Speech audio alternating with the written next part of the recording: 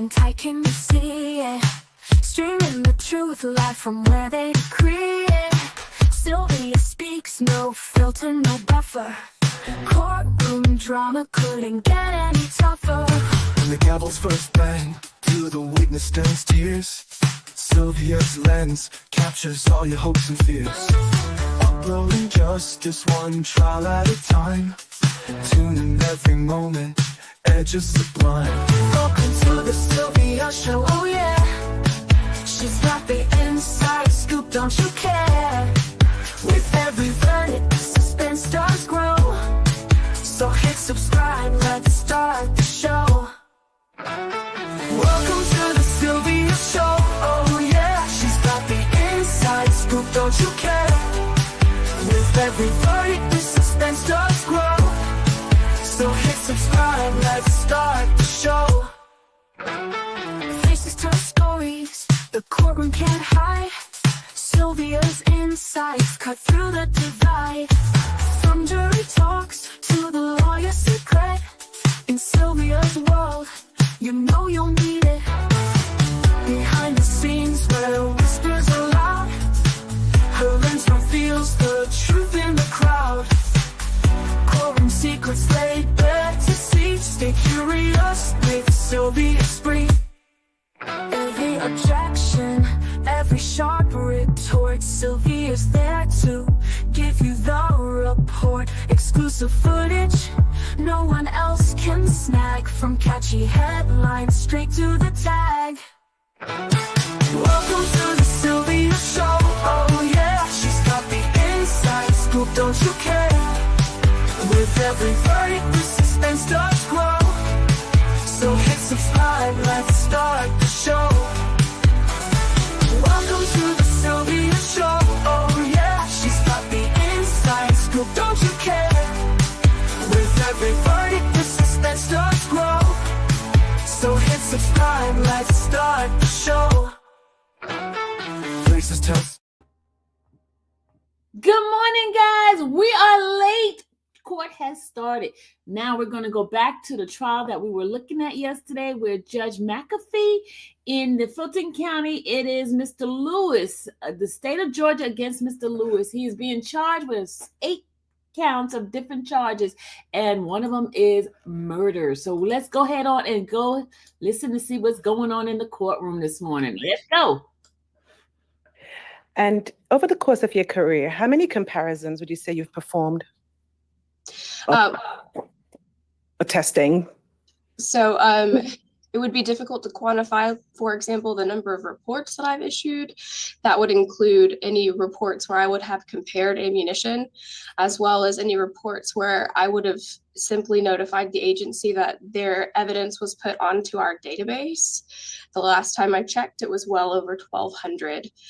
But within each of the cases where I would have done a firearms comparison of ammunition, it would have been multiple comparisons. So I've easily done hundreds of thousands of ammunition comparisons as a part of my casework, in addition to the fact that I oversee our training program. So I'm actively training people every day on ammunition comparison. Thank you. And have you ever been admitted as an expert in the field of firearms comparison as a firearms scientist? Yes, ma'am. Okay. Approximately how many times have you testified as an expert? As of last week, I reached 90 testimonies. Thank you. And at this one, I still would move to admit Ms. Bagwell as an expert in the field of firearms comparison and as a firearms scientist. No objection. You may proceed. Thank you. Ms. Bagwell, briefly, can you detail the first steps you sort of start with your comparison that you do when you receive cases such as this? So when I receive evidence for examination, the first thing that I'm going to do is look at the fired ammunition that's submitted. So that would be fired bullets and fired cartridge cases. I don't look at any of the submitted firearms until I am done with all of the evidence ammunition comparison. I've grouped them all together. I've determined this group of bullets was fired from one particular firearm. This group of bullets was fired from another firearm, for example. And then I do the same thing with cartridge cases. So the way that I'm able to do this is I examine them first for their agreement of class characteristics. So that's going to be the design characteristics that the firearm manufacturer decided when they were creating the firearm. So any firearm produced with the same characteristics would belong to the same class. When two things have the same class characteristics, when bullets are fired through firearms with the same class characteristics, the bullets themselves will also exhibit the same class characteristics. When they do, I will do a microscopic comparison of a bullet to determine if they have the same individual characteristics. So as the name implies, this is individual to one particular firearm. The way that these characteristics arise during the manufacturing process is that the tools that are being used during firearms manufacturing are changing from one firearm part to the next. So in addition to leaving those class characteristics on the firearm parts, they're imparting the individual characteristics as the tools are changing. And when those individual characteristics are in agreement is when I can make a statement of what we call common origin or an identification, that two things were fired from the same firearm. And when I have the opportunity in casework to have a firearm submitted, I can examine the firearm physically to see if the class characteristics of the submitted firearm or firearms are the same as the class characteristics on the fired ammunition. And if they are, then I will test fire the firearm with the same or similar ammunition to generate known test fires that I will compare to my unknown evidence to determine if that evidence was fired in the submitted firearms. Thank you. Can you tell us briefly what the basic components of a cartridge is? Yes, ma'am. And I do have a visual aid if that would help as well. I know that I'm on a screen, but I do have a model of a cartridge. That would be very helpful. Okay. A cartridge is a unit of unfired ammunition. It has four basic components. So what you see here is a case. And on this side, the darker brown is the projectile. So inside of the case, underneath the projectile in this open space is gunpowder. On the other end of the cartridge opposite the projectile, this silver component or gray component is called the primer. So when you pull the trigger of a firearm, there is an internal component called a firing pin that strikes the primer, lights the gunpowder inside of here on fire, starts a combustion reaction, and that's what sends the bullet down the barrel. And in the case of a gun such as a semi-automatic pistol, the top of the gun, called the slide, will move rearward from that force of that combustion reaction. And it will take the cartridge case with it as it's moving rearward and eventually kick it out of the firearm. And what are the basic components of a semi-automatic handgun, and how does it operate? A semi-automatic pistol is a type of handgun that it has a frame, which you would wrap your hand around, the grip, with a trigger. On top of the firearm, there's the slide, which reciprocates from the force of the combustion reaction. Internally, it has a lot of working parts. Number one being the chamber that the ammunition is inserted into for firing. The way that a semi-automatic pistol works, excuse me. The way that a semi-automatic pistol works is you would load the magazine, which is the ammunition source, with the cartridges that I just showed you, commonly referred to as bullets, but they are cartridges if they're not fired. You will load those into the magazine and insert the magazine into the grip of the firearm. You will pull back on the top of the firearm called the slide and release it because it is actually under spring tension. When the slide flies forward. That's how we describe it.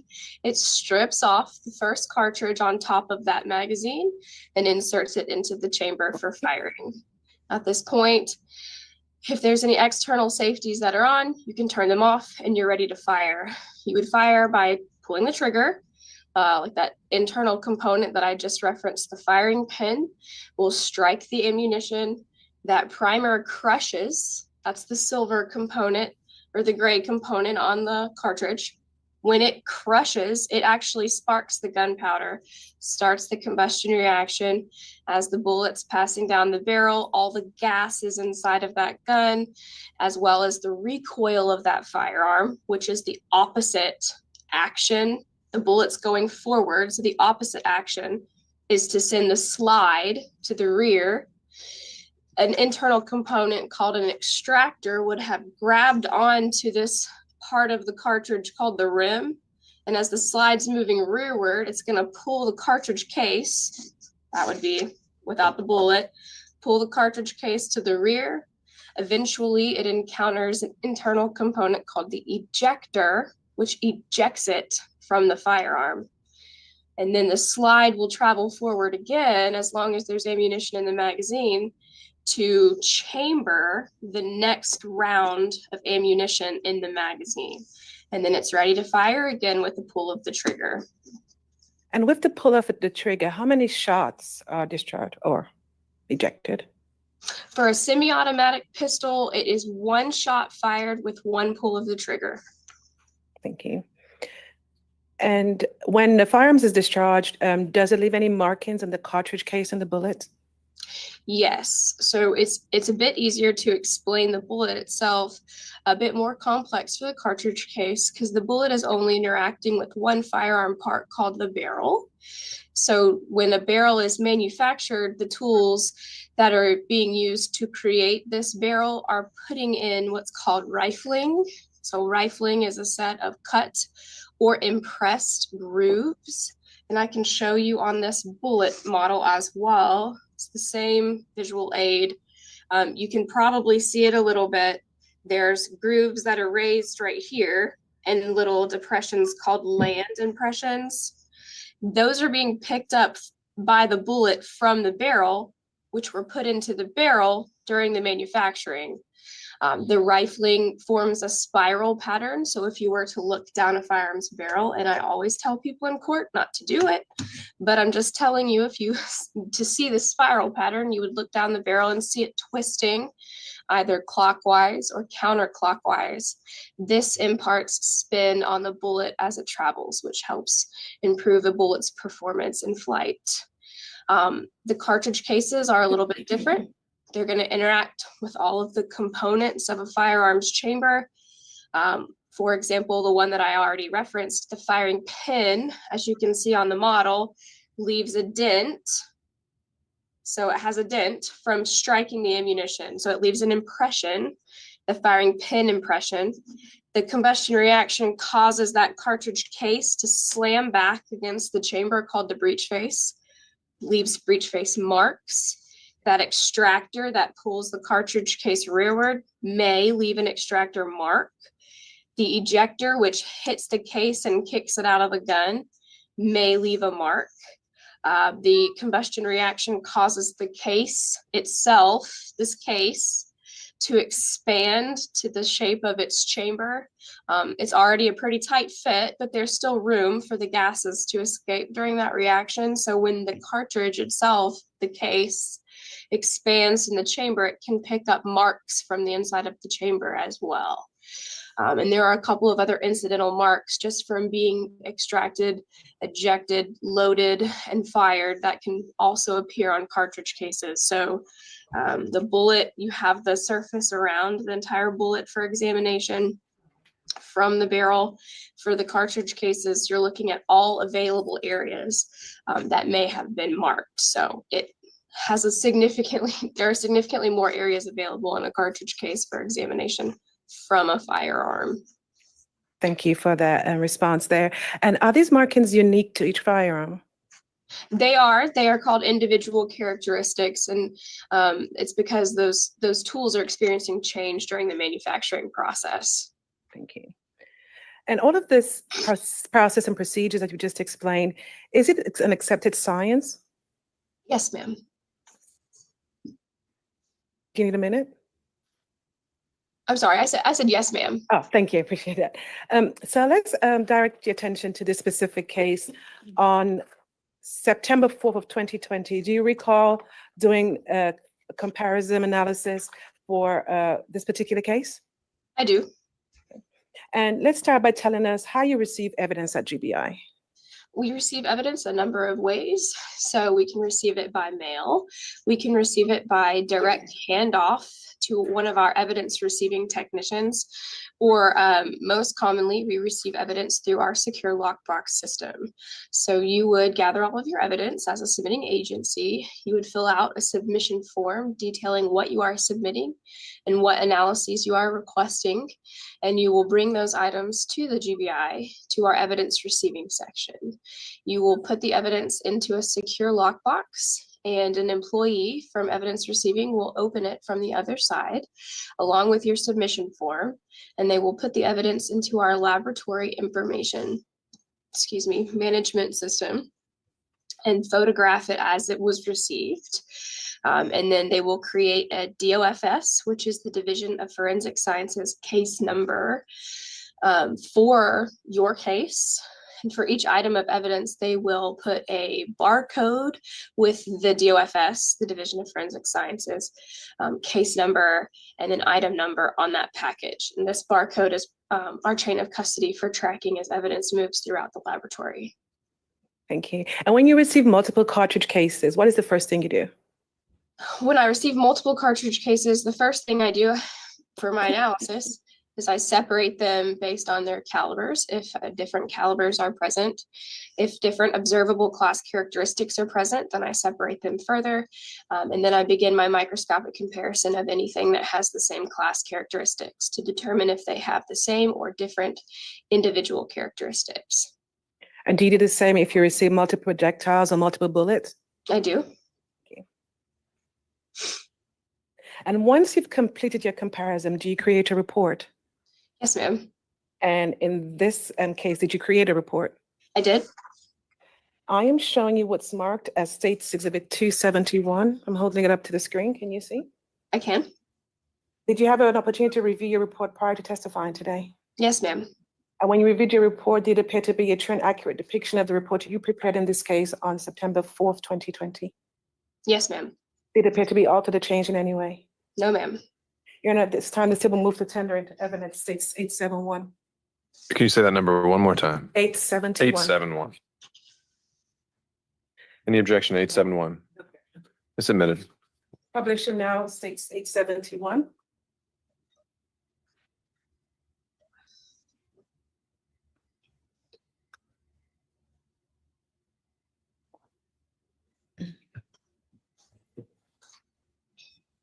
I'm looking there first at states 871. Can you please read to the record the DOFS number for this case?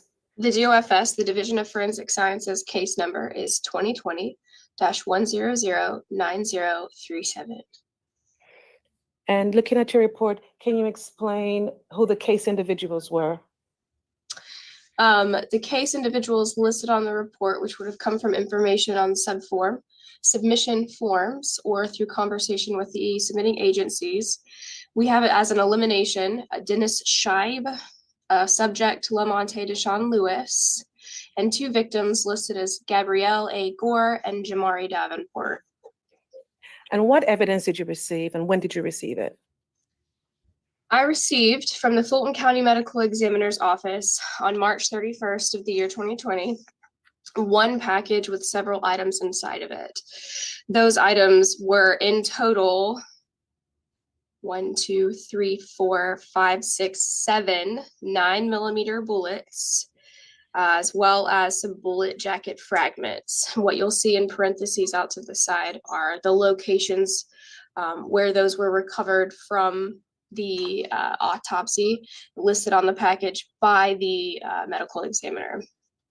Additionally, from the South Fulton Police Department, I received in June, on the 26th of the year 2020, a few packages. So to start, I received in one package a Springfield Armory 40 caliber pistol with magazine.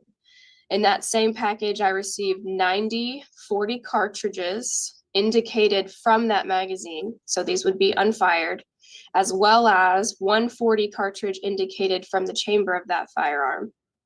In another package, I received a Taurus 9mm pistol with magazine. And in that same package, 17 9mm cartridges. In another package, I received a Jimenez 9mm pistol with magazine. And in that same package was 6 9mm cartridges.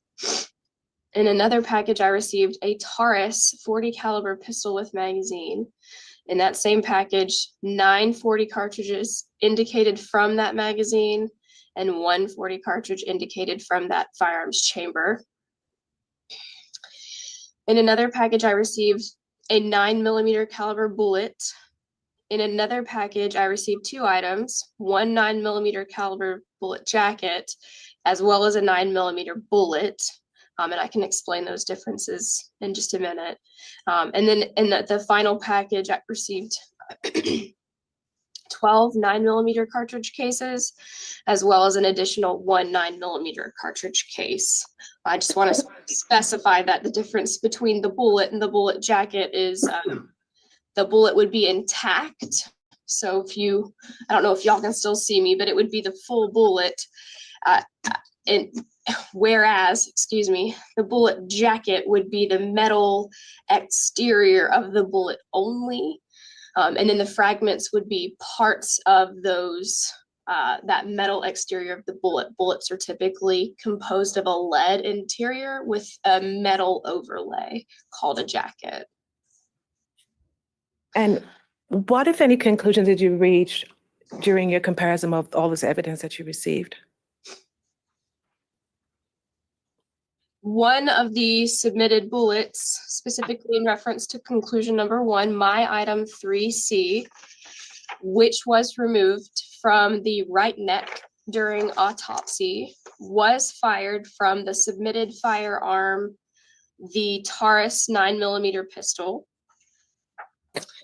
The other bullets from autopsy, so that would be my items 3A, 3B, 3D, 3E, 3F, 3G, and 3H from other locations of this victim's body, as well as my items 18, 19A, and 19B, which were also 9mm bullet evidence, were not fired from the submitted Taurus 9mm pistol or the Jimenez 9mm pistol.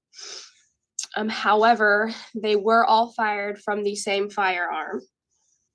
And based on their class characteristics, those that were determined by the manufacturer, their measurable characteristics. So I'm able to provide a list of manufacturers. So that would be the longer conclusion number 3, that they are consistent with being fired from Beretta, CZ, Diamondback, Kel-Tec, Remington, Ruger, Sig Sauer, and Taurus 9mm pistols. This list is not an all-inclusive list. It's just meant to be an investigative lead. For cartridge case examination, one of the submitted cartridge cases, my item 20B, was fired in the submitted Taurus 9mm pistol.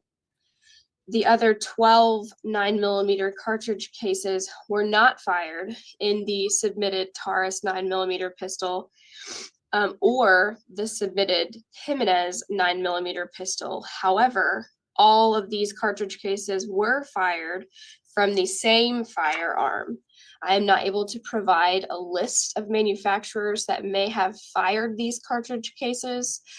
Those characteristics on cartridge cases are not measurable and shared by many manufacturers. So it's not unlikely that we don't provide that list for cartridge cases. And then finally, I physically examined the Taurus 9mm pistol and did a check function on that firearm to determine if it was operational. And it revealed that it was operational. We do a check function exam on any firearm that has identified to submitted evidence. So that's why you see that statement there for that firearm and not for the other firearms that were not identified to evidence. Thank you. And Ms. Bagwell, in your expert opinion, why would 3A, 3B, 3D, 3D through 3H, 18, 19A, and 19B not fired from the firearm tested? What? I'm sorry. Did you ask why I did not test them? No. What would it mean that they Oh. all come from the same gun, but not from the firearms that you tested? So I eliminated these bullets from the submitted firearm. The Taurus specifically based on a disagreement of individual characteristics. So the class characteristics were very similar or the same. However, a microscopic comparison of all of these items together, I determined that they were different on an individual level.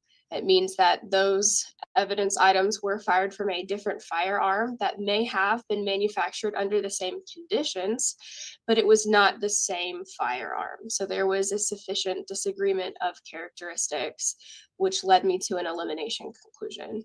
And then the other 9mm pistol, the Jimenez, I eliminated them based off of, I believe, it was still individual characteristics, but my documentation is a little bit more towards, it's more towards a class elimination for the Jimenez pistol. Probably differences in manufacturing, but I did a full comparison to make sure that individually they were significantly different as well. Just means that that group of bullets has really great individual characteristics that are reproducing across all of them, where I can identify them to the same firearm. However, it's not either of the submitted 9mm pistols. In 15A, you stated earlier you received a Taurus 9mm pistol with a magazine. Typically, how many bullets are in a magazine on a Taurus 9mm? I do test submitted firearms for the capacity, which means that's how many the magazine can hold. And for pistols, it will have a +1 capacity. So this means this Taurus, specifically this Taurus pistol, my item 15A, can hold 17 in the magazine +1 in the chamber. Okay. And you also indicated that your physical examination of item 15A, it was operational. Is that correct? Yes, ma'am. I had no malfunctions during test firing. No issues. All safeties present were functional.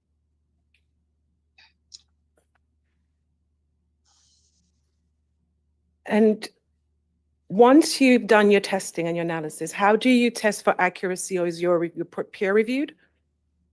We have, I do apologize. I just need 1 second.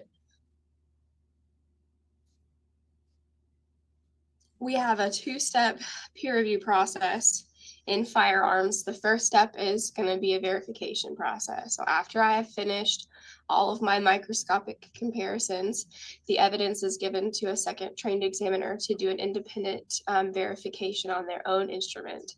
If we have the same conclusions, then all of my data is put into a report, which is assigned to a third trained examiner for peer review. They will peer review all of my documentation to ensure that my data supports the conclusions I'm reporting, as well as I'm following all of our analytical procedures. So first step is verification, and the second step is peer review, and they are performed by 2 different people. Thank you. And Ms. Bagwell, once you submitted your report on 9/4/2020, did that complete your involvement in the investigation of this case? It did. Thank you. Nothing further from the state. Good.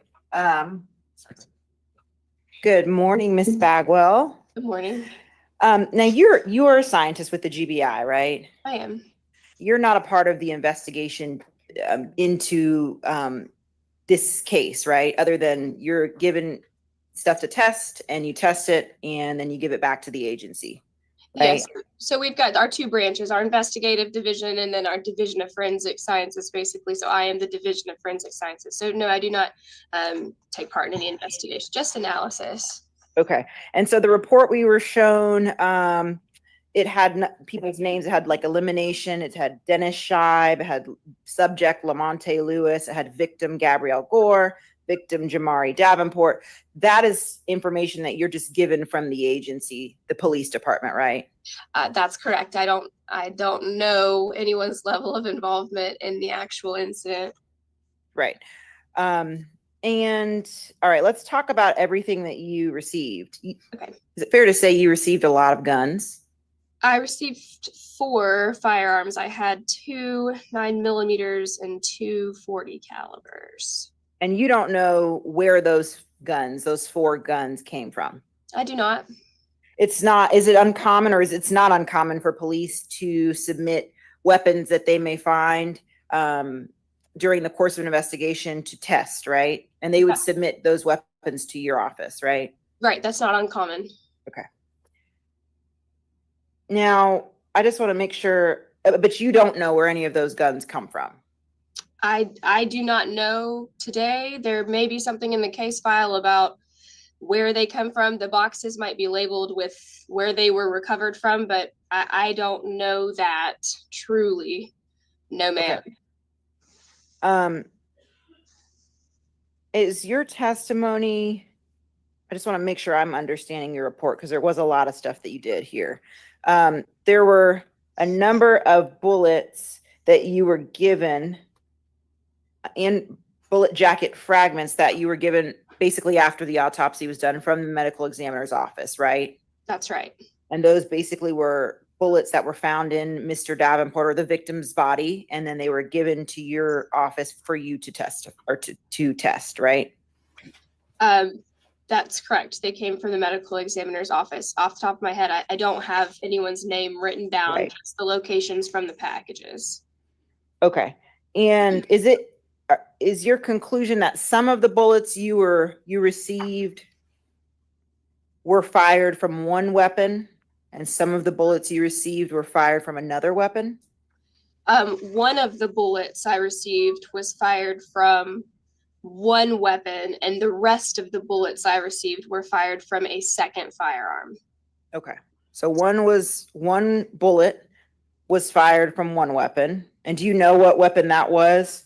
Yes, ma'am. So that would be my bullet item 3C, was fired from the Taurus 9mm pistol. Okay, so 3C is the bullet from the right neck of the victim. Yes, And ma'am. that bullet was fired from the Taurus that you had. You were able to basically compare the characteristics of that bullet from the decedent's neck and make the conclusion that that was fired from the Taurus. Yes, I was. 9mm. Okay. And then every other bullet or fragment, how many others were there that you tested? I had 1, 2, 3, 4, 5, 6 9mm bullets and bullet jacket fragments from autopsy. So 7 total items, excluding item 3C we just discussed, plus a 9mm bullet making 8, another 9mm bullet jacket making number 9, and then a 9mm bullet. Those are 18, 19A, and 19B. So though all of those items were fired from the same firearm, but it was a second firearm. A second firearm that you didn't have. That's correct. And how many total were fired from that second firearm that you didn't have? Let me just count those one more Yes. time. I have 6, but then I heard you say some other number, so I just want to make sure. There's 10 total items. So Right. I've got 3A, 3B, 3D through 3H. So that would be 1, 2, 3, 4, 5, 6 bullets plus bullet jacket fragments from autopsy. And then I have 2 9mm bullets and 1 9mm bullet jacket from the South Fulton Police Department that identified to those from autopsy as well. And the 6 bullets, they were fully intact. Is that why you call them bullets? Yes, ma'am. They do have some damage on them, but the majority of the bullet was available to properly weigh it and have a full area for comparison. And then the fragments, even though they're fragments or smaller portions of a bullet, you're still able to look at it microscopically and still make that determination that it was fired from the same weapon.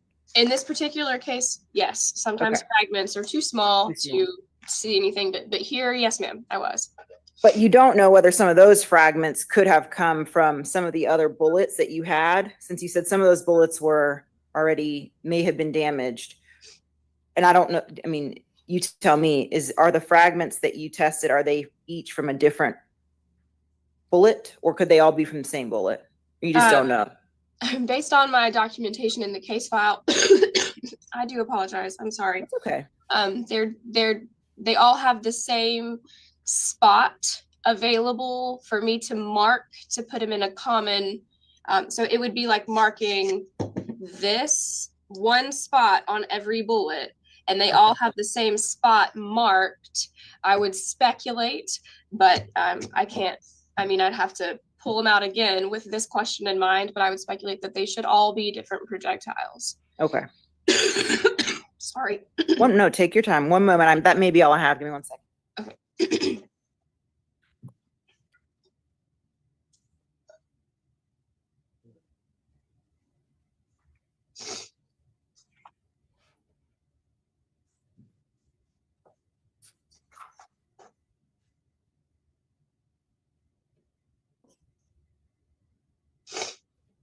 Is it possible for some of the bullet jacket fragments to come from the same bullet? It is possible, yes, ma'am. Thank you. That's all I have, Ms. Bagwell. Any redirect? No, you're on enough of this day. Thank you, Ms. Bagwell. All right, can this witness be excused? All right, Ms. Bagwell, thank you. You can log off. Thank you. State may call its next witness. Yes, Your Honor. We'll call Melissa West. I think they have about 2 more witnesses, y'all. According to what they were saying yesterday, they had like 2. They stipulated 1, and then they're supposed to have 2 more left. And then they're going to deliberate, I guess, after the closing argument. Louisiana, what's the name, has started, but we're still here, so I'll just download it and get that information to you guys. We'll watch it later.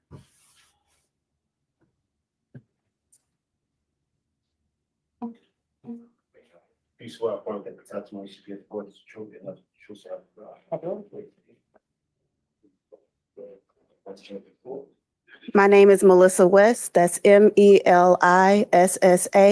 The Good morning, Ms. defense may West. not Good morning. put up Please any tell the jurors where you're currently employed. witnesses. I'm employed with the Georgia Bureau of Investigation, also known as the GBI, in the State Crime Lab, the Division of Forensic Sciences.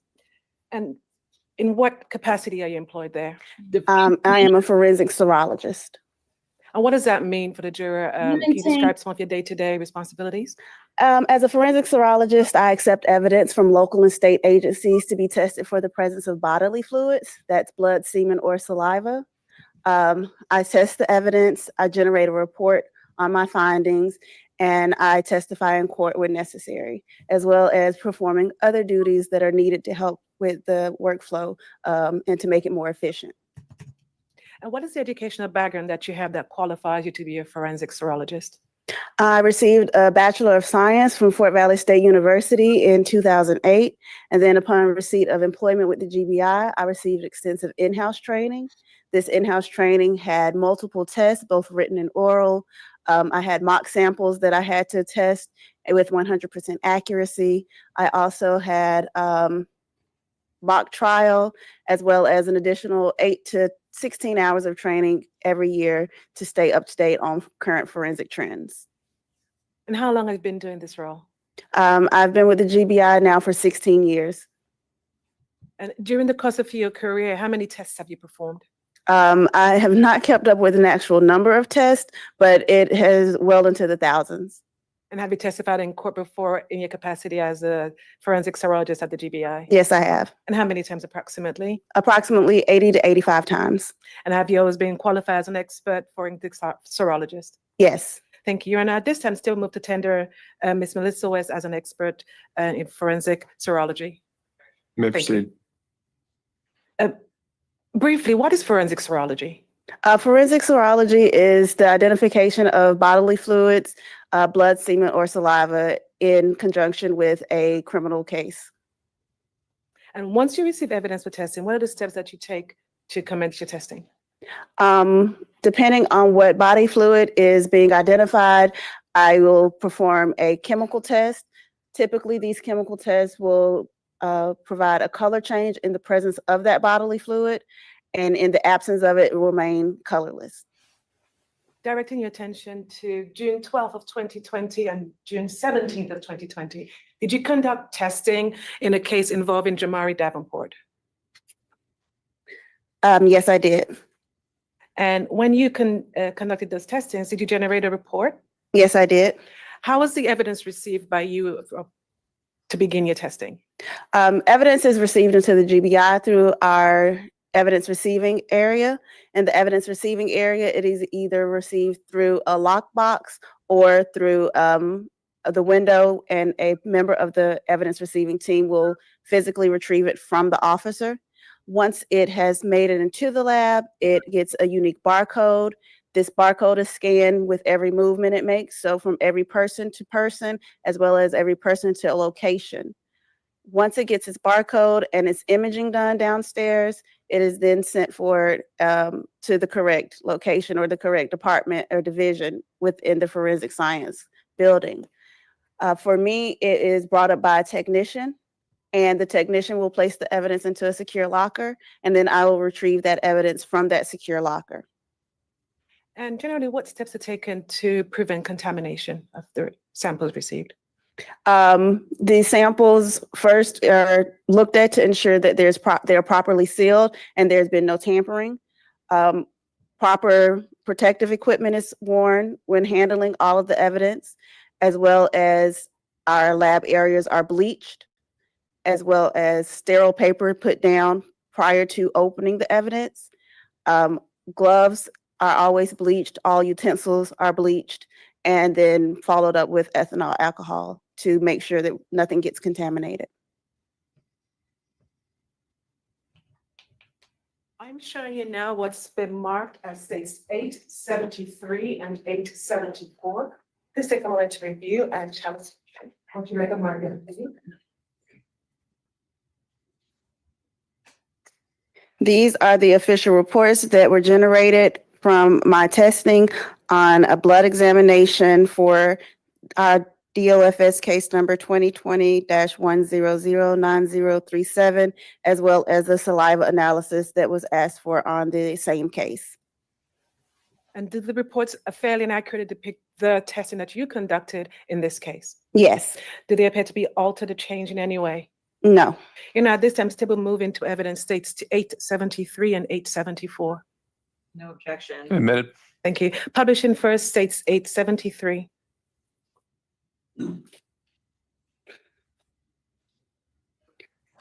Ms. West, can you explain to the jurors what evidence you received in this case?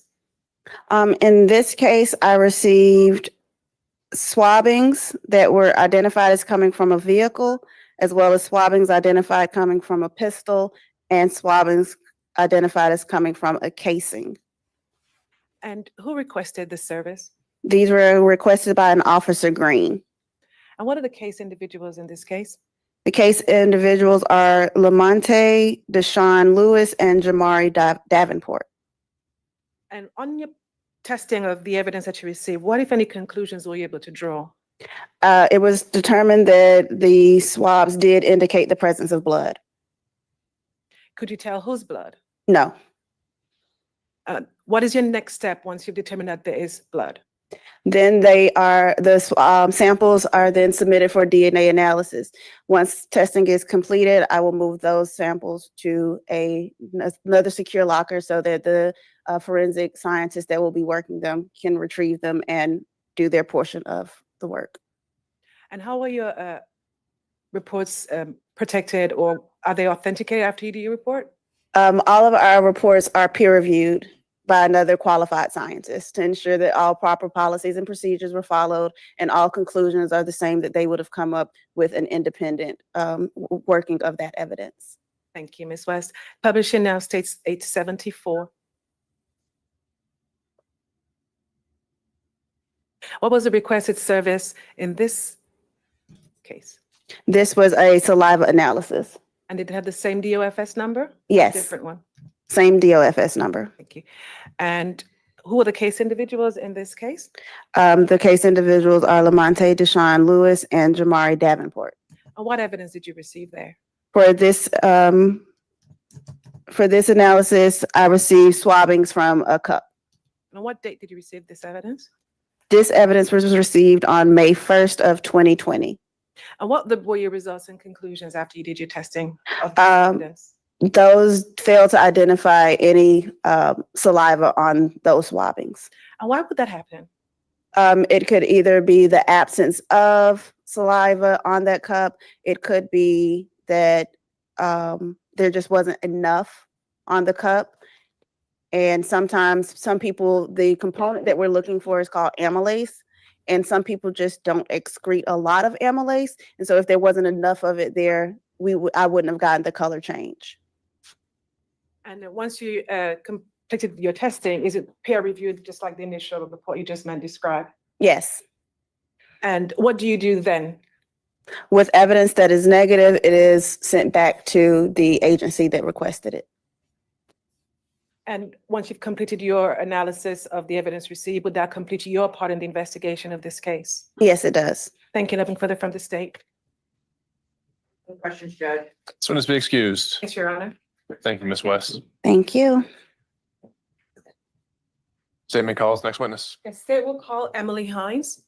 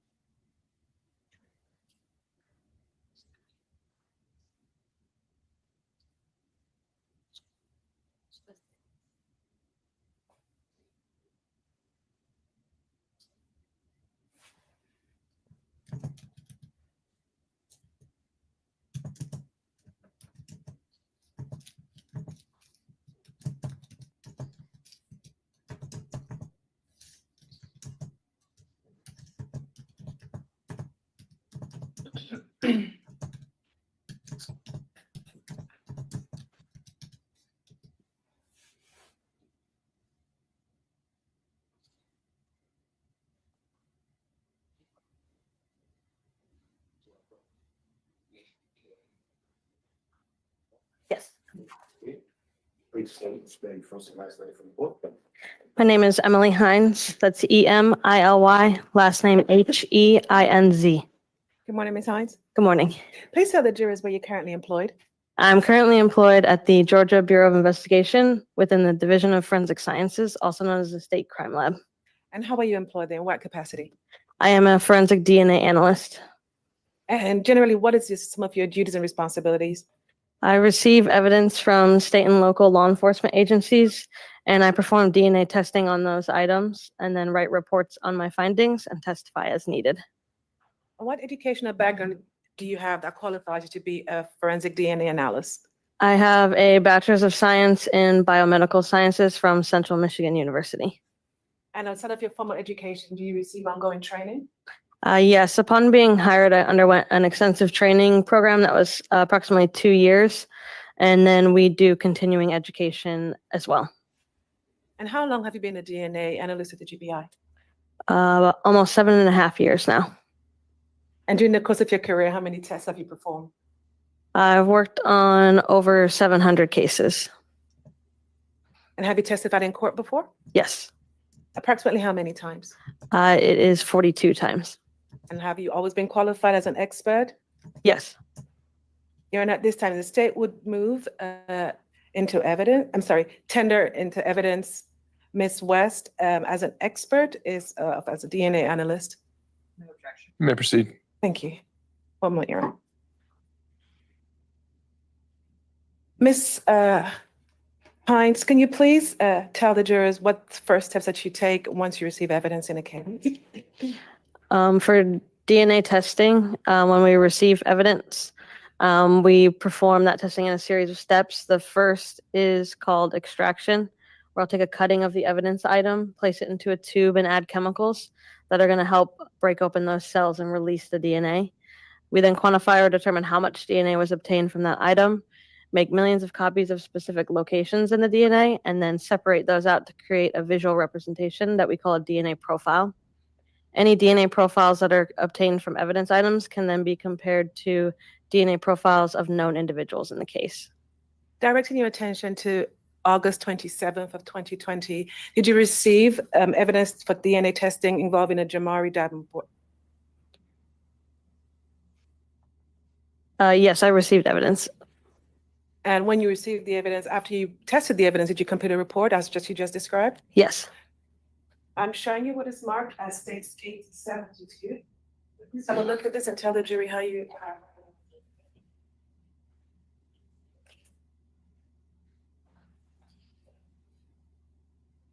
This is the report I generated in this case, and I recognize it based on the unique GBI case number, as well as my signature at the bottom of the report. And does your report appear to have been changed or altered in any way? No.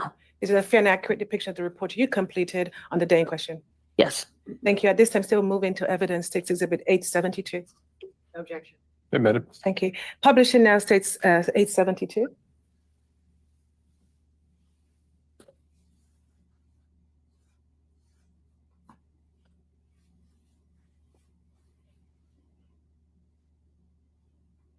Can you please read into the record the case number?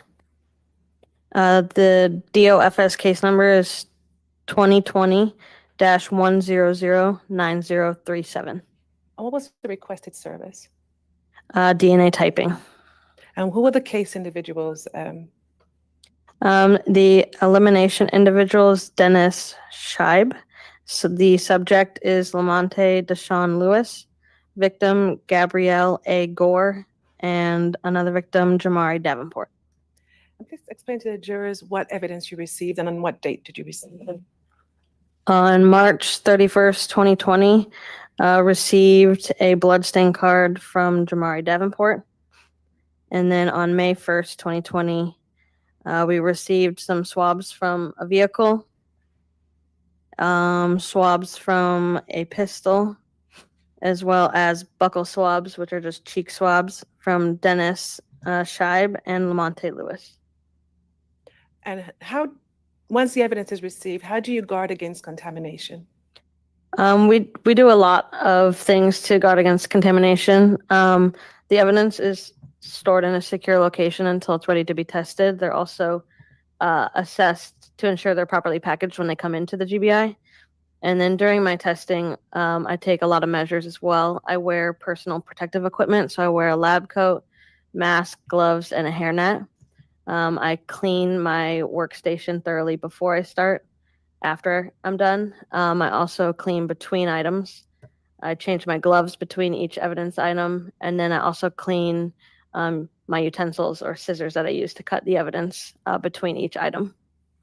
And is it normal to receive evidence of this nature from the Fulton County Medical Examiner's Office? Yes. Okay. And once you receive this evidence, what results and conclusions were you able to generate? So if we want to go item by item. Yes, please. Okay. So the first item I reported on here was item 10B, which are swabs from the trigger. The DNA obtained from that contained DNA from one individual, and that DNA profile matched the profile of Lamonte Lewis, and the frequency of that profile that was obtained from the trigger would be expected to occur in a given population is approximately 1 in 30 nonillion. And so that's just a 30 with 30 zeros after it. To relay that to the world's population, it's about 8 billion, which would be an 8 with 9 zeros. So it would take multiple Earths before you saw this profile again, and that profile matched Lamonte Lewis.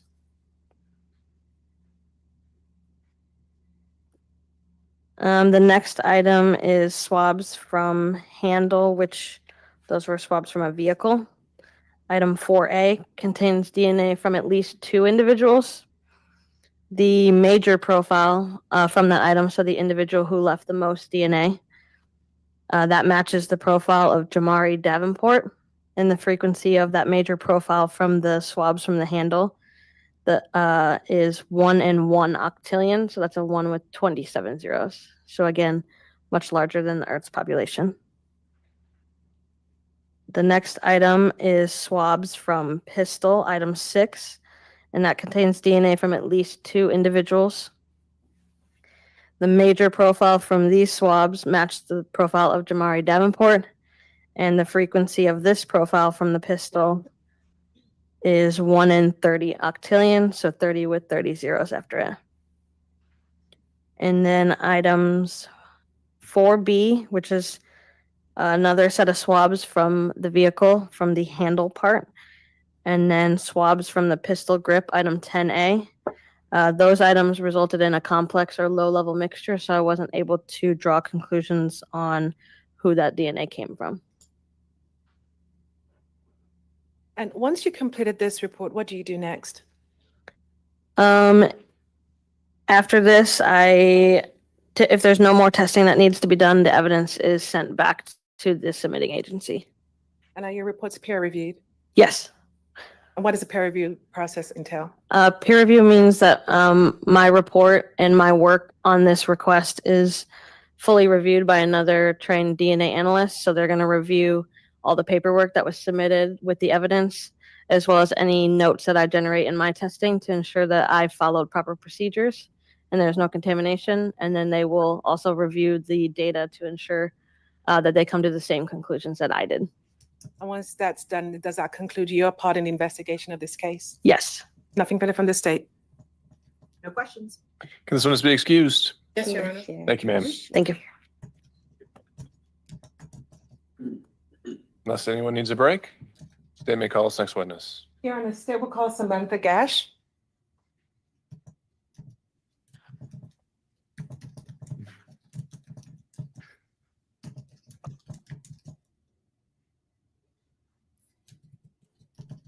One moment, Your Honor.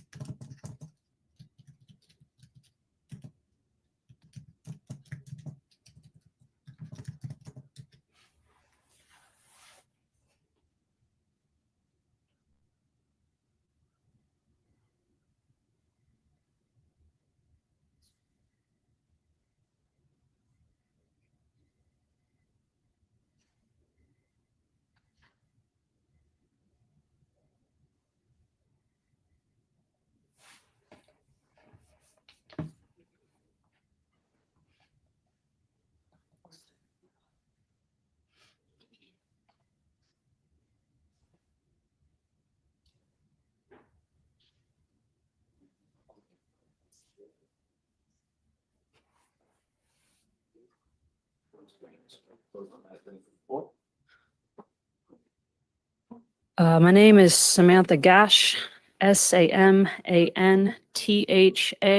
last name Gaasch. Good morning. Morning. Please tell the jury where you were employed on or around March 28th of 2020. On March 20th of 2020, I was employed in Grand Junction, Colorado. And where are you currently employed? Currently, I'm employed with the City of South Fulton Police Department. In what capacity? Currently, I am in the technology operations section working with digital forensics. And can you describe generally what some of your duties and responsibilities are? I extract data from digital electronics during investigations. Were you always in this role at South Fulton? I was not. I was also in crime scene unit. Okay. And do you work as part of a team or solo in your current role? My current role is part of a team. Do you have any professional certifications or requirements to do the role that you do now for South Fulton? I am working through certifications. I have several classes in digital evidence and forensics. And do you receive any additional specialized training? I do. Can you please explain what that training is? I'm constantly seeking different digital forensics classes with the different softwares and equipments that we use. And how many phone extractions would you estimate that you have performed over the course of your career yourself, Fulton, in this role? Close to 300 cell phones or digital devices. And in some form or fashion, do you sort of are involved in the extraction or analysis of a cell phone on a day-to-day basis? On a day-to-day basis, yes. Thank you. Have you ever testified in court before? I have testified in court before, yes. And were you qualified as an expert? I testified as CSI. I'm not sure if that was But not in your current role? not in this current role, no. However, Your Honor, at this time, the state would tender Ms. Gash as an expert in the field of digital forensics based on her ongoing training and experience. Object. Object. Back to that, Judge, I'm just not sure what the specialty is. I mean, digital forensics could be everything. All right, you want to clarify that, Ms. Charles, or Yes, is there yes. any, if you want to voir dire the witness as well, or we'll start with Ms. Charles though. Just specifically, digital forensics, specifically cell phone extractions. All right, cell phone extractions. Any further objection or wish to voir dire the witness on this question? Voir dire. I can voir dire the witness. All right. Exactly, because you don't know what she knows. You know what voir dire is? Ask them questions about. Detective, what's your Officer Gash. Officer Gash? Could you tell me about your training as it relates to, is it cell phone extraction? Cell phone extraction. I've been working with cell phone extractions, especially with City of South Fulton for the past 2.5 years now. Okay. Performing 300 or so cell phone extractions in that time period. I work with it every day, and I've received extensive training over the past What type of training? 2 or so years, specifically relating to cell phone extractions and data. And can you tell me about your training that you've received in the 2.5 years? Yep. Go ahead. I'm working with the software specialists that we use for our cell phone extractions. I work with the United States sorry. Secret Service, She's not teaching also in cell phone extractions. for education. Working with them Not is sure. not training. What's the software company? Specifically Celebrite and Graykey. And is that what you used in this case? We did, yes. No objection to that, Judge. All right, state may proceed. Yeah. She did not study education. Stay with, I work with. just to be clear, she's I've now ruled on tendered as the an objection. expert. Yeah, Thank there's you. no objection. You may proceed. Thank you. Yes. Ms. Gash, what does it mean to extract data from a cell phone? We take the cell phone and with some sort of legal access granted, I will essentially plug it into our software. Software will run and it will extract as much data as is capable within the parameters of the security settings. And can you please detail that process for us? In my work, I will get a request for cell phone data extraction from whatever case investigator. They will supply me with the legal access. I will hook that phone up to our software. The software will run, it extracts data specifically from that device, stores it. I'm able to upload that into Celebrite, and it takes the data that was extracted from the cell phone and puts it into a readable format for us to review. And what is Celebrite? Celebrite is the technology that we use, the software that specifically relates to extracting data from digital devices. And how does Celebrite work? Is it only able to pull certain data? Depending on the security settings, yes. Does Celebrite alter or edit any of the data? It does not. Does Celebrite delete any of the data that you analyze? It does not. How is this data stored and where do you store the data? We store the data under lock and key, a secure facility. It's only accessed by those doing the extractions. What are hash values? A hash value is essentially the digital serial number. It goes through all the data in a picture or a file or whatever you're looking at. It provides a very unique number of numbers and letters that show the exact value of that data in an alphanumerical format. It can be compared with something else. If you were to take that data today, generate a hash value, it has that data. It'll show that unique serial number. Then if you were to look at it days down the road, you can generate a hash value for that data. It will be exactly the same. If anything is altered in any way, the hash value will be different. And how do you view the data once you get the hash values back? So the hash value is just assigned to it as a serial number to denote that this data has this serial number, which means it has all this data in it. We then generate that we pull it into Cellebrite system and confirm that that hash value is exactly the same as it was when we extracted the data, to confirm it's all in entirety the exact same data we pulled from the phone. And that's how we compare the hash values. After it's in Cellebrite, it generates a readable report for us.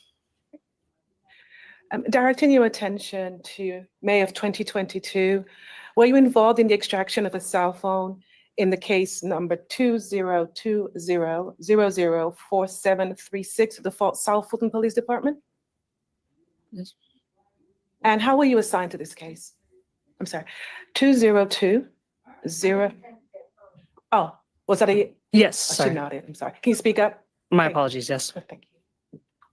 And how were you assigned to this case? I was given a cell phone and asked to do a data extraction. And what are the first steps you take when you receive the cell phone? So I received a request for a data extraction on a black iPhone 7 in relation to this case. And I was told it was owned by the victim in this case, the decedent. There is no expectation of privacy. I was able to extract data from the cell phone. And if there was an expectation of privacy, how would you have proceeded? If there's an expectation of privacy, we usually obtain a search warrant. And what information were you trying to extract from the phone?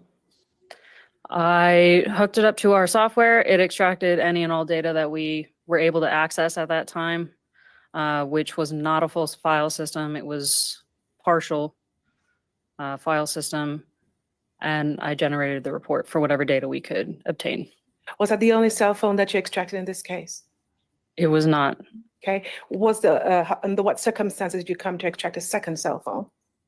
I was given an additional cell phone in reference to this case. There was no passcode on it, so I had full access to it.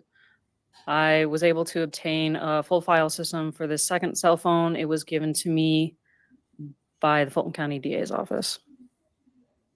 And do you recall the owner of that case, that phone? Gabrielle Gore. And was it a report generated in each case for each phone? It was. And once the report is generated, how is it stored to guard against any tampering or alterations? It's stored on our secure network, closed access, so it does not operate online, so it cannot be breached that way. There's also only secure personnel allowed into that area. I'm showing you what's been marked as states 869 and 870. Once you had a moment to review, can you please tell the state what you recognize them to be? This is a copy of each extraction from each of the phones. Thank you. And when you reviewed the evidence before trial today, did it appear to be altered or changed in any way? It did not. Was it a fair and accurate depiction of the reports you generated in May of 2022? It is. Your Honor, at this time, still moving to evidence, States Exhibit 869 and 870. No objection. Admitted. Thank you. Publishing States 870.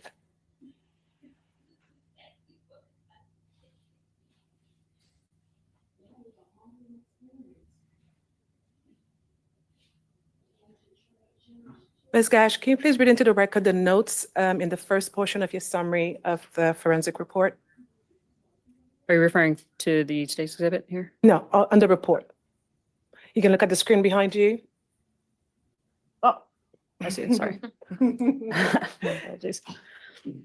Look to the notes portion of the summary in the bottom. What does it say? The notes state unknown case number, consent form signed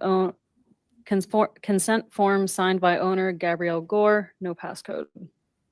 And going down to source extraction, can you explain for the jurors what that means? This is generated by the software. It states most of the generic information just to state which versions of the software, date, time that it was extracted, identification numbers for the devices used in the extraction. And the time zone says a UTC -4. What does that mean? Can you explain that for the juror? So the UTC is the universal time code. So it is standard for all cell phones digitally that it has one timestamp. Similarly to another time zone, Georgia sits at -4 or -5 hours from that timestamp, depending on daylight saving time. And what was the name of the phone or type of phone that you extracted? Gabrielle Gore's phone is an iPhone 11 Pro Max. And once you extracted the phone, what did you do with the physical phone itself? The physical phone was returned to, well, in Gabrielle Gore's case, it was returned to the investigator that gave it to me. And what about the case of Jamari Davenport, the first iPhone 7? That phone was returned to property evidence. Okay. And does the extraction categorize the data into sort of categories like contact logs? It will, yes. And did it also capture videos and that sort of thing? I believe it did. Okay. And is this data readable in this format? In the Celebrate format, it is. And how long, once you get the extraction, do you store the extraction anywhere, or is it just turned over to the agency who requested the service? A copy is stored for our evidence. A copy was also given to the detective on the case. And if we go down.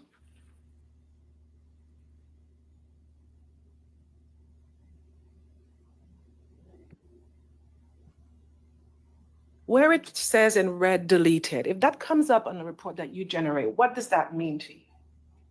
That means that certain items were deleted from this category in calendar. And is that information, can you recover that information? Occasionally we can recover it. There is a digital footprint saying that something was there and has been deleted. It can also contain some of the information that was deleted. And does the deleted sort of caption right there under the calendar type, does that appear anywhere else in the chats or contact logs or anything of that nature? If the software does recover something that has that digital footprint saying it was deleted, it will show it in red on the Celebrate. And in this case, does it show it? That is shown in red. In Yes. just that one category, is that correct? In that one category. Thank you. And do you analyze the data that you receive? I put the extraction into the Celebrate format.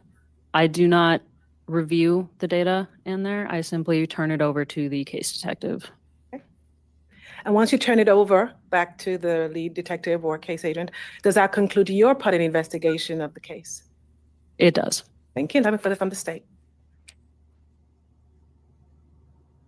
Officer Gash again. Question, so you received basically 2 phones in this case I did, yes. to extract and do reports on. Correct. And you received those from, would it have been the lead detective or one of the detectives in this case? Do you know? I believe it was Detective Moss that Okay. gave me one of the phones. Okay. Had Detective Moss given you other phones that were found or that they thought were relevant to this case? Would it be uncommon or unexpected for them to turn those over to you to try to do extractions on? It is not uncommon to have more than one phone in a case, and it is not uncommon for me to only extract 1 or 2 phones Say that first part again. So there tend to be several phones. It's a digital age. So Right. everybody has a phone. It is not uncommon for me to extract only data from one or two phones, not every phone in the case. But if Detective Moss gave you 5 phones and thought these could be relevant, Detective Moss could have given those to you and you could have done extractions on all of the phones, right? Yes. Basically, you do extractions on what your colleagues that are the lead detectives in a case think may be relevant, right? Yes. And are you the sole person in South Fulton who does that? Are you kind of the go-to cell phone person, for lack of a better word? Yes. Okay. All right. And you said the first phone was a black iPhone 7 that belonged to Jamari Davenport. Correct. And you were able to get a partial report. Correct. And I don't know that I heard the answer to why. Why was that? Was there a password on the phone or some I believe reason? there was, yes. Okay. If there's a password, then you're not on an iPhone. You usually can't get everything from the phone. There are possibilities where we could get almost everything. In this case, we were only able to get part of it. Partial. Thank you. Can you redirect? No, Your Honor, thank you. And this one is be excused. Yes. Thank you, ma'am. Thank you. All right, let's take a 5-minute break. Y'all turn on the light when you're ready to go. All right, but Jerry.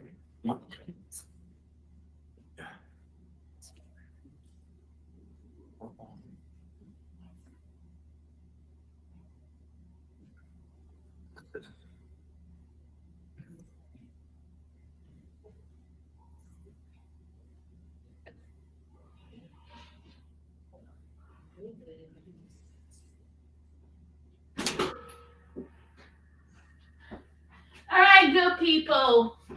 We don't know how long they're going to be. So I don't know if I want to take a trip over to the. All right, unless there's anything to take up, we will be in recess, generally hold in place for about 5 minutes and be off the record. Okay, so do you guys think that we should go ahead on? Hey, Damien, you think, guys, let's go ahead on and go to Louisiana. Take a trip to Louisiana for a hot second. I'll keep an eye on this side because Louisiana has started with the parole.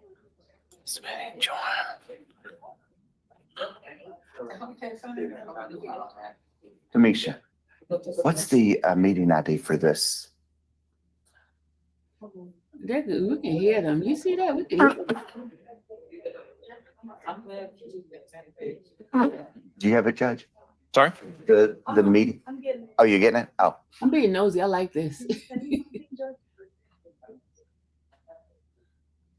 Yes. It was about something different. Someone else asked for a certificate of appeal. It was on that motion hearing that you already did 2 witnesses for. So I just wanted to put that, I was just going to say the 2 officers. Yeah. So you said you're about to kind of finishing touches on Johnson. If you can put that one as next. And So just skip calling. well, that should only take like a day or 2. You've already done it, right? Yeah.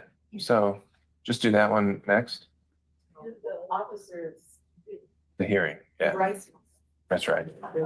After you're done with Johnson. Okay, boy. Meeting ID number. We are being nosy, aren't we? A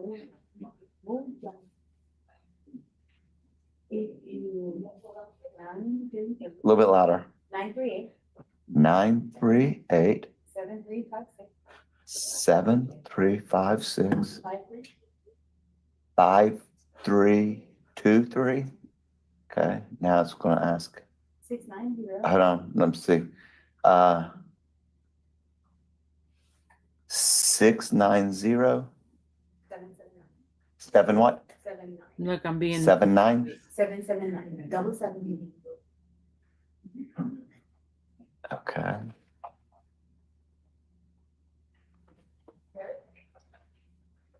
Looks like I do. It's just connecting. Okay, so this.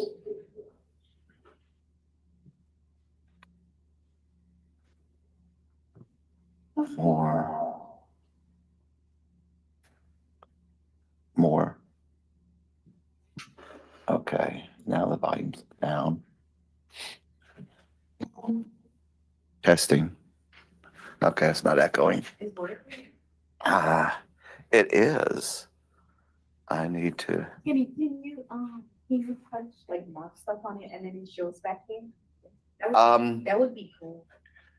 I will test that out later Cause you know, sometimes. because it's probably touch screen. Cause sometimes when they're cooking Uh-huh. and they're over there, Mhm. I had to. I will see. All right, I I'm don't gonna know. go It's a over touch to screen monitor, so it Louisiana. could be. We'll be back. We're going to Louisiana for a minute. Hold on. We're going to go to Louisiana. Louisiana for a minute.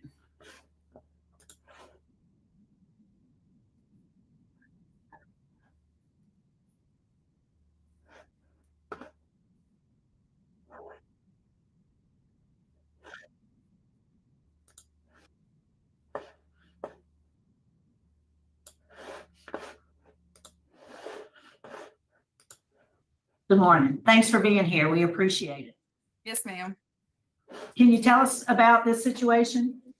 So Tony was actually just released on good time parole on October 10th.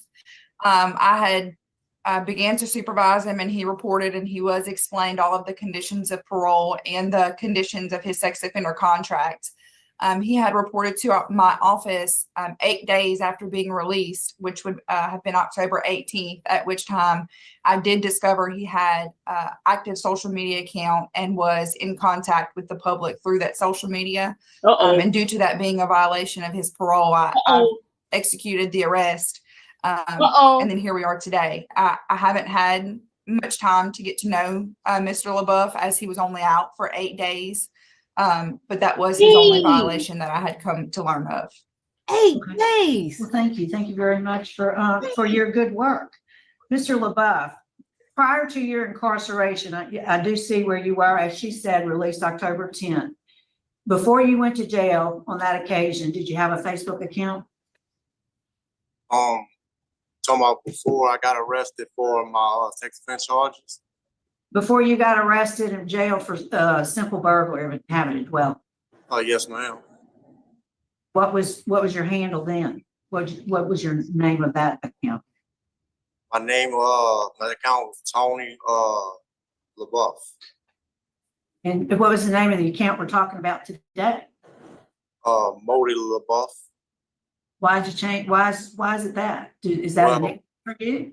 Before I caught the simple burglaries, I was Tony LaBeouf. But when I got out from the simple burglaries, before I caught the sex offender charge, and I was Modi Odimon, which is my Modi is my nickname. Odimon is my mama's maiden name. So I just changed my name because I was trying to leave my old lifestyle away. So when I got out this time, I wasn't trying to hide it. I just used my old nickname and my real last name instead of Tony LaBeouf. Dude, that don't work. You lie. And you said you went to a different area when you released? Yes, ma'am, Alexandra.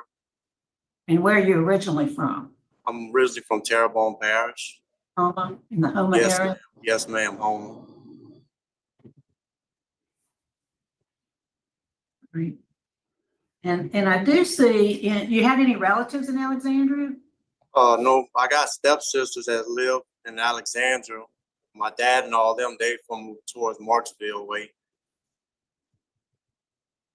But you posted a picture, didn't you? Posted a picture on your new active Facebook account. You were watching football with a cousin or something? Yes, ma'am. Where was that? That's my cousin Marlon Aken. He's at a sober living house. And we was coming back from church that night and we just stopped and watched the game because the game was on. Got some chicken. All right. At Wild Wings. All right. I will defer to my colleagues. Any other? Mr. Byron? Yeah. So basically you're telling us you knew what you were doing was wrong and you chose to do it anyway. Ooh. And you made a bad decision. That's basically what you're saying, and you're guilty. Yes, sir. I'm not gonna try to sugarcoat and lie to y'all. I should have never activated Facebook regardless of what I was trying to do. How can we be assured that if we give you another chance, you're not going to go back to the same thing? You know, do you have your people's phone numbers and everything in place now? Yes, sir, I do. Back to the same situation. Yes, sir, I do. And if I don't, I know now that I could probably get with Miss Carly and she would probably go out her way to help me find where I need to find, so I don't do this again. Do you still have a job if you release?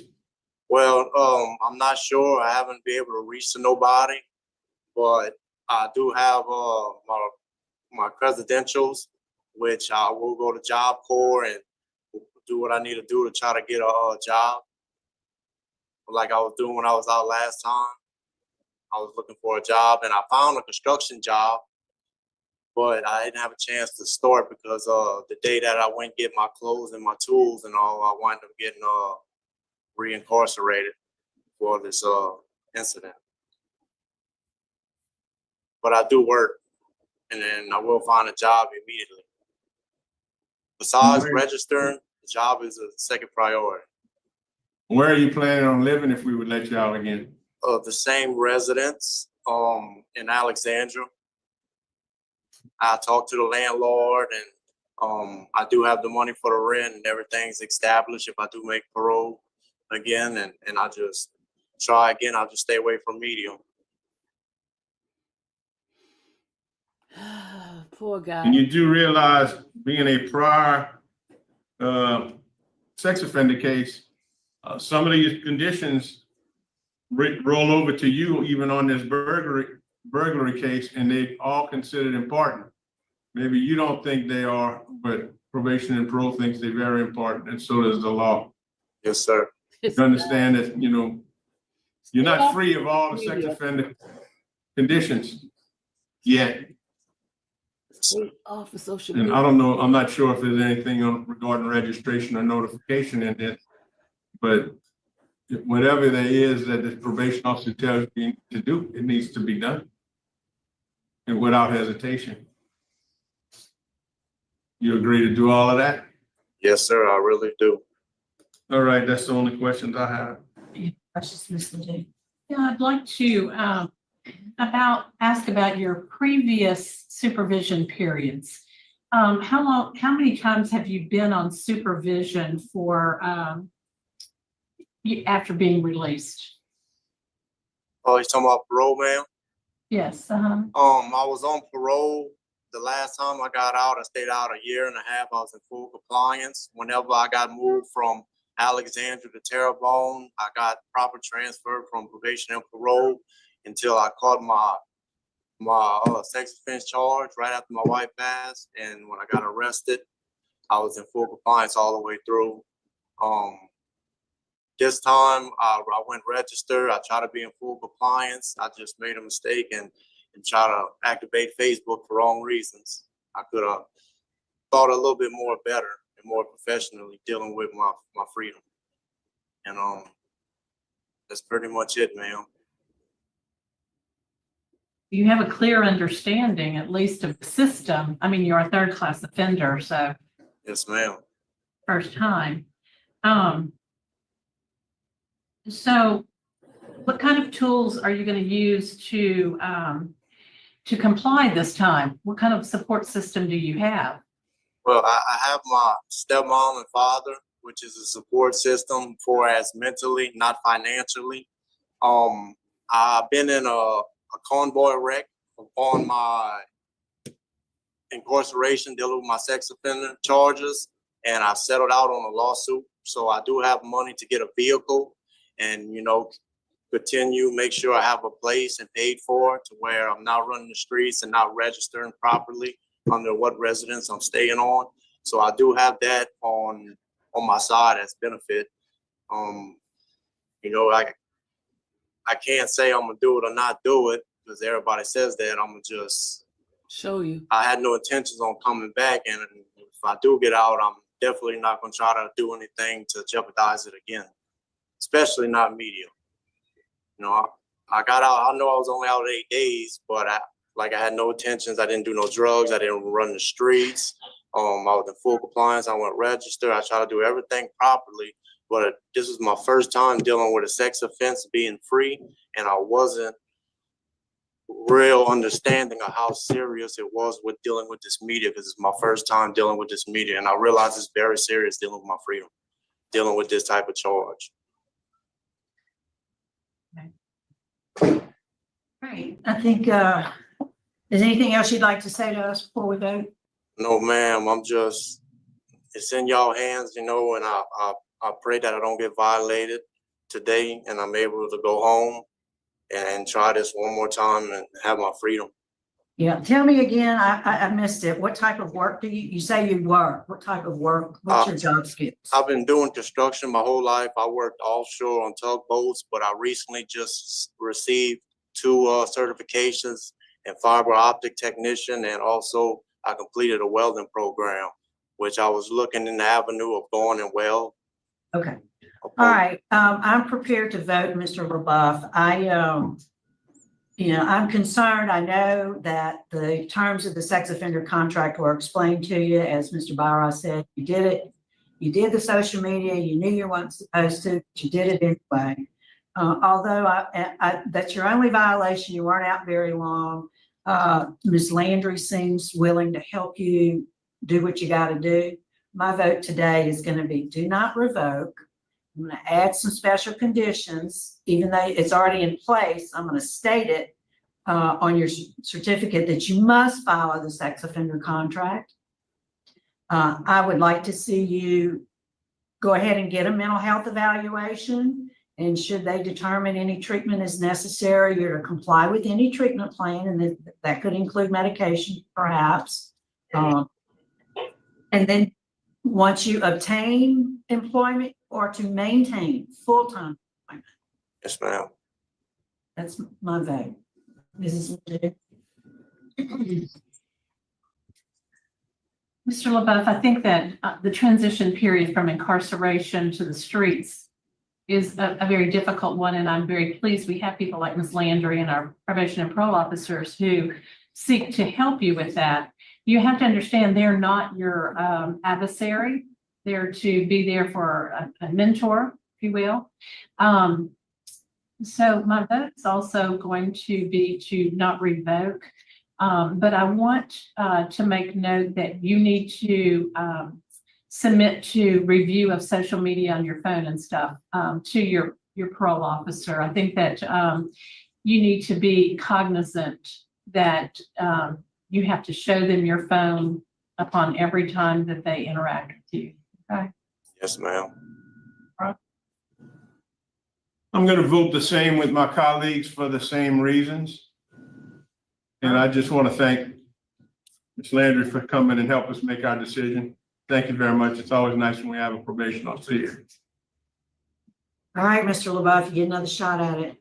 Good luck to you, sir. Thank you, Ms. Landry. Thank you, guys. All right, y'all, we're about to switch over. That concludes our business in Rapide, Sergeant Morris. So we're going to close out. It is 9:42. Thank you, ma'am. All right, y'all, we're going to switch over. We're going to switch over back to court. They're back in. Hold on, y'all. Hold on. We're taking a ride. Get on the plane, y'all. Get on the plane. Get on the plane. The scenarios which we see this defendant is the matter of his death by gunshot. We haven't routinely worked gunshot victim GSR kits since March 1st of 2009. So it was not tested, it either was not submitted. Is that correct? So be clear. In this particular case, we did not receive one. If one was submitted, we very likely would not have tested it. Nothing further from the state. Any gross? No good. Ms. Witness, be excused, Ms. Charles. Yes, Your Honor. Thank you, sir. Thank you, Your Honor. State may call its next witness. They still, the state calls Rosa James. they still got witnesses? They told them yesterday it was going to be done.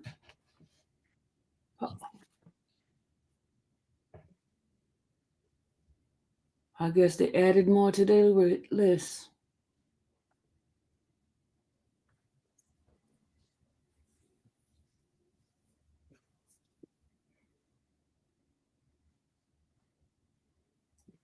State don't ever tell the truth.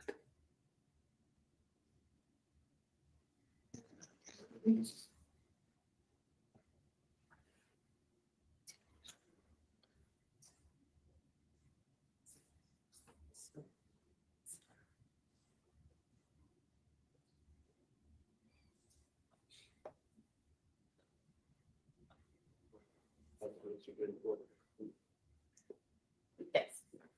Thank you. Rosa, Rosa, James, James. Good morning, Ms. James. How are you doing today? Good morning. All right. Ms. James, where are you currently employed? I'm currently employed with my own LLC. It's a consulting company for domestic violence and gender-based violence. And what is the name of your LLC? Sinia's Place. And how long have you owned your own LLC and worked in that capacity? Since January of 2023. And can you please describe to the jury some of your daily duties and responsibilities with your LLC?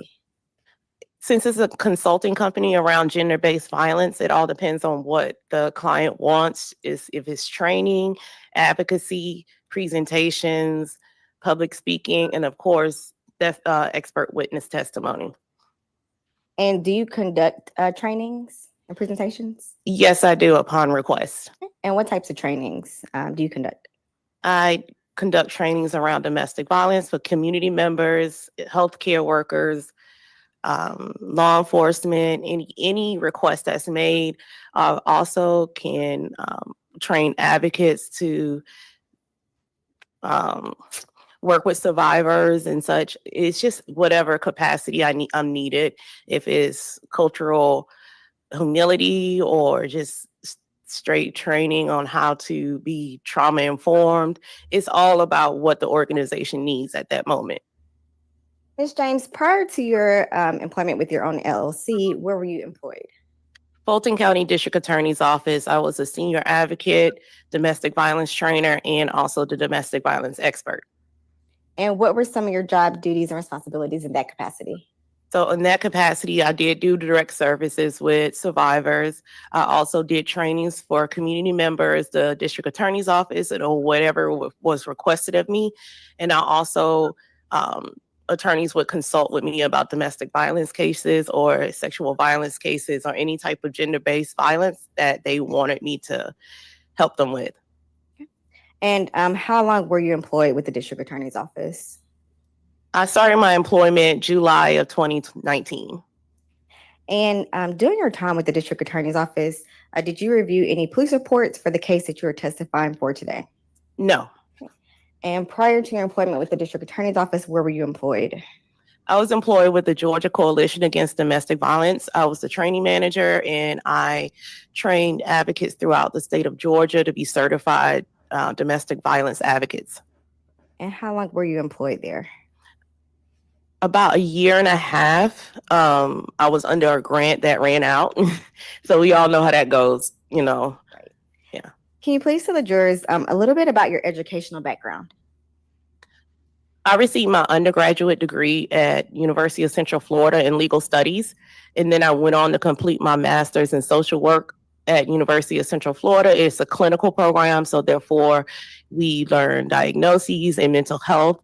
And I'm currently enrolled at Clark Atlanta University. I am a PhD candidate, which means I'm working on my dissertation so that I can complete my PhD in social work, leadership, organizational leadership, and policy.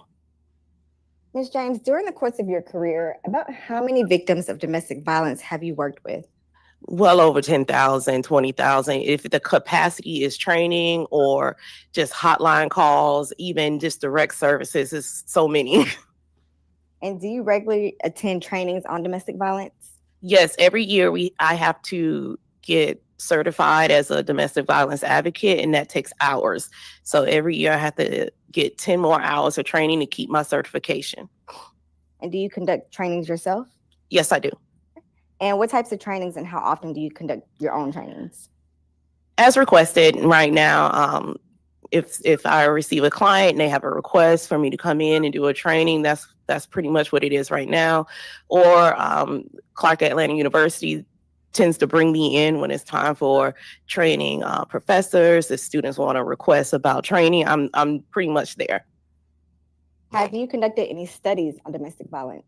So the studies outside of my current studies, The prior study was primary prevention, which is a public health model where we want to prevent domestic violence and sexual violence in the future. And we use that model to go into communities and attempt to saturate those communities with information about domestic violence. And also I worked with the youth and the college students on that project. And that was with the CDC. And my piece on that project was Delta Focus. Ms. James, have you testified in Georgia courts as an expert in domestic violence and intimate partner violence? Yes. All right. Approximately how many times? Ooh. All right, now I'm probably at 50. It's been a while. And have you ever been qualified as an expert in domestic violence in Fulton County? Yes. Okay. Approximately how many times, if you can recall? It all times I've been in Fulton County as far as expert. Have you also testified in Florida courts? Yes. As an expert in domestic violence and intimate partner violence? Yes, approximately 27 times. And have you ever been denied expert status? No. Your Honor, at this time, the state would move to admit Ms. Rosa James as an expert in the area of domestic violence and intimate partner violence. May proceed. Thank you, Your Honor. Ms. James, can you please define domestic violence for the jurors? What is domestic violence? Yes, the definition of domestic violence is a pattern of coercive behaviors that are abusive to gain and maintain power and control over an intimate partner. And that is the definition that I will continue to go back to throughout my time on the stand. And if you could tell the jurors, how widespread is domestic violence? The last study in that the information that was put out in 2024 was 1 in every 3 women will experience domestic violence in their lifetime. And I believe men went to 1 in 4. I don't know where it's at now. It used to be 1 in 9 for men, but I guess more awareness and more people are reporting. So 1 in 4 for men in their lifetime. And Ms. James, how familiar is the public with issues regarding domestic violence? The public is familiar with physical abuse and what that looks like and what that is, but the science behind domestic violence as far as the definition and how to apply it in the tools we use, the public is not always familiar with that. So yes, the public is familiar with physical violence, but not all the types of violence or types of abuse that takes place. And what are some common misconceptions? The biggest common misconception is if the survivor leaves the relationship, the abuse will stop. Unfortunately, that is the most lethal time in a relationship because it's loss of control. Like I said, the abusive partner wants to gain and maintain that control. So when the survivor leaves, that's the most lethal time because that's when domestic homicides come into play. Now, Ms. James, in preparation for your testimony today, do you have demonstrative aids that will help you clarify domestic violence and intimate partner violence for the jurors? Yes. Ms. James, I'm going to approach with State's Exhibits 876 and 877 for identification.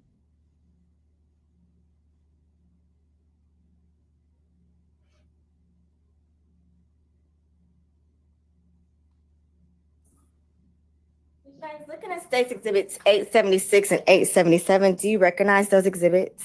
Yes, I do. And what do you recognize them to be? The first, the cycle of abuse and the power and control will. And what I like about this will is that it's gender neutral and it's been updated. And our State's Exhibits 876 and 877, are they a fair and accurate depiction of the demonstratives that you use to help aid in your testimony today? Yes. Your Honor, at this time, the state will move to admit for demonstrative purposes State's Exhibits 876 and 877. Admitted for demonstrative purposes. Thank you, Your Honor. Publishing State's Exhibit 876. Ms. James, can you please tell the jurors broadly what is the cycle of abuse? So the cycle of abuse is typically for the survivor and how they remain trapped in the relationship on the survivor's end or the victim's end. this cycle continues to go over and over again. And typically survivors can enter it at any moment, but as far as research and the social theories, this is what the abuse cycle looks like. And if we can go through each stage of the cycle and how the survivor is affected, please.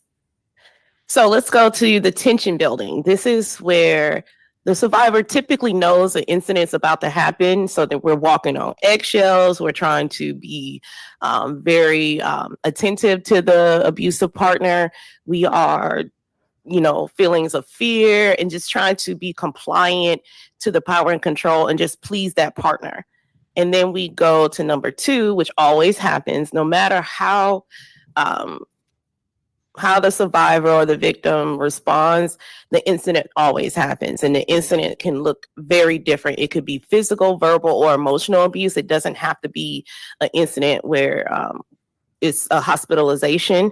And this is when the big moment happens. Like the incident happens. This is where the violence starts. And then we go to the reconciliation. So that phase can look different in many ways.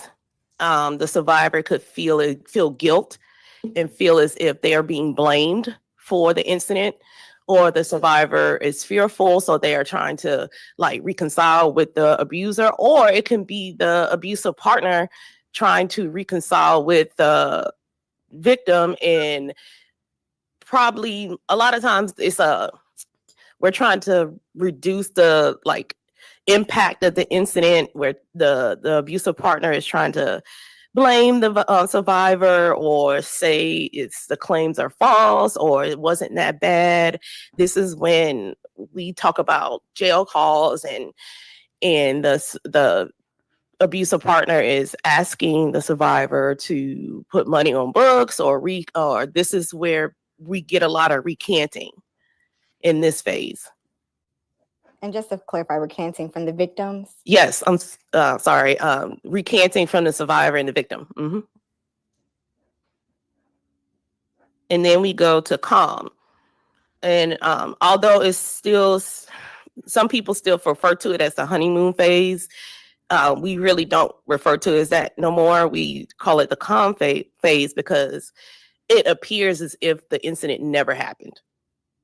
The relationship continues. The survivor and the abusive partner just go about their lives just like it never happened. It may be they're back into a loving, intimate relationship. Like the incident is forgotten about. And it just continues to go like this for the survivor throughout the relationship. Now, Ms. James, have you personally observed this cycle and its effects on victims during the course of your line of work? Yes. Okay. And how often would you say that the cycle of violence repeats itself, or the cycle of abuse repeats itself?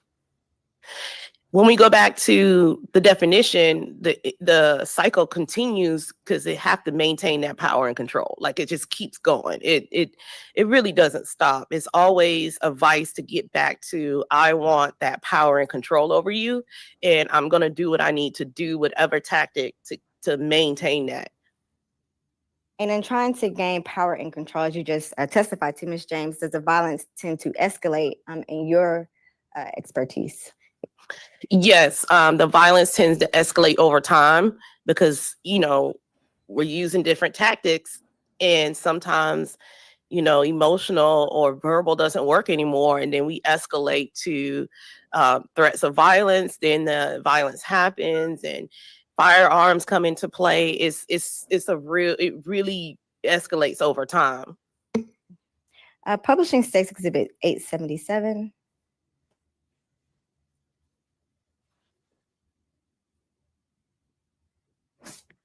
Ms. James, what are you looking at in States Exhibit 877? So this is the current power and control wheel that I use because, like I said, it brings out more of a gender neutral factor. It focuses in on power and control and not genders. And also both of these items are evidence-based. They have been researched. They have been proven in science to be reality. And basically this one is the tactics the batterer uses to maintain that power and control in the middle. So what everyone sees is everything on the outside of the wheel and the physical violence and the sexual violence. These are things that people see, right? We see this all the time. And then in the middle, it's the spokes. These are some tactics that we may not notice as the public.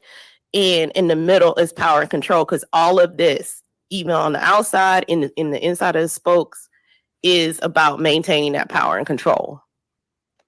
Ms. James, if we can go through each spoke in the power and control wheel, and if you could please explain to the jurors how abusers use power and control with each spoke of this wheel. And we could probably zoom in and go around the wheel.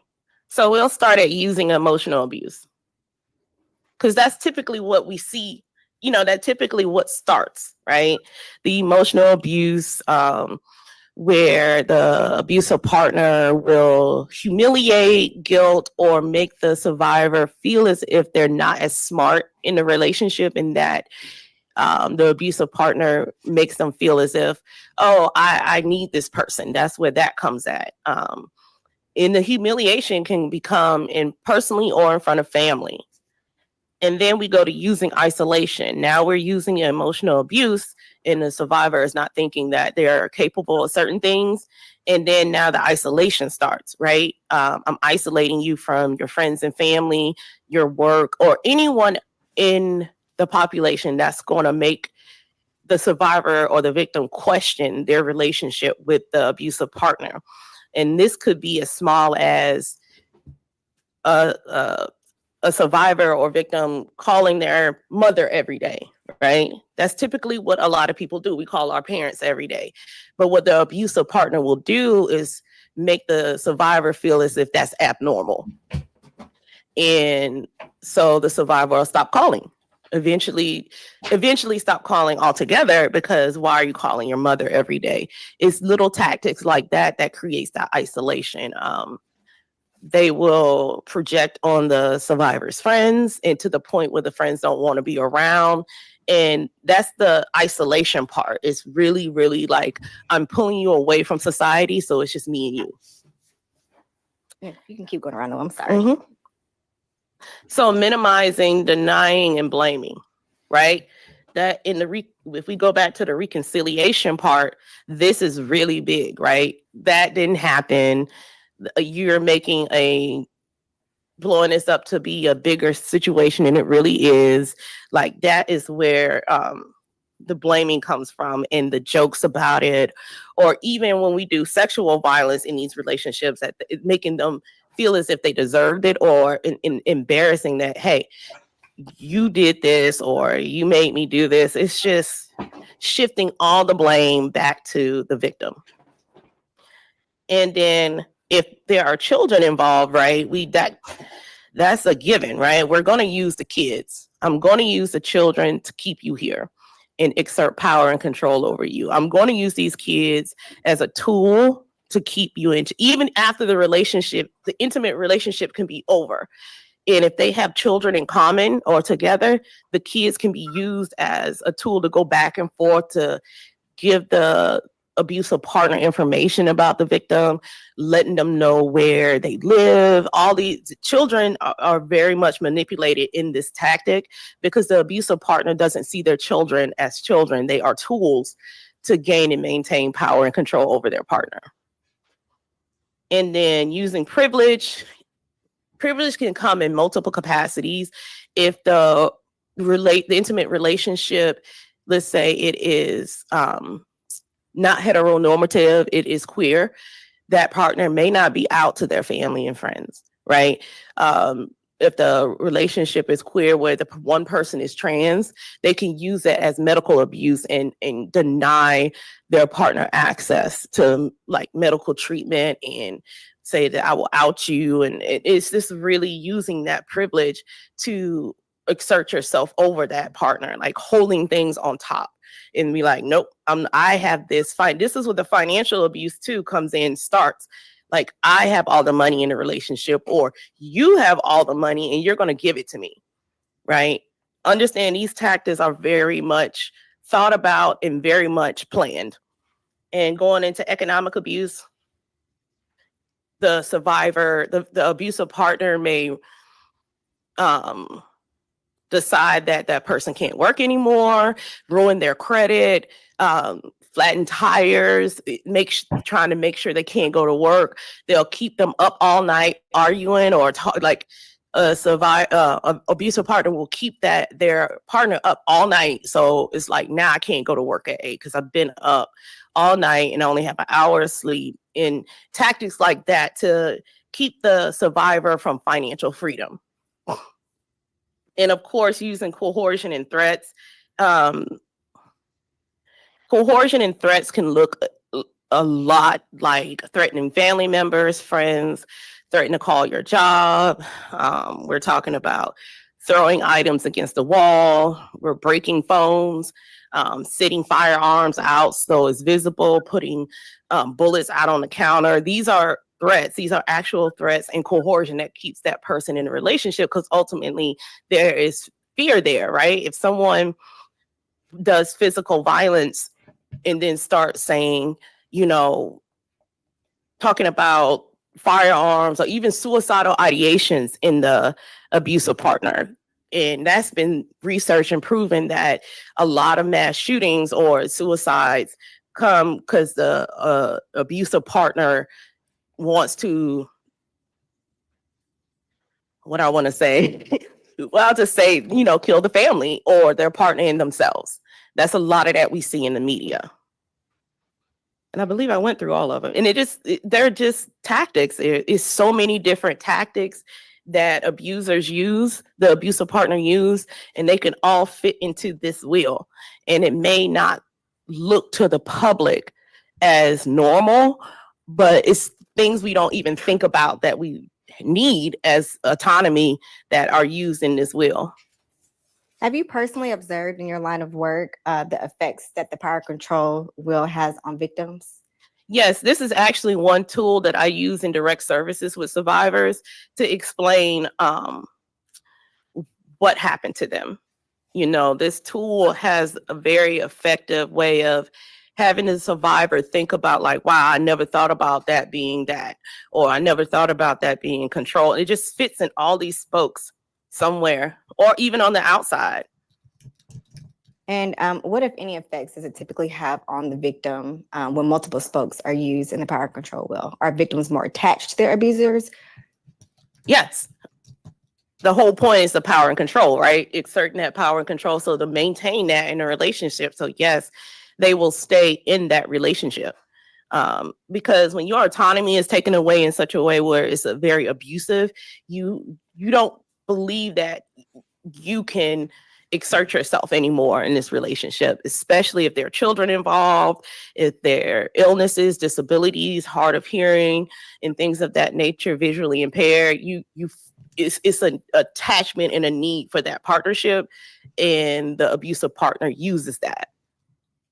And Ms. James, in your expert opinion, is jealousy consistent with being in a domestic violence relationship? Yes, jealousy, and this is a part of isolation, right? The abusive partner will accuse cheating, will accuse rumors, will make the survivor feel as if they are not respecting the relationship.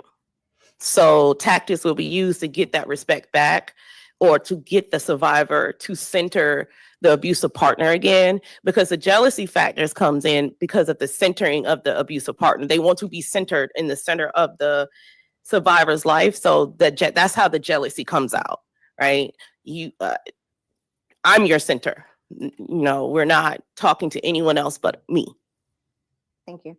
And Ms. James, in your expert opinion, do victims of domestic violence ever get arrested during incidents of domestic abuse when they are being abused? Yes, and this is very common in Fulton County. We are currently training Atlanta Police Department about this, right? Defining who is the perpetrator in that moment. And survivors typically will get arrested, because by the time law enforcement gets there, mostly times the survivor is erratic, right? If someone just attempted to strangle me and then law enforcement arrives, I would probably be screaming and I would be very active. And most times the abusive partner is calm and like, I don't know what's wrong with them.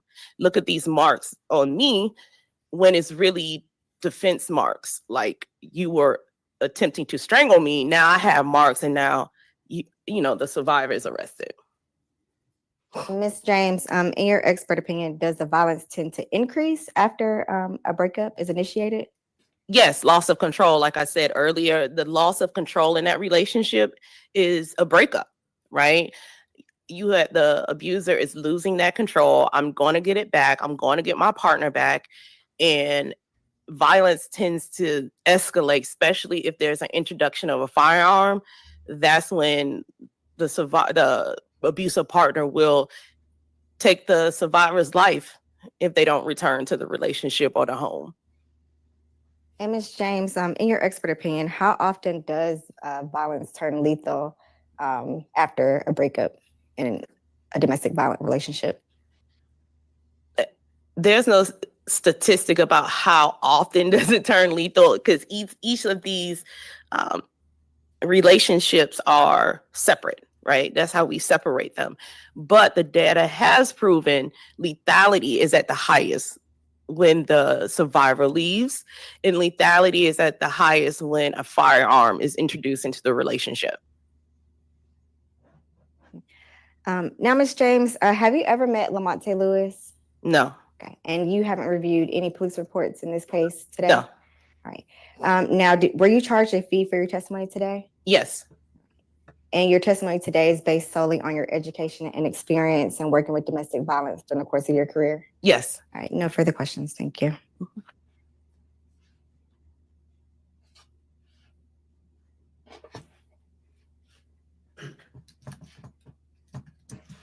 Good morning. What is your correct title? I want to make sure I'm referring to you correctly. My current title with my LLC is CEO. Okay. Can I call you Ms. James? Yes. Okay, Ms. James. My name is Sarah Flack, and I represent the defendant in this case. You were just asked on direct, I think at the end, you said you were charged a fee. I think maybe, is it true that maybe you charged the DA's office a fee for your testimony today? They didn't charge you, right?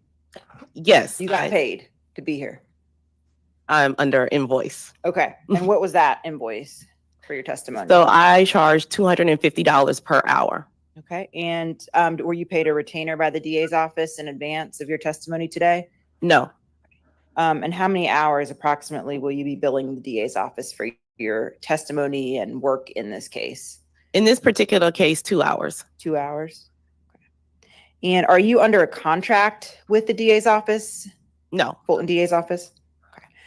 And how long were you working for the district attorney's office? Since July of 2019. July of 2019 through January of 2023. My last day was the 31st of January. Okay. So July 2019 through 2023. And during your time there, you were employed by District Attorney Fonnie Willis? I actually was hired by Mr. Howard, and also I was still employed under Madam DA. Okay. And what unit were you assigned to when you worked at the DA's office? The domestic violence unit. And before you worked in the domestic violence unit at the district attorney's office, were you doing any other work in domestic violence at another office or elsewhere? Yes, I started in the domestic violence movement in 2012. An activist. And in the domestic violence unit at the Fulton County DA's office, were you a victim witness advocate?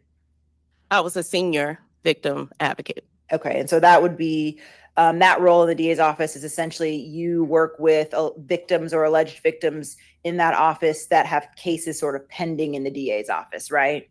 Yes, and I also train staff. Okay. And as it relates to working with the victims, like if there's a case on trial, such as this one, and your role as the victim witness advocate, you'd come to court and sit with them in court and just kind of prepare them on what to expect as a victim in a case, right? Yes. And you're maybe giving them updates along the way as a case is progressing. You're calling them, you may be meeting with them, you're giving them tissue and things like that. You're being the kind of their comfort and support person, right? Yes, in that role. And you did that for about 3 or 4 years in the DA's office with this Fulton County DA's office, right? Since July of 2019. And have you ever worked a case with either of these two prosecutors here? As an employee? Yes. Yes. And who of the two have you worked with? Maria. Okay. Very briefly. Okay. And was that in a matter like this where you're testifying as an expert, or was it like a case where she was the prosecutor and you were the victim witness advocate with her case? Victim witness advocate. With her case? With her case. Okay. And okay, so you testified, then you left the DA's office and you started your own, is it consulting company? Yes. In 2023. And what was that? What's it called again? Sinia's Place. Sinia's Place. And as part of your role there, you are, you said you're doing some training with different agencies. Is that what you said? Upon request. Okay. Who are you currently working with? What agencies other than the Fulton DA's office? Currently, I don't have any contracts out right now. Oh, Lord, she just messed her up. The only other entity I'm working close with is Clark Atlanta University. That's a school. And is that as part of your PhD candidacy, or is there something else you're doing with Clark Atlanta? It's part of my PhD candidacy. Okay. She's tearing her up. All right, Miss James. Now you're not a medical doctor, right? No. And you're not a psychiatrist is a medical doctor. You're not a psychiatrist. No. And your role here is not to determine anybody's guilt or innocence, right? No. In fact, you haven't looked at any of the evidence in this case, right? No. Any of the police reports? No. Video? No. Cell phone? No. Okay. And so you don't know what happened in this case? No. And your role today is not to determine what happened? No. No, but she the lady, no. You'd agree that each relationship is unique, right? Yes. And very complex. Yes. Humans are complex, Yes. right? Behaviors are complex. And so without a detailed history of somebody's relationship, it would be speculative to apply your cycle of abuse model, for instance. No. These models are used to educate the public as well and bring self-awareness. So no, these models have been evidence-based, they have been proven, and we use these to make the public aware, and also we use them in direct services to work with the survivors. And oftentimes these tools are used in betters intervention programs as well to inform any abusive partner who has to take those courses of what this is as well. So my question wasn't about what society or education, that maybe that's a separate thing altogether. What my question is, and what I asked you is, without a detailed understanding and history of a specific relationship, right? It would be speculation to apply your model without understanding the complexities and details of a specific relationship, correct? No, we do not as advocates and experts, we do not diagnose domestic violence. Domestic violence is not a diagnosis. So these tools can be used as well. Right. So again, you can't apply your model and your cycle of abuse model to anything as it relates to this case, correct? It's called upon I could, but I have not been asked to do that. And you can, as you sit here today, right? I can. Well, you said you haven't looked at anything, have you? No, but these tools are used universally. And if I'm asked hypotheticals, I can definitely use these tools to answer those hypotheticals, even though I do not know anything about this case. Well, a hypothetical is different than actually looking at the evidence, correct? Those are two separate things. Yes. Okay. So my question to you is, as you sit here today, you have not reviewed anything in this case, correct? No. So you can't tell us one way or the other about anything as it relates to the dynamics in this particular relationship, correct? My role here is an expert and expertise. I'm not here to prove innocent or guilt or diagnose a case. Right, or say what domestic violence happened or didn't happen or when it happened in this particular case, because you don't know, right? I don't know anything about the case, but I can be asked hypotheticals that may apply to the case and use these tools to answer the questions. And that's fair. And have I asked you any hypotheticals? No. Yeah, I'm sorry. This attorney, man.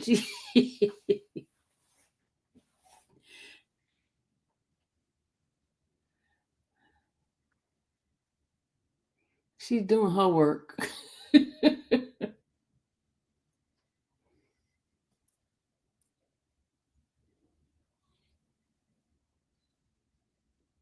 You were asked about your testimony in the Fulton County specifically. Have you testified in any other counties in Georgia? I'm not expert in domestic violence. I have not testified, but I have worked with other counties.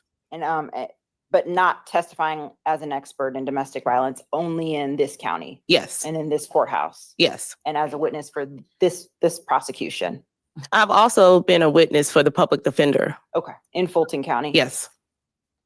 One moment, ma'am.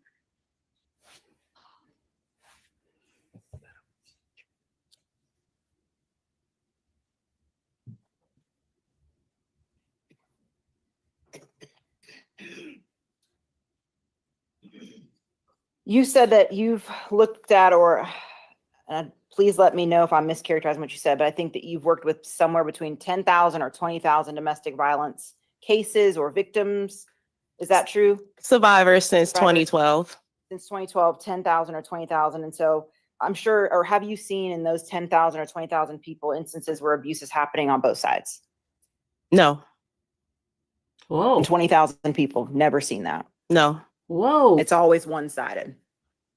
Back to the definition, it is an intimate partner trying to gain and maintain power and control over the survivor or the victim. So no. Thank you. Can you redirect?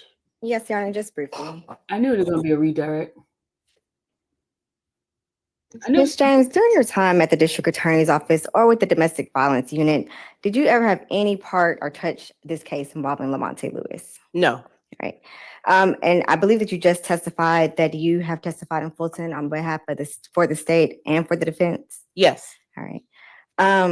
Now, is your testimony today She just messed up what she based, said, not on it's not me. based on an invoice or a fee schedule? Is it based solely off of your education experience and expert opinion? Yes.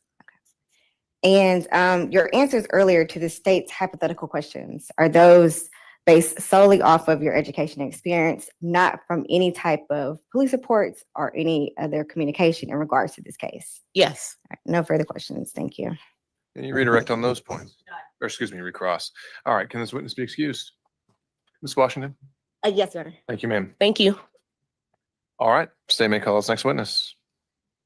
Your Honor, state will call Eric Green. Come on, state. Y'all supposed to have been done. That's why you wanted to email.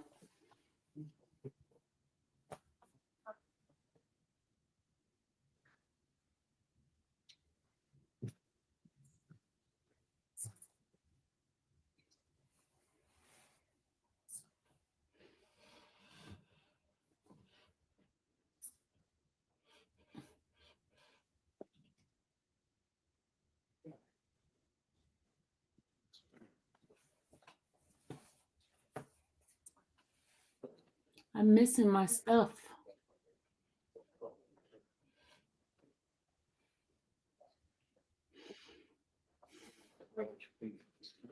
Marley, you here? Eric Green, ERIKGREENE. Can you pause just for a minute, Marley, Charles? where you been, troublemaker? Marley, troublemaker, where you been?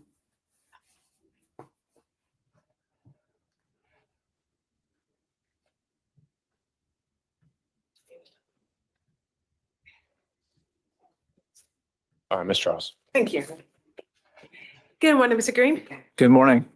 Please tell the jurors where you're currently employed. I'm currently employed with the U.S. Secret Service as a network intrusion forensic analyst.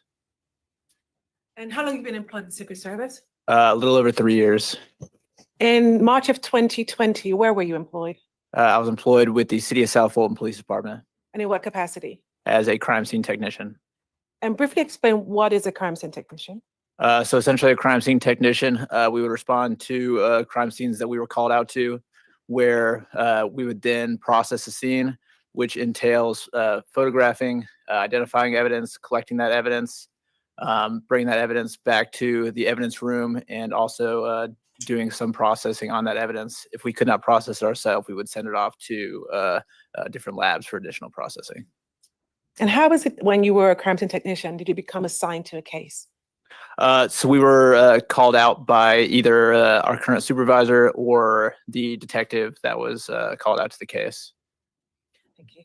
Directing your attention to March 28th of 2020, did you respond to the location of 4660 Diane Drive here in Fulton County? Yes, I did. And why did you respond to the location? I responded to that location on a report of a person dead on scene. And who requested you to respond? I believe it was my supervisor, Helen Weathers. And what was your role on the scene once you dispatched?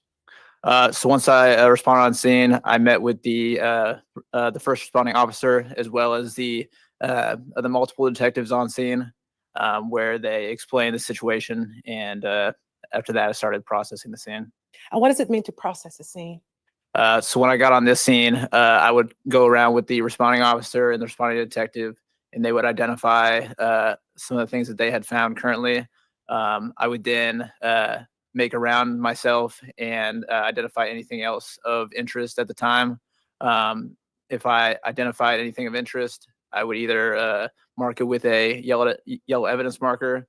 Followed by that, I would go and photograph the scene, as well as do a 3D scan of the scene with a machine we called Faro, followed by collection of any evidence that we needed to bring back for additional processing or just evidence collection, and then report back to the detective if they needed anything else. Prior to testimony today, did you have opportunity to review the photos that you took on the scene that day? Yes, I did. Were those photos contained on a disc? Yes, they were. I'm handing you what they marked as states 53 to 227. Was that the disc that you reviewed? Yes, it was. How do you recognize it to be the disc that you reviewed? With my initials on it. When you reviewed those photographs, did they appear to be altered or changed in any way? No, they did not. Were they a fair and accurate depiction of the photos that you took on scene on March 28th of 2020 at 4660 Diane Drive? Yes, they were. Your Honor, at this time, state will tender into evidence case 53 to 227. No objection. Admitted. Thank you. And we will publish a selection of those photos. Starting first with State's Exhibit 54. Can you please tell the jurors what we're looking at? So that's a front angle of the involved house on Diane Drive. And why do you start with that angle? Just to give a good overview of the front of the house and the area that most of the evidence was collected at. And then State 72, what are we looking at there? That is the passenger side of the involved Chevy Silverado that was sitting in that driveway of the house on Diane Drive. And proceeding to State 75? That's a front view of the front walkway of that same house on Diane Drive. From the front door to the Chevy Silverado, what is the distance would you estimate in your experience between that truck and that front door? I would say about 20 feet. Thank you. Proceeding to States 84. So that's a view of the front of that involved Chevy Silverado that was sitting in the driveway. And what is the purpose of the yellow markers? So the yellow markers are identifying pieces of evidence or pieces of or items that we depicted as evidentiary value. Now States 91. So that's a photo, a mid-range photo of evidence marker 1, which was a black and color pistol holster. And do you recognize where on the location that holster was recovered? Yeah, so that was towards the front of the driveway, so closest to the roadway. And now states 96. What are we looking at here? So that's a mid-range photo on the passenger side of that involved Chevy Silverado, which includes items that were marked, evidence markers 3 through, I believe that's 11. Is that the left side, or what side of the vehicle are you photographing at this The time? right side, or the passenger side, as we call it. Proceeding to states 98. So that's a close-up photo of evidence marker number 3, which is a 9mm shell casing. Proceeding to states 114. So that's a mid-range photo, again, on the passenger side, which is viewing evidence markers 10 and 11. And from that range, are you able to view the front door? Yes, you are. That's that glass door to the right. And you say mid-range. Are there other ranges of photos that you take? Yeah, so the main photos that we take are overall, mid-range, and close-up. Proceeding now to states 120. So that's a photo of the back of that Chevy Silverado sitting in the driveway, looking at the license plate CMS 9959. Are there any other markings on the license plate? Yes, it is Cobb County, Georgia, and it also has a fleet sticker in the bottom right-hand corner. Thank you. And proceeding now to 128. I'm sorry, 126.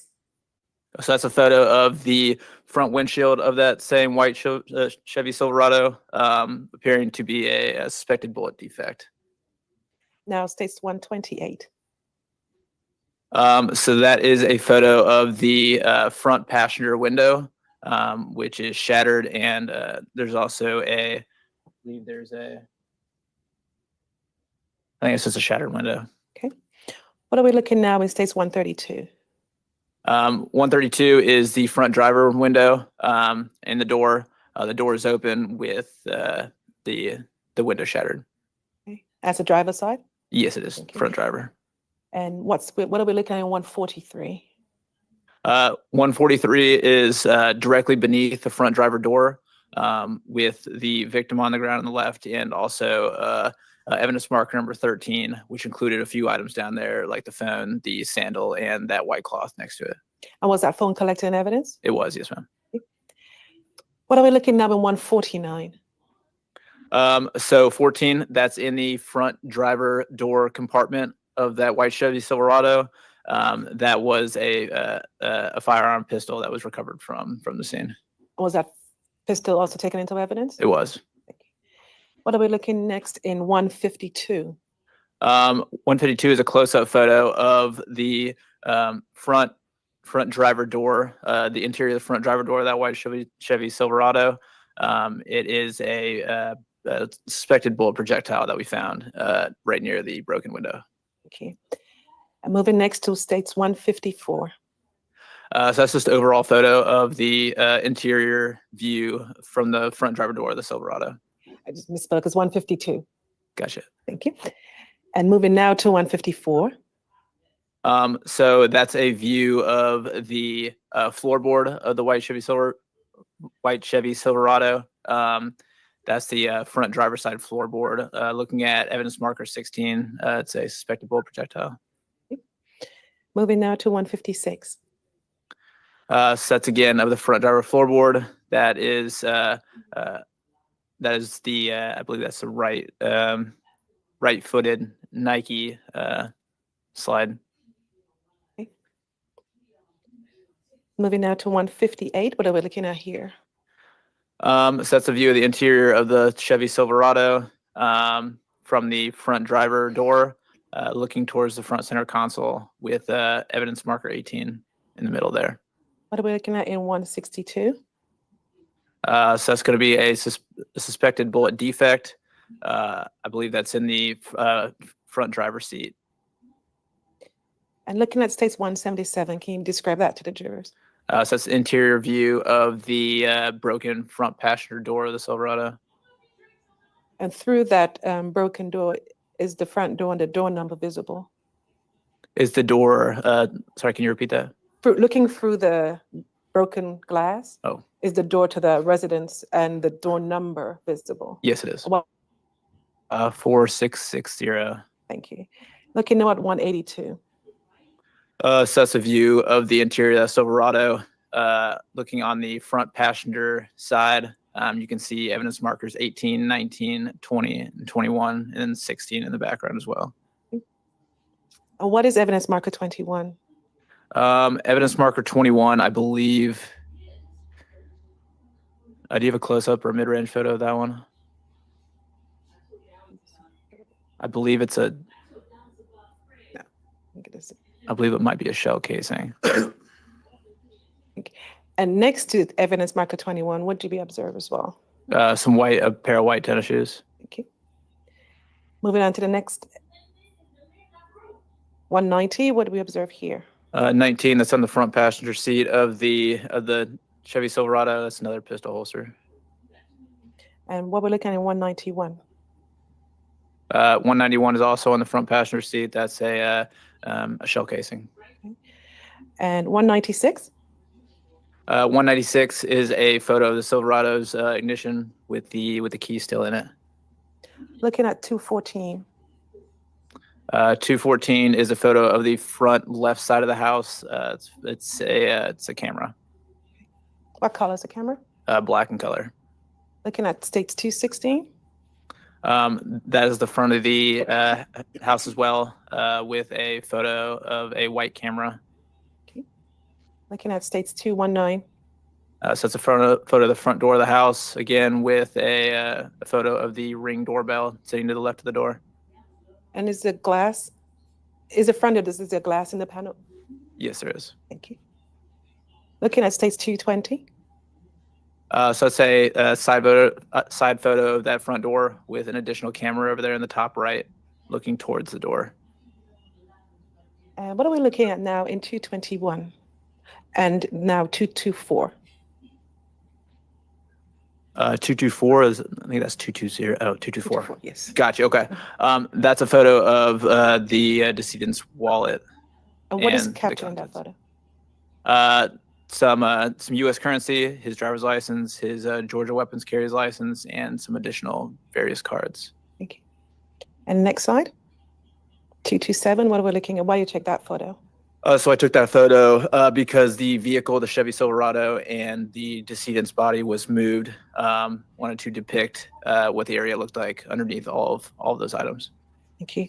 And earlier you testified that as part of your role in this case, you also collect physical evidence. Is that correct? That's correct.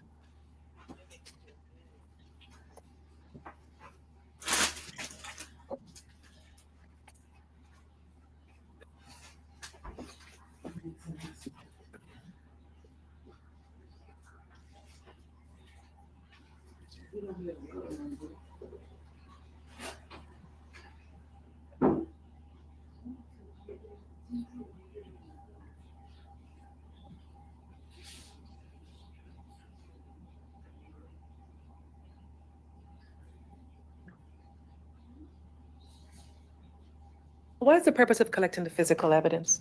The purpose of collecting it is either it just being of evidentiary value that we need in order to present in court and for the case, or to process that evidence, whether it be for DNA, fingerprints, or anything like firearms analysis as well. And how is the evidence stored?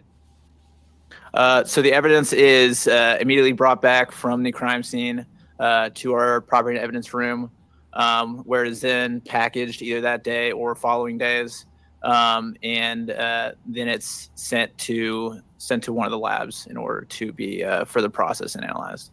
What's the purpose of packaging, or what information is included in the packaging of the physical evidence? So depending on the type of evidence, it goes into either brown paper bag, plastic bag, a gun box, or something in that sort.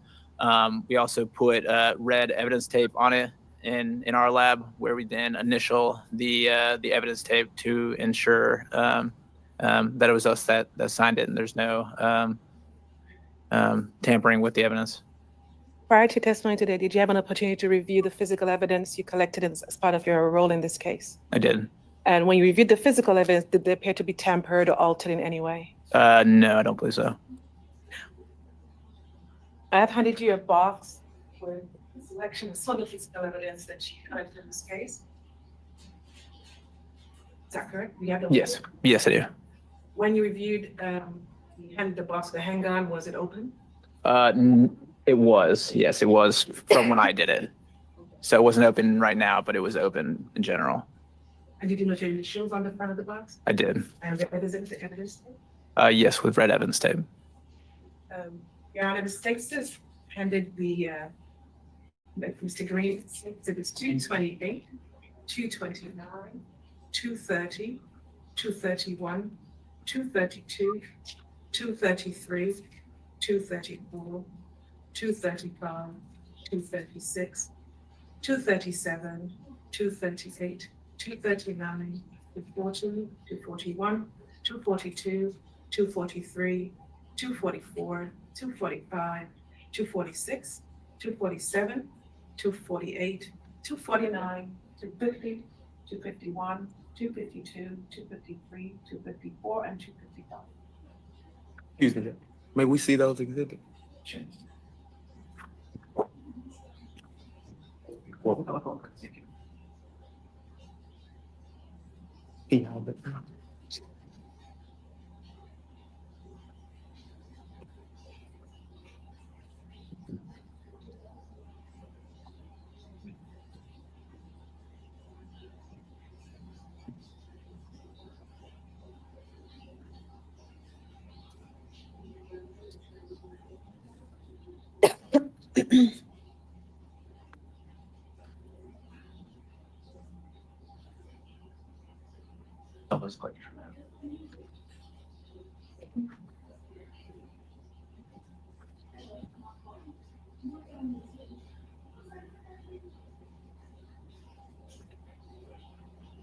And all of these exhibits are fair, accurate depiction of the exhibits. I don't believe I collected all the evidence, but all the ones I did, yes. And all the evidence you just submitted for processes. That's correct. And at this time, the state will move to enter evidence 228 through 255. The objection admitted. Displaying now to the jury, it's 228. What are we looking at?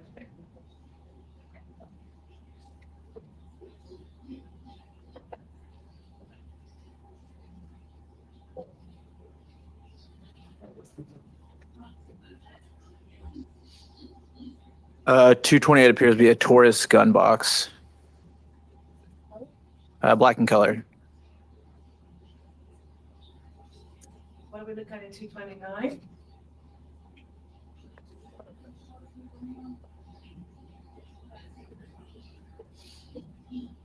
Uh, 229 is a weapons gun box, which inside should be a Taurus P2140 G2 pistol that was recovered from the scene. What are we looking at 230? 230 is a weapons gun box, and inside depicts that there should be a Springfield 9mm pistol inside. What are we looking at 231? 231 is another weapons gun box, which on the outside depicts that there should be a Taurus 9mm pistol inside. Now, all of these boxes still sealed and appear to be untampered. They do. What are we looking at 232?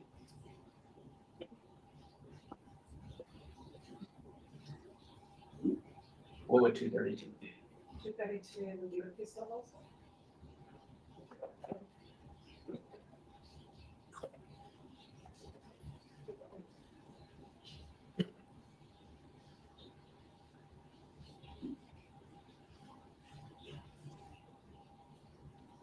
Uh, 232 is a brown paper bag depicting that there is a black Uncle Mike's pistol holster that was marked as evidence number 1 on scene. And what about 233?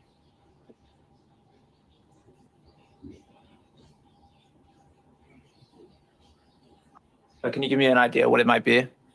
Pistol holster number 2.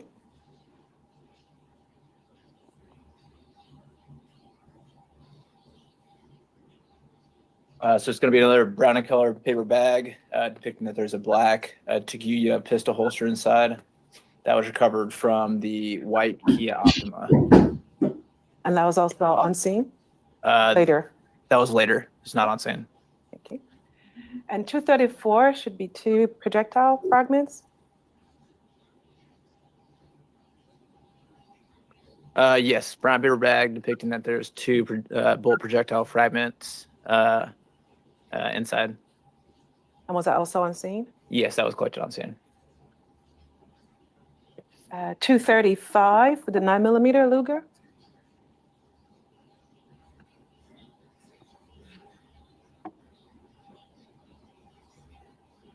Yes, brown paper bag depicting that there's 13 9mm Luger spent casings inside Okay, that were collected on scene. thank you.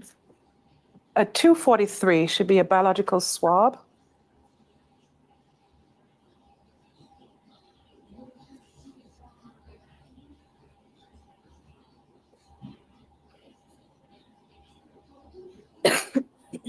Yes, 5 biological swabs collected from the Taurus TH9 pistol. And going back to 237 should be projectiles from the ME's office. 237, you said, ma'am? Yes. Yes. Yes, it's a plastic bag with projectiles that were reportedly recovered from the Fulton County Medical Examiner's office. Looking at 244 should be a blood swab from a white Kia.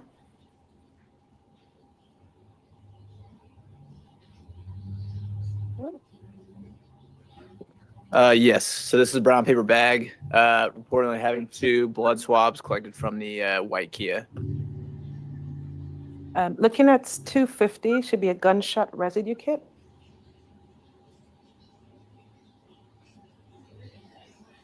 Yes, so this is a sealed gunshot residue kit that was collected from the victim at the Fulton County Medical Examiner's office. What date was that gunshot residue kit collected? According to the date of time of collection, it was March 29th, 2020 at approximately 9:30. And who collected the kit? I did. And why did you collect that kit? So I collected that kit because that was one of our standard operating procedures at the time for decedents. And at the time, the best course of action was to do it at the medical examiner's office. Looking next at 251. Should be this cup.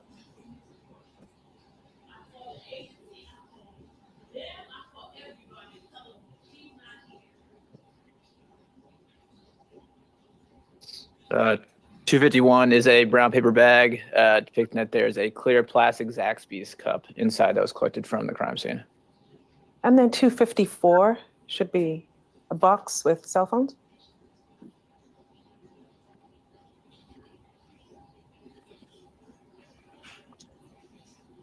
Yes, 254 is a black box with various cell phones inside. And finally, 255, what is that?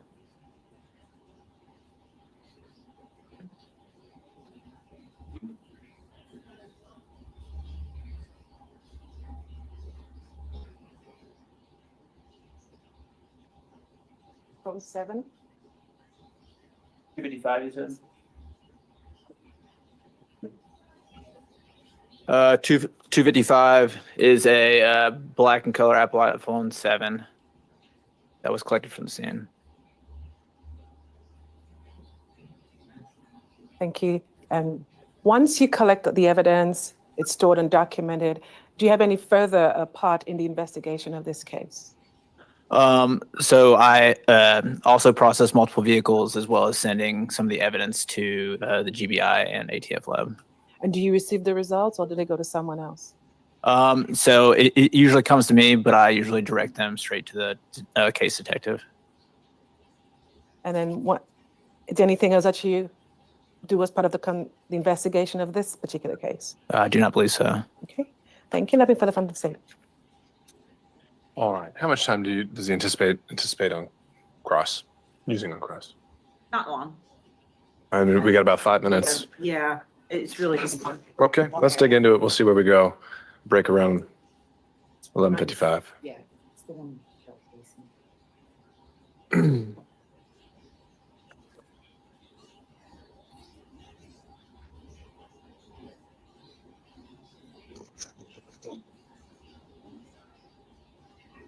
Hello. Good morning. What's your correct title now? Is it agent?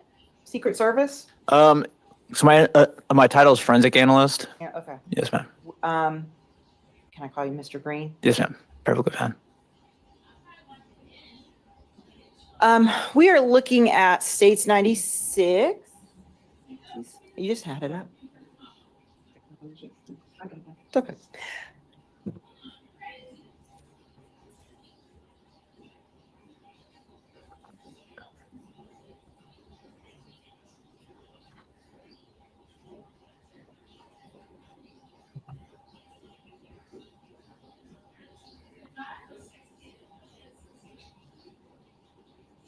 All right, we're looking at States 96 here. And in this photo, we see, do you know what the highest number we see back there is from your markers? Yes, ma'am. It's 3 through 11. 3 through 11. And what are all of those markers indicating?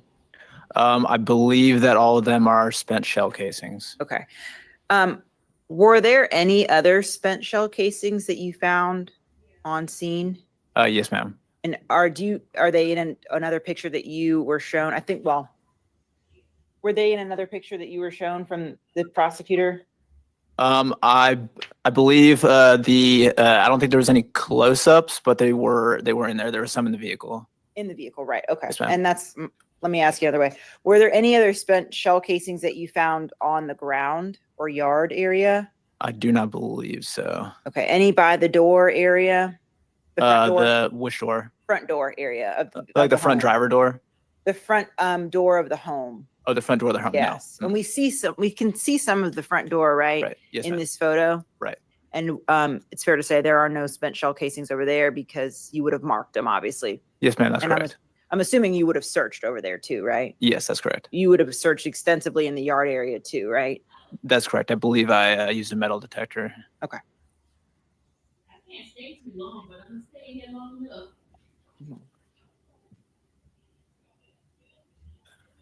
Yes, very good. And then let's walk through what you found in the Silverado, specifically in the driver door area. What was that in the driver door? In the driver door, either the bullet projectile or the Taurus pistol. And so yes, thank you. The Taurus pistol, and then you also found a holster, right? Yes, ma'am. That's correct. And where was that in the vehicle? I believe the holster was in the front passenger seat. She was in there? And it's fair to say there wasn't a gun in the holster on the passenger seat, right? There was not. That's all I have. Can you redirect on those points? Just briefly. Can you describe where in the vehicle you located that handgun? So it was in the front driver door compartment, the compartment right at the bottom of the front driver door. What part of the gun could you observe when you photographed that scene? The handle of the gun, the pistol grip, What was it facing, upwards or downwards? downwards. All right, sorry, recross. Do you know whether the gun found in the driver door would have fit in that holster that was found on the passenger seat? I do not know. I did not test that. Okay. Is that something you all could test or could have tested? We could see if it fit in there, but Not really a test. It's just more of a seeing if it fits, right? right. So a lot of holsters can fit any Different kinds pistols. of guns, right? Thank you. All right, can this witness be excused? Yes, Your Honor. Thank you, sir. Thank you, Your Honor. All right, members of the jury, we're going to take our lunch break now. Let's plan to be back at 1 o'clock. And as always, please don't learn anything about this case except what happens in here with us, and don't discuss the case with anyone, including amongst yourselves. Unless I see any issues that need to be addressed, we'll see you back at 1. Thank you so much.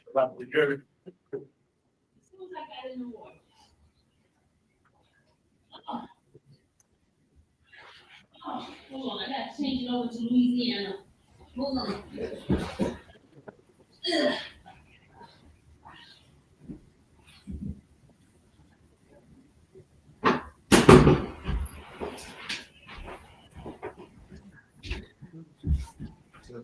Yes.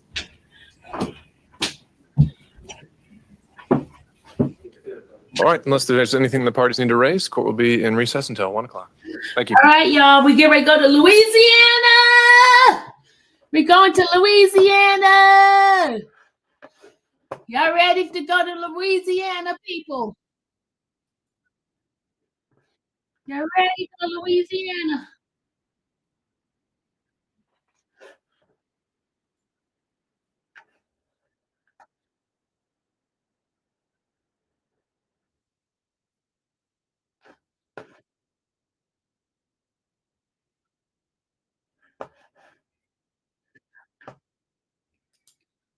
Hold on, you. Hold on.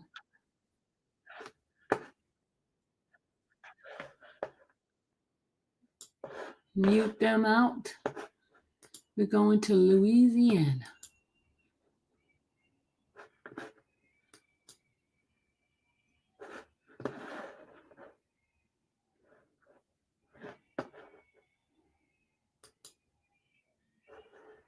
Did I close out my Louisiana? I think I closed out my reason Louisiana by accident, y'all. Hold on. Gotta switch to Louisiana.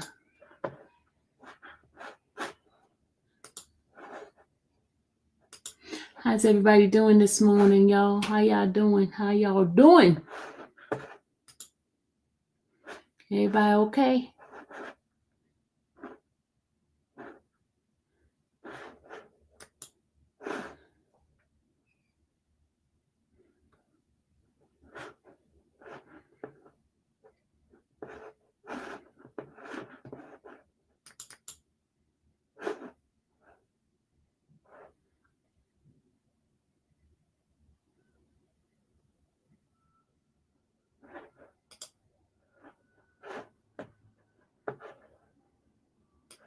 Oh, Louisiana got us.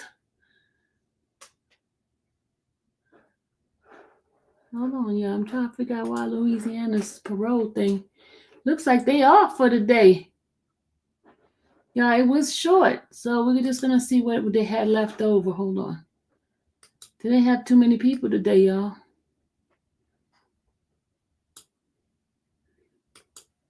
Trying to get to the point of somebody that they had.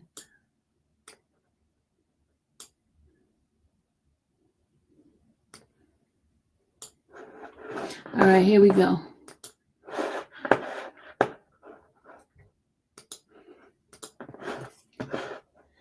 All right, here go this man here. We don't know what his name is.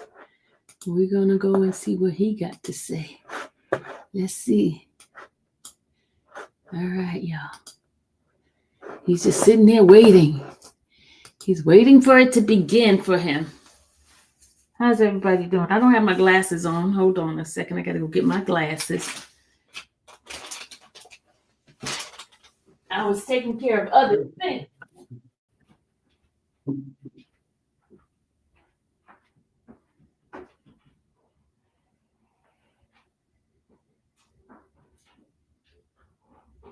Said ninth on master. Good morning. Yeah. Good morning. Committee on Parole is called to order. Today is Wednesday, January 15th, 2025. The time is 9:01 a.m. My name is Cheryl Renanza, serving as chairman of today's parole panel. My colleagues on the panel this morning, seated to my left is Mrs. Jerry Ledoux, and to my right is Mr. Danny Barra. We are located at DOC headquarters in Baton Rouge, and I'd like for the staff here in Baton Rouge, please introduce yourself for the record.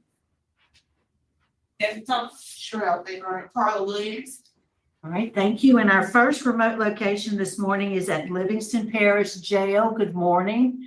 With the officer, would you please introduce yourself for the record? My name is Sergeant Jennifer Gomez of Classifications. All right, thank you, Sergeant Gomez, for accommodating us this morning. And we have Mr. Simmons. Is that you? Yes, ma'am. Would you introduce yourself, sir? Tell us your name and DOC number, please. My name is Thomas Simmons, DOC number 329701. All right, we're here for a revocation decision this morning, Mr. Simmons. And do you recall signing a parole revocation questionnaire? Yes, ma'am. You have that there with you? Yes, ma'am. And is that your signature at the bottom of that page, sir? Yes, ma'am. Right, based on that information contained in that document, you're not eligible for appointing counsel this morning. So are you ready to proceed? Yes, ma'am. Okay, I'm going to read the allegations against you, Mr. Simmons, after which you'll enter a plea of guilty or not guilty. And then after we finish going through the allegations, Mr. Byraw will be asking you some questions. Okay, you ready? Yes, ma'am. All right, Mr. Simmons, you're accused of violating condition number 1 of your parole conditions. And it states you were released on good time parole on October 16, 2024, and never reported to probation and parole for intake process. How do you plead to violating number 1? Guilty. Right? The next one is condition number 2, and it states on October 15, 2024, you were seen at your approved residence of 1418 Jordan Avenue, New Orleans, Louisiana, and was instructed to report to the New Orleans District Office for intake processing. You never showed up and you moved to a different address out of the district's area of responsibility without permission. How do you plead to violating condition number 2? Guilty. And then we have, lastly, condition number 3.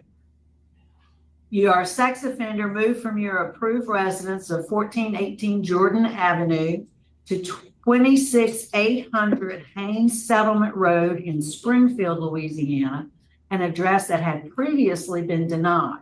Your victim was under the age of 13 and there was a prohibited entity within 1,000 feet of the Haynes Settlement Road address. How do you plead to violating condition number 3? Guilty. All right, sir. Would you answer Mr. Byraw's questions, please? Yes, ma'am. Well, Mr. Simmons, you pretty much answered all of my questions already. You pled guilty to everything. This is not your first time being released and having to register, and you violated it again.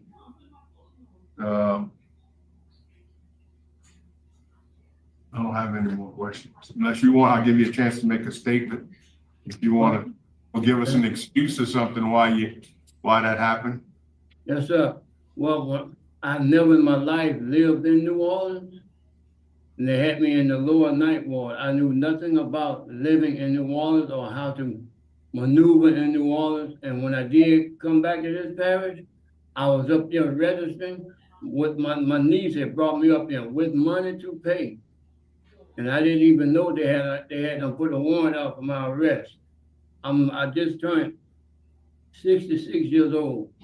And my original out date was January the 11th of 2023. I stayed in Callahoo Correctional Center 21 months over my out date, trying to get me an address to go to.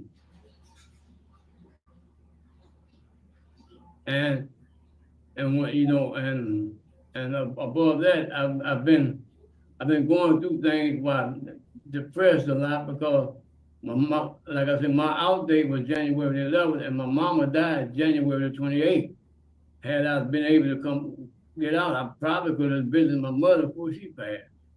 I had all of that weighing on me too, and I didn't know that I almost lost my baby brother and my baby sister that same year too, because they both had operations too, and I didn't know that until I got back to this parish. But this is where I grew up in Livingston Parish. This is my home, and I do admit I've been stubborn in my days, you know, rebellious, wouldn't ask people for help. But this time I had people help me paying my registration fee. And I was out there helping a man named Larry Norman do yard work around his house, and he would pay me. And I would give that money to my niece to hold for me, to come up here to register. The only thing I didn't do was report to the parole office in A-Meet when I came home. But I was doing everything else I was supposed to do. And it's my fault. That's the most important thing to be on parole, is to report to your parole officer. You've been around the block a bunch. Yes, sir. You know that? Yes, sir. And like I said, I admit that I had been stubborn, and didn't, and it's my fault I didn't go. It's my fault I didn't go. And the parole officer in New Orleans was quite a distance from where I was staying, and I didn't know how to get there. You know, like I said, I wasn't from that area. I've never lived in New Orleans. Then they had me in the lower night ward. I didn't know nobody. I was sticking out like a sore thumb down there. I went down there. I was down there days without nothing to eat because I had no money, and I knew nobody there. Here, I had access to food. Why? Because I know people in this parish. And this, like I said, this time they was helping me, and I did ask them, would y'all help me if I needed y'all? And they said yes, and they was doing that, sir, ma'am. Understand, that's all. So how did you, so Catahoula helped you find a address in New Orleans? Well, there was a fellow there that told me about this place called the First 72, which I had never heard about it before, and he had the address and the phone number, and he gave it to me. And I worked in the laundry room in Catahoula, you know, and so that was the First 72 on Jordan Avenue or wherever it was? the woman Okay, well, look, listen, I don't need any more explanation. I'm very familiar with the First 72, and they were able surely to guide you and help you get transportation and certainly to report to your parole officer. I agree with Mr. Barra that you've been around the block a few times and you know what you're supposed to do. And yeah, you're right. You were just being stubborn. So I think we're prepared to vote. Mr. Barra? I'll vote to revoke probation. Parole. Mrs. Ledoux? Based on guilty plea, I have to revoke. Mr. Simmons, I also vote to revoke your parole. You pled guilty to all 3 violations. So today, sir, your parole is being revoked.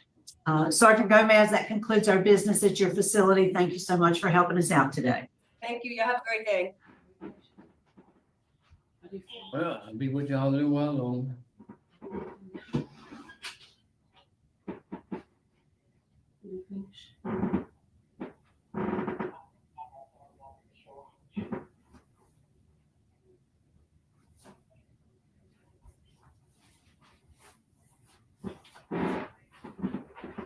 All right, y'all, I'm gonna move forward to the next one. We move forward to the next one. Hold on, y'all. Hold on. Y'all, I don't have any information on these people. We're just watching this live together. I don't have any info on these people. This is in Louisiana.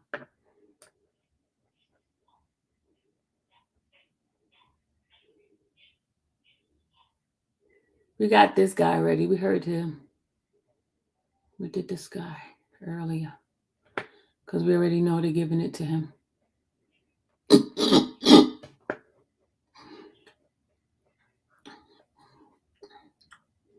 Okay, this is the next guy. 2025, it's 9:47 a.m. Good morning, sir. Would you introduce yourself for the record? Good morning, Deputy Marlboro, Jefferson Parish Sheriff's Office. Thank you, Deputy Marlboro, for accommodating us once again. We appreciate it. And our first case there is Mr. Jackson. Yes, ma'am. Got him right here. You're ready. Good morning, Mr. Jackson. Would you introduce yourself? Tell us your name and your DOC number. Well, Johnny Jackson, DOC number 322151. Mr. Jackson, my name is Cheryl Renatza. Mrs. Ledoux is seated to my left. Mr. Barra is seated to my right. We're here for a revocation decision this morning. Do you have your parole revocation questionnaire there with you? Yes, I do. And sir, is that your signature down at the bottom of that page? Yes. And based on that information, sir, you're not eligible for appointed counsel this morning. So are you ready to proceed? Yes, ma'am. All right. I'm going to read the allegations against you, after which you'll enter a plea to each one of guilty or not guilty. And then Mrs. Ledoux will be asking you some questions about your plea and your situation. All right, you're accused of violating condition number 2, and it reads, you were ordered to report by phone every week to your parole officer. You failed to report to your parole officer by phone as ordered. How do you plead to violating condition number 2? Guilty. All right, the next one is condition number 3. You moved from your address of record without notifying your parole officer. You failed to report a new address to your parole officer, so you absconded supervision on or about January 1, 2024. How do you plead to violating condition 3? I was in, Guilty or not guilty? Or with or without a statement? guilty. Guilty with a statement? Guilty with a statement. Okay, and we'll take the statement shortly. So I have 2 instances of condition number 4. The first one states on April 3rd, 2024, you were arrested by Kenner Police Department and charged with hit and run driving and driver not licensed. So how do you plead to that violation of condition number 4? Guilty. Then the other instance is of number 4. On April 24, 24, you were arrested by Jefferson Parish Sheriff's Office and charged with stalking. On December 16, 2024, you pled guilty to stalking, a misdemeanor, and you were sentenced to serve 7 months hard labor under Jefferson docket 242282. How do you plead to that instance? Guilty. We have condition number 9, and it states you left Odyssey House without notifying your parole officer. You failed to report a new address to your parole officer, therefore home visits could not be made. So you absconded supervision. How do you plead to violating condition number 9? Guilty. Lastly, is condition number 10, which has to do with your fees, states you're currently $693 in arrears. You've never made it toward your supervision fees. So how do you plead to violating number 10? Guilty. All right, sir, would you answer Mrs. Ledoux, please? Mr. Jackson, according to my record, you're a 6th felony offender. Is that correct? Yes, ma'am. If you were a 1st felony offender and had some of these issues with failing to report, I might be able to understand that you're not familiar with the system. But as a 6th felony offender, you understand your obligation. Is that correct? Correct. You pled guilty. I don't know that that there's any excuse for criminal behavior while you're on parole supervision. And the PNP officer cannot supervise someone they can't find. Okay? So those are no questions. I just want to point out that information as a basis for my decision at the appropriate time. No question. All right, I don't have any questions either, Mr. Jackson. You pled guilty to all violations, so I think we are prepared to vote. Mrs. Ledoux. My vote is based on guilty plea to 6 violations to revoke your parole. Mr. Byron? I vote to revoke parole for the same reason. And I as well, Mr. Jackson. My vote is to revoke. You pled guilty to all violations. So today, sir, your parole is being revoked. Good luck. Yes, ma'am. Thank Good you. luck. That was a quick one, y'all. Okay. That was a quick.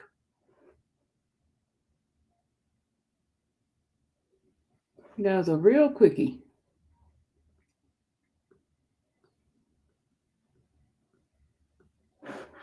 All right, we're going to go to the next one, guys. We're going to go down to the next one. I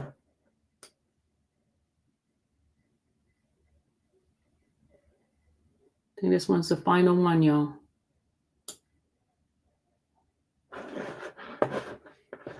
All right.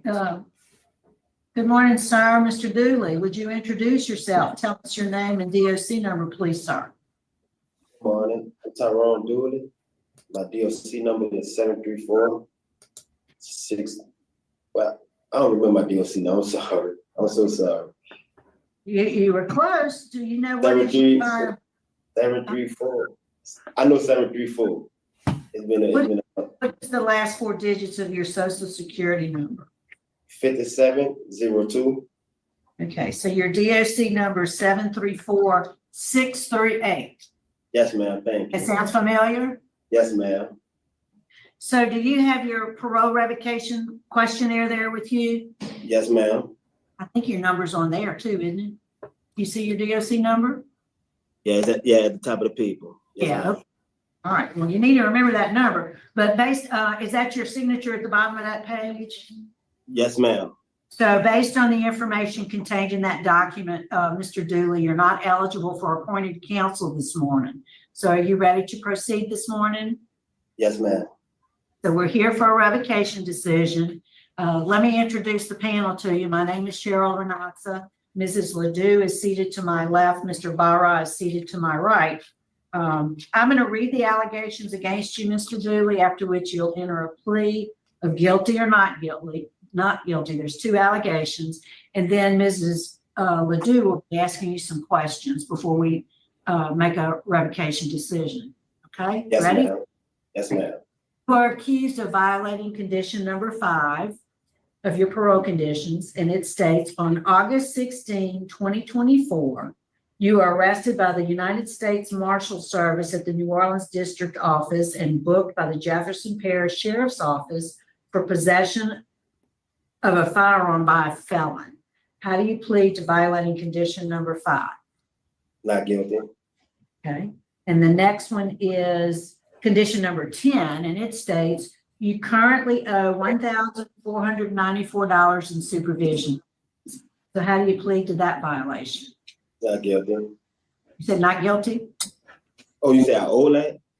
Yeah, I'm saying, do you plead guilty or not guilty to being behind on your supervision fees in the amount of $1,494? Guilty. Okay. So not guilty to number 5, guilty to number 10. Okay, Mr. Dooley, would you answer Mrs. Ledoux's questions, please, sir? Yes, ma'am. So, Mr. Dooley, you were arrested by the marshal's office, correct? Yes, ma'am. So why did they arrest you? I was called down there to turn myself in for a homicide, and they dropped it. Like they said that my name was brought up into a homicide, but they dropped it. They dropped it after they reviewed surveillance cameras and saw that I was never on the scene and never present for that crime.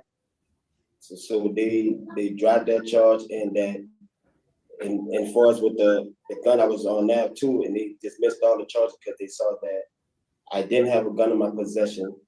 They didn't find a gun in my residence, and that I didn't have any type of knowledge with the homicide or anything else. So you admit that you had a gun in your possession? No, ma'am, I did not. Okay, so where did they find the gun? They say they found the gun at a female house. Tell me about your relationship with the female. The female, it was a friend I was talking to, but that's not a resident where I stay at or live there at all. That's her resident. I just talked to the female. How long have you been talking to her? Yes, ma'am. How long had it been that you had been talking with her? Probably a good 6 weeks since I've been in jail. Prior to your arrest, how long had you been in contact with the person who had the gun? You said you were talking to this lady. How Yes, long ma'am. had you been talking with her? I was talking to her 6 weeks before I come to jail. When I come to jail, the 4 months since I've been in jail. Okay. So while you were, let's see.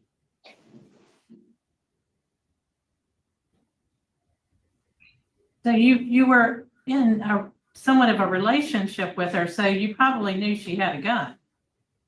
No, ma'am. Because before I started talking, I had stipulated that, like, because I know how strict my papers is, so I had stipulated that if you do have one or if you don't, I can't be around. Like those things that I can't be around. I stipulated that. So I never had any knowledge of her having a firearm. So, there was a witness who saw you with a gun. That witness who saw me with a gun was that's the reason that they dropped it, because they saw that everything that witness was saying and was telling them was totally a lie. Because he also said that he saw me on a crime that I was never there. Once they reviewed their cameras from their house and the next door neighbor house, they saw that I was never there. So what he was saying was not credible at all. They saw everything he was saying was totally a lie.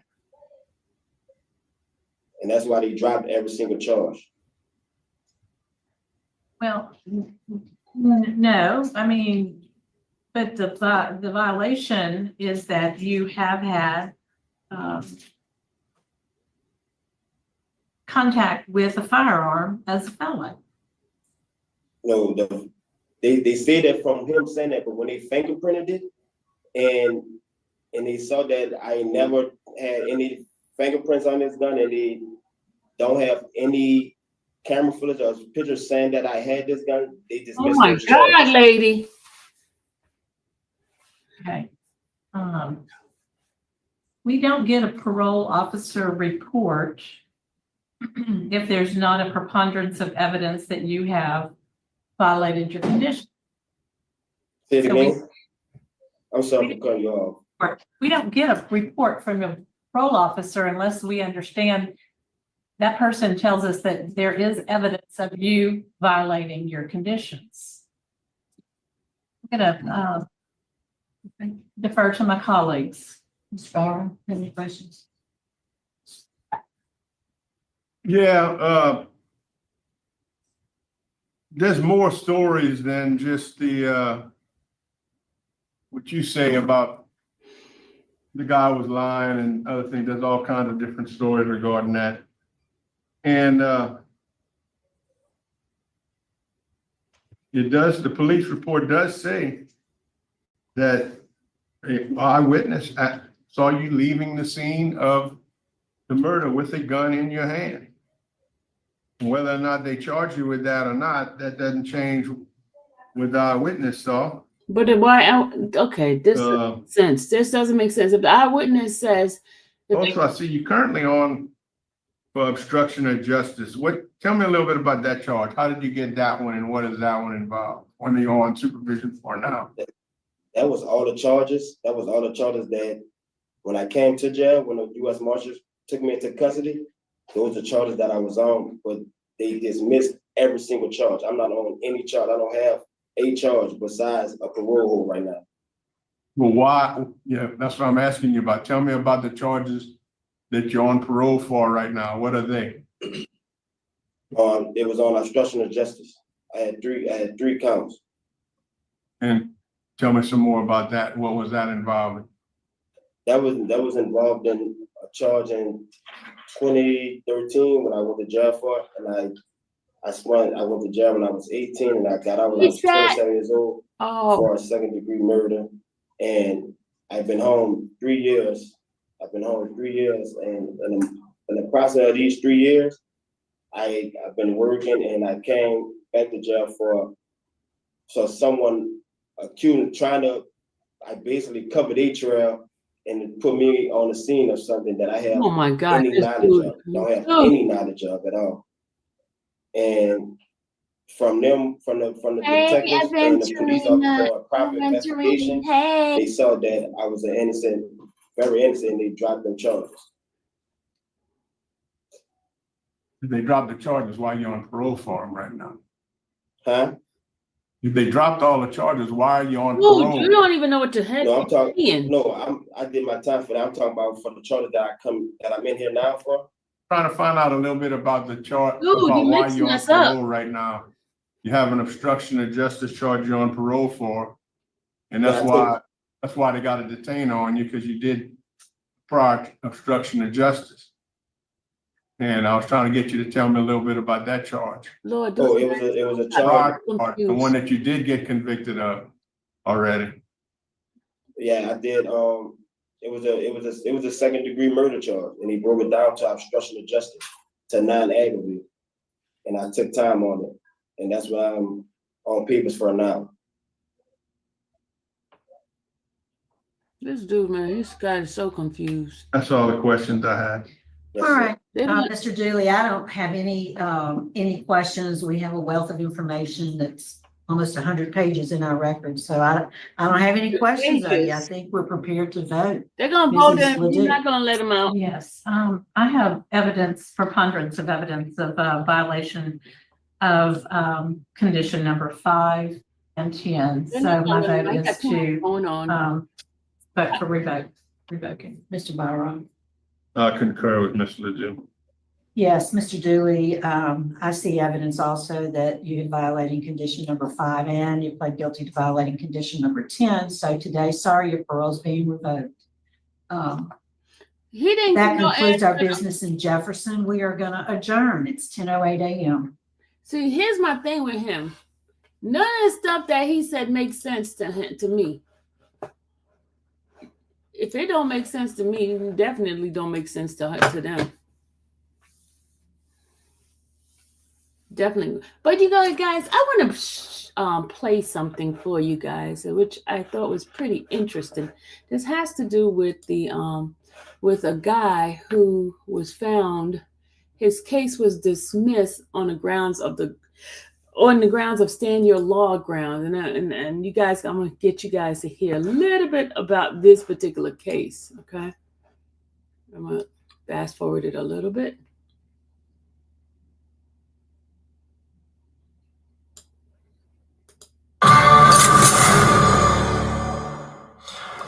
All right, let me go ahead and get this so you guys can hear about this guy's case.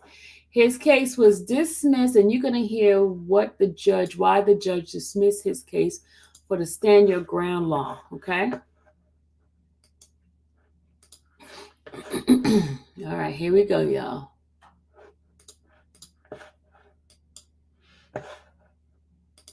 Hello, everyone, and welcome to the Firearm Firm channel.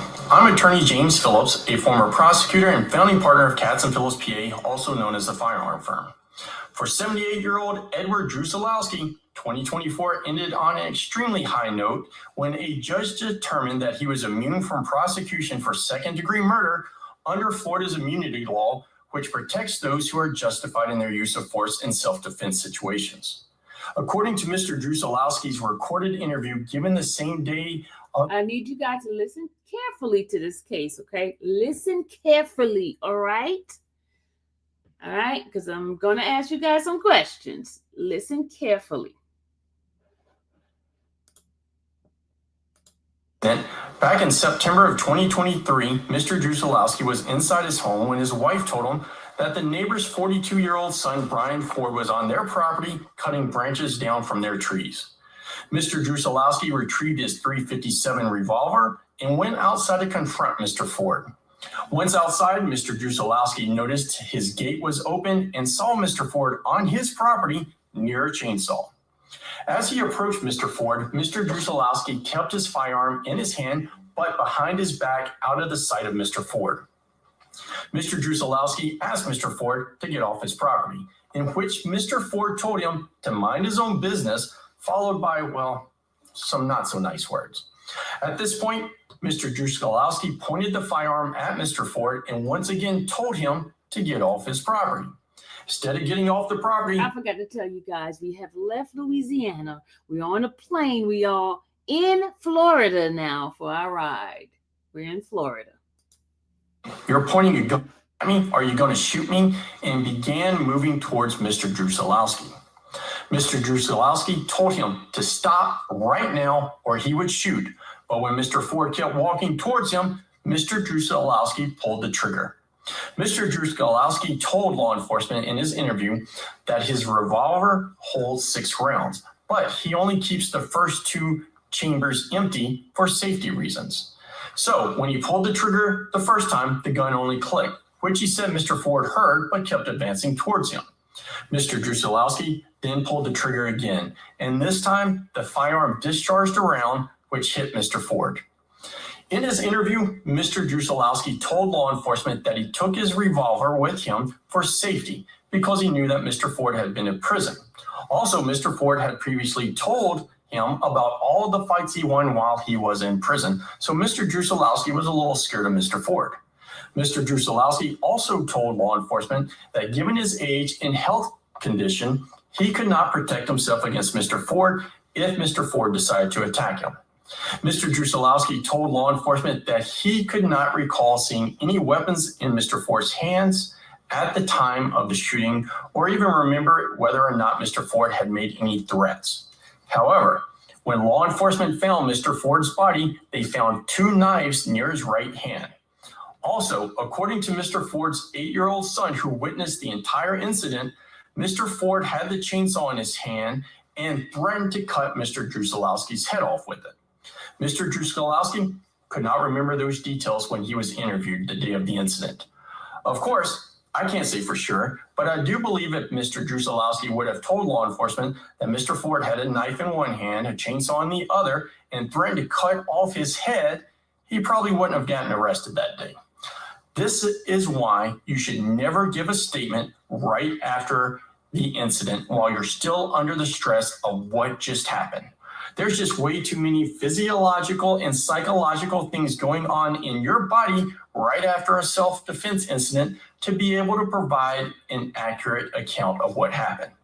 Most importantly, never, and I mean never, speak to law enforcement without having an attorney present, or at the very least speaking with an attorney prior to speaking with law enforcement. I've seen way too many people make this mistake, and it has cost them dearly.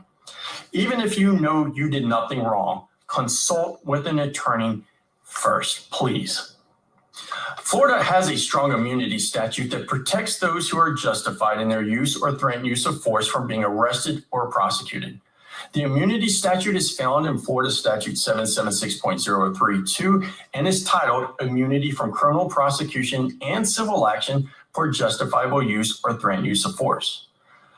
The pertinent parts of 776.032 read, a person who uses or threatens to use force as permitted in section 776.012, which is our justifiable use of force statute, section 776.013, this is our Castle Doctrine statute, or section 776.031, Defense of Property statute, is justified in such conduct and is immune from criminal prosecution and civil action. As used in this subsection, the term criminal prosecution includes arresting, detaining in custody, and charging or prosecuting the defendant. The statute further reads that a law enforcement agency may use standard procedures for investigating the use or threatened use of force as described in subsection 1, but the agency may not arrest the person for using or threatening to use force unless it determines that there is probable cause that the force that was used or threatened was unlawful. In Mr. Drusilowski's case, law enforcement obviously did not believe he was justified in his use of force since they arrested him the same day as the incident. Like Mr. Drusilowski, anyone seeking protection from prosecution under 776.032 must file a motion with the court requesting the court to hold an evidentiary hearing to determine if he or she is entitled to immunity. In a criminal proceeding, once a prima facie claim of self-defense has been raised by the defendant at a pretrial immunity hearing, the prosecution must show by clear and convincing evidence that the person seeking immunity was not justified in their use or threatened use of force. According to case law, a prima facie claim of self-defense is an assertion that at a first glance is sufficient to establish a fact or right, but is yet to be disproved or rebutted by someone. As mentioned, once a prima facie case for self-defense has been made, the government then bears the burden to show the defendant was not justified in his use of force by clear and convincing evidence. Now, the burden of clear and convincing evidence is not as high as beyond a reasonable doubt, which is a standard the government must meet for a jury to find someone guilty of a crime, but it's still a pretty high burden. To give you an idea of how high clear and convincing evidence standard is, it is the standard or burden that is required for a judge to permanently remove a child from his parent. So, as you can tell, it's still a pretty high burden. After having a hearing on Mr. Drusalowski's motion for immunity, the court issued an order on December the 27th, 2024, finding that the government had failed to meet its burden of proof by clear and convincing evidence that Mr. Drusalowski was not justified in his use of force, and dismissed the case in its entirety. As of the filming of this video, the government has not filed a notice of appeal, and they have until January the 26th, 2025 to do so. Although I only have the order from the evidentiary hearing, I think it's important to discuss how the judge came to the conclusion he did and the factors he had to consider. There's no question that Mr. Drusalowski used deadly force, since Mr. Ford died from a gunshot wound at the hands of Mr. Drusalowski. Therefore, the judge must first consider if deadly force was the appropriate level of force to be used.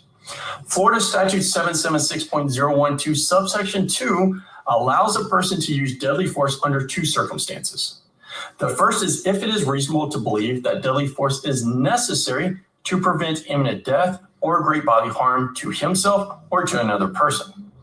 The second time is when it is reasonable to believe such force is necessary to prevent the imminent commission of a forcible felony, which are listed in Florida Statute 776.08. As discussed in previous videos, Mr. Drusalowski's use of force is not judged by what he thought at the time, but instead is judged by what a reasonable, prudent person under the same circumstances as Mr. Drusalowski was at the time the force was used. So the judge had to decide whether a reasonable person under the same circumstances as Mr. Drusalowski would have reasonably believed that such force was necessary to prevent imminent death or great bodily harm, or to prevent the imminent commission of a forcible felony. One thing that is important is that Mr. Drusalowski knew prior to using deadly force that Mr. Ford had been in prison for a violent crime, and Mr. Ford had a reputation for being violent in the community. Also, Mr. Ford had bragged to Mr. Drusalowski about all the fights he won while he was in prison. Another thing that is important is the disparity of physical abilities and capabilities between Mr. Drusalowski and Mr. Ford. Mr. Drusalowski was 78 years old at the time of the incident, had a frail build, and had major health problems, whereas Mr. Ford was in his early 40s at the time and had no known health problems. All of those things are factors contemplated in Florida's standard jury instruction for justified use of deadly force. Looking at the circumstances at the time deadly force was used, the evidence showed that Mr. Ford was advancing towards Mr. Drusalowski with a knife in one hand and a chainsaw in the other. Both of those objects obviously could cause death or great bodily harm to Mr. Drusalowski. Further, the evidence showed that Mr. Ford threatened to cut off Mr. Drusalowski's head, and he had the weapons to make good on that threat. So based on just that, it could be reasonable to believe that deadly force was needed to prevent imminent death or great bodily harm. Also, it would be reasonable to believe that deadly force was necessary to prevent the imminent commission of a forcible felony, with that forcible felony being aggravated assault. Now, there are other forcible felonies that one could argue Mr. Ford was committing at the time, but for time's sake, I'm not going to go over all of them. Based on everything, I think anyone could easily come to the same conclusion that the judge did.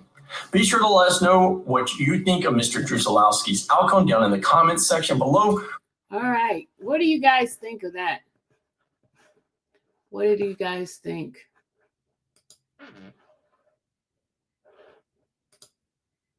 What do you guys think?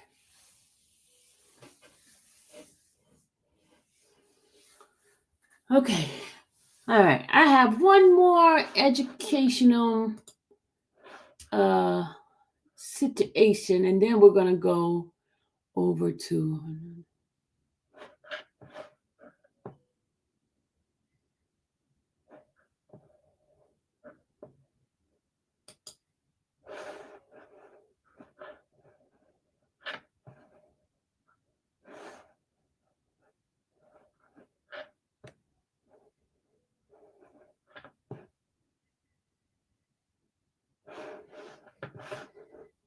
hold on a second. I have one thing I want to bring up to you guys' attention since we are in our learning mode. We are in our learning mode, and I have something to show y'all. Just bear with me for a second.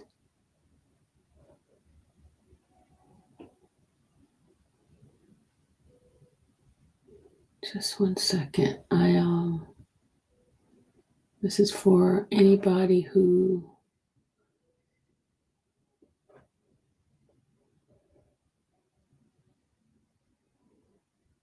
where did I put it at?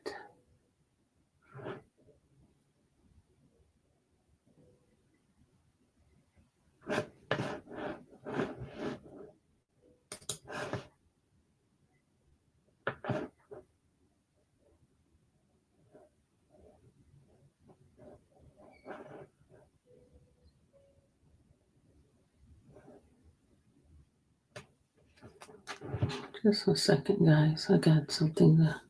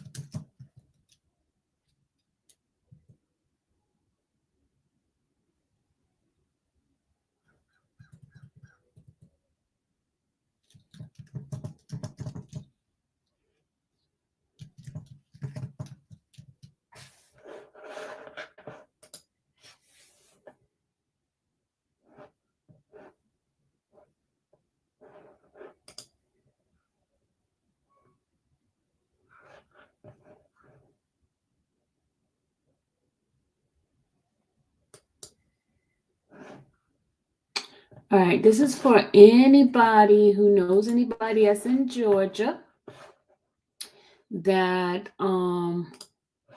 recently have fulfilled their obligation on probation, that they have completed at least 3 years of probation and they have a long probation term. They can request or have their probation officer request that to terminate their probation. And this is SB 105, Georgia New Probation Law, early termination of your felony probation. Did y'all hear that? Early termination of probation. And here's some of the guidelines that they say that they have to be eligible for the early termination of your probation. You must meet 3 following criteria. 1, that you have no new arrests beside the serious offense that you have, right? Then you no probation revocation within the past 24 months.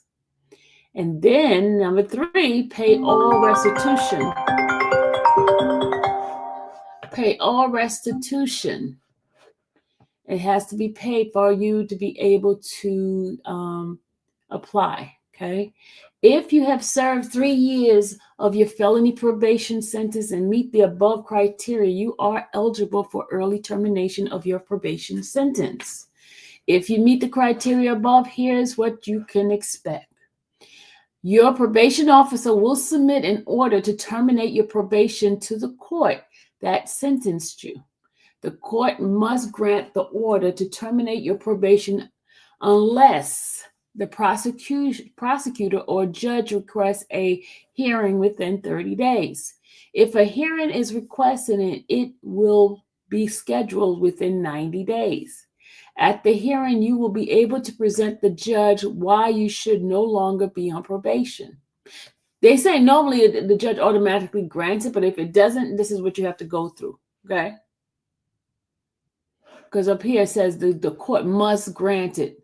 unless the prosecutor or the judge requests a 30-day hearing, a hearing within 30 days. Okay. At the hearing, you must be able to present the judge why you should no longer be on probation. If a hearing is requested by the prosecutor or the judge, it will still be the judge's decision whether to terminate your probation early. What should you do if you are eligible for early termination? Contact your probation officer and request early termination if you meet the criteria above. If you are still experiencing issues requesting early termination received out of DCS directly, you can receive the DCS right directly by early. This is where you're going to email it to, early.termination@dcs.ga.gov. Okay.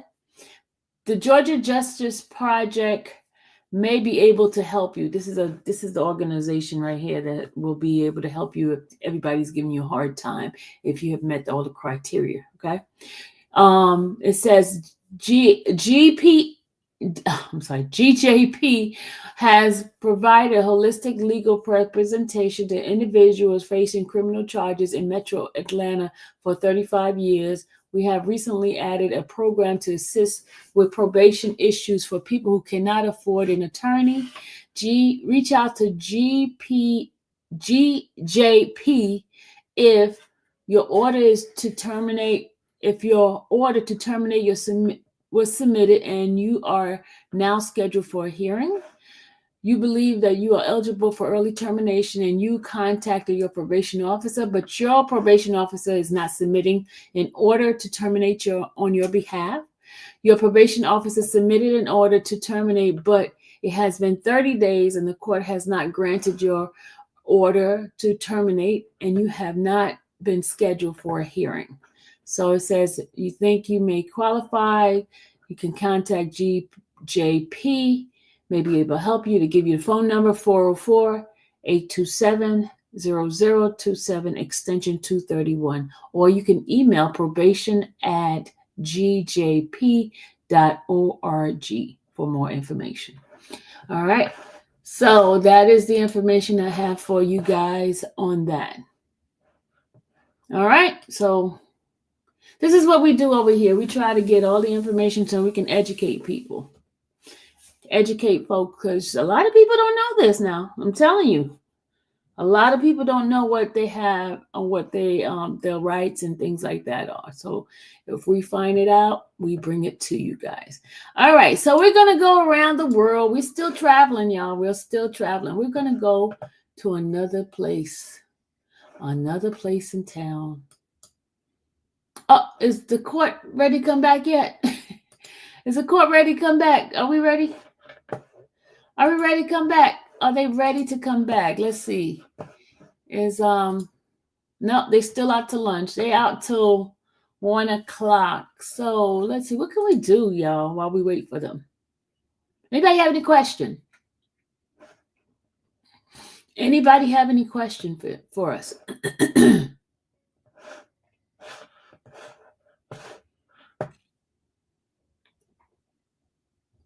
Anybody have any questions? We don't have anything short to oh, I do have a case that I could bring to you guys' attention in Georgia.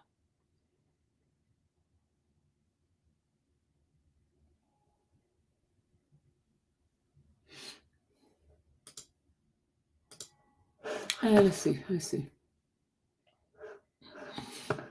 Can I talk about this a little in short? Let me see if I can talk about this case in a little short time that we have.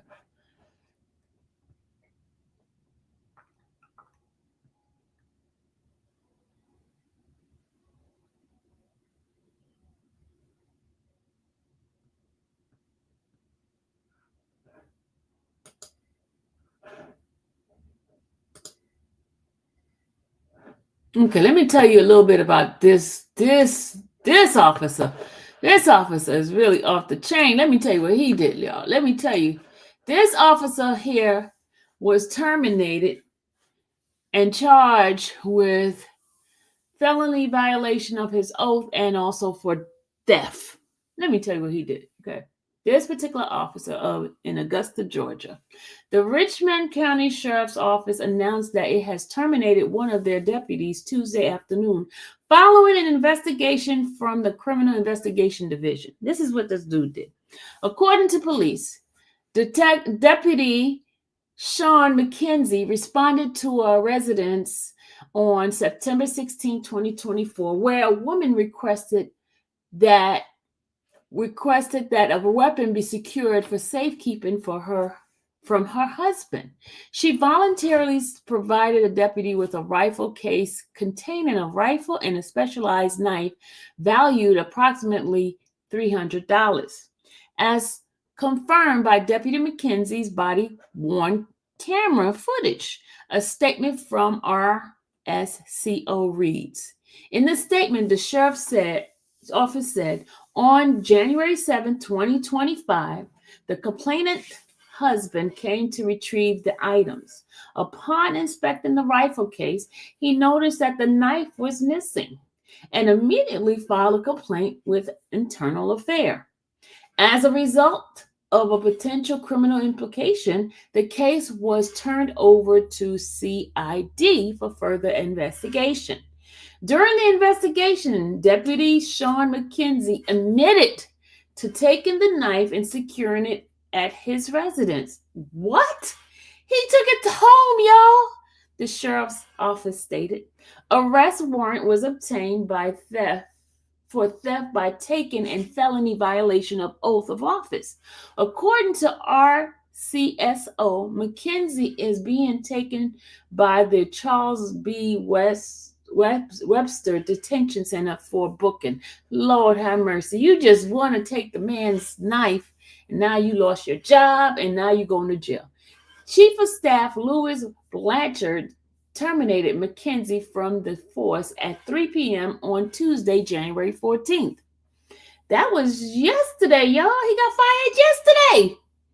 On the situation concerning McKenzie's termination, Sheriff Eugene Brantley issued the following statement. It is always sad for law enforcement when one of our own chooses to break the law. We are committed to transparency and equal enforcement, regardless of whether the individual works for us or any other agency. We extend our apologies to the family involved and hope that our swift action will help restore the trust they place in us. All right. Okay. So, y'all, can you believe that? Can you believe the popo tried to steal the knife, y'all? He tried to steal the knife. Speaking of office,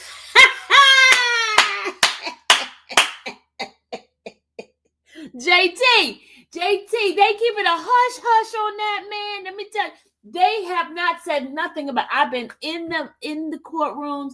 He is no longer in the courtroom at all, JT, they keeping it hush. You know, Fulton County has some nerves, y'all. Some nerve. They are so weird over there. They are not like other. Look at Augusta. They need to learn like Augusta do. They need to learn a little bit how to do things with some integrity and do the right thing. You see how they were doing the attorneys when they were in there, blaming them for having their own medication and all that, arresting them. But what about them arresting their own when they do wrong, especially somebody like Ingram? Y'all, he is not there. And I've been hearing so many people saying that he's supposed to be turning himself in, and I haven't heard anything. The only thing they did was terminate him. But you have not seen him. He violated his oath of office by doing things he wasn't supposed to do. So,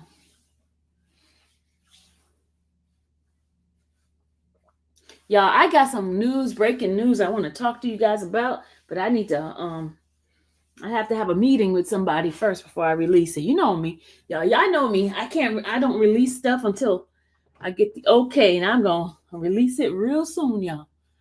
I'm gonna release it real soon.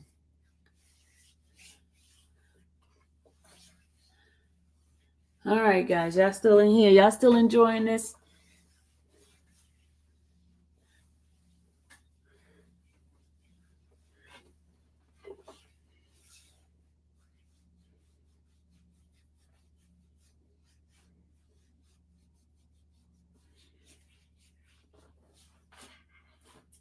Y'all still here? Okay. We're waiting for court to start back. We got 5 minutes. They'll be starting back in 5 more minutes, y'all.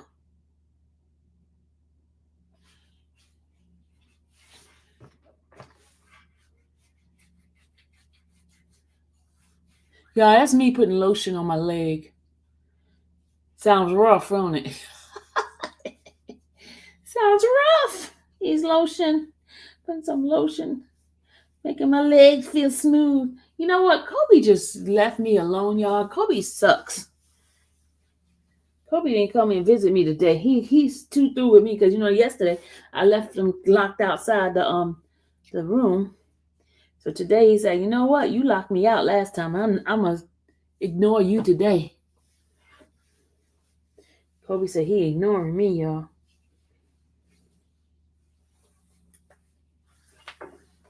He ignoring me. Kobe said, nope. I am not having it with you today, lady.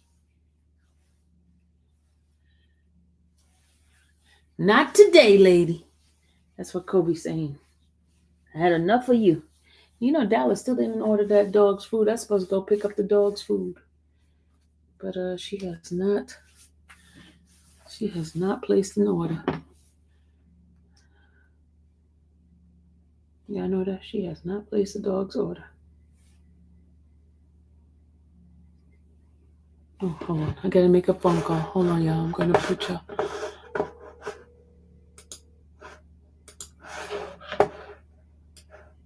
Hey.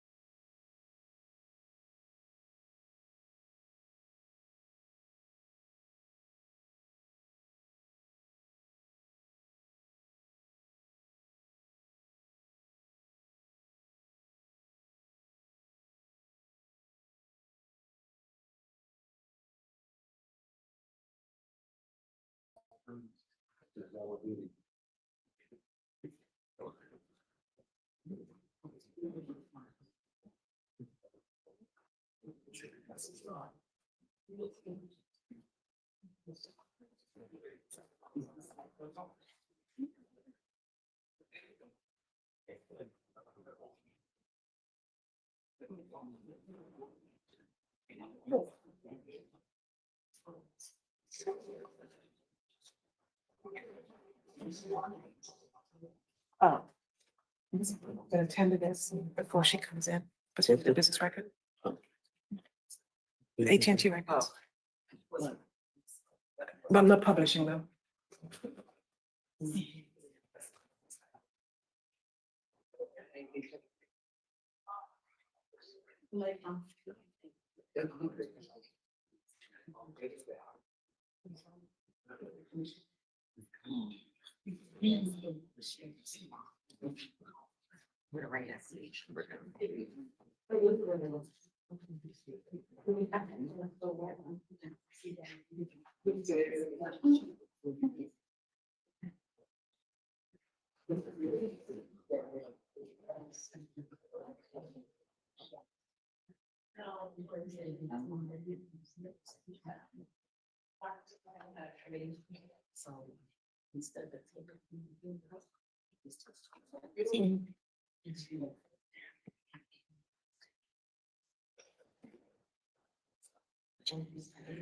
Deep breath. Home stretch. Almost done. It's almost done. Oh, no, that's a different one. This one is? Is it? I don't know. Is it the first page? Okay, I guess just a formatting, like it cut up, yes, I guess more words. No, it's the same, it's the same information. Yeah, it's the same information. It's just the way it was printed. Like mine kind of starts at the bottom. Yes, that's a cut closer to the top. So that's it.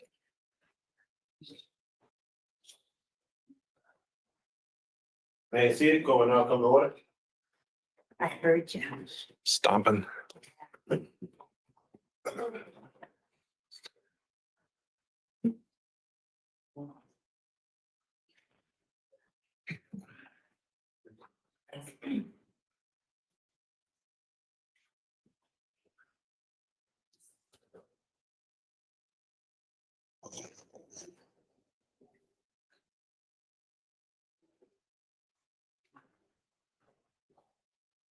You get it.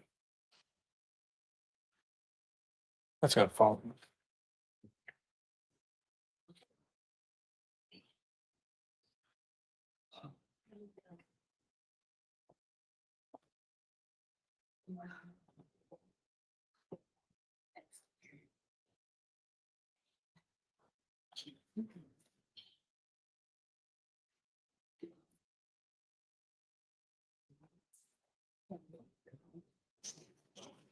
All right, let's go back on the record. Beginning with the state, is there any reason we can't bring in the jury?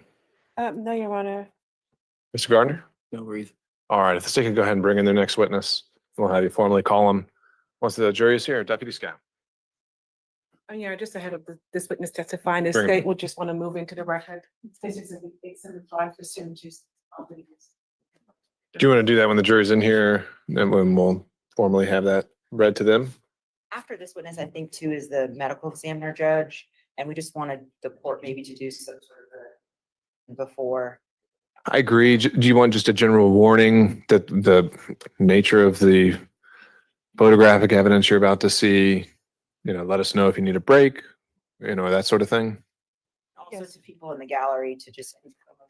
That I would assume the state's going to inform if there are any members of the victim's family, alleged victim's family, who aren't going to be able to. Physical demonstration. Okay. I'll ask the jury. That's the problem.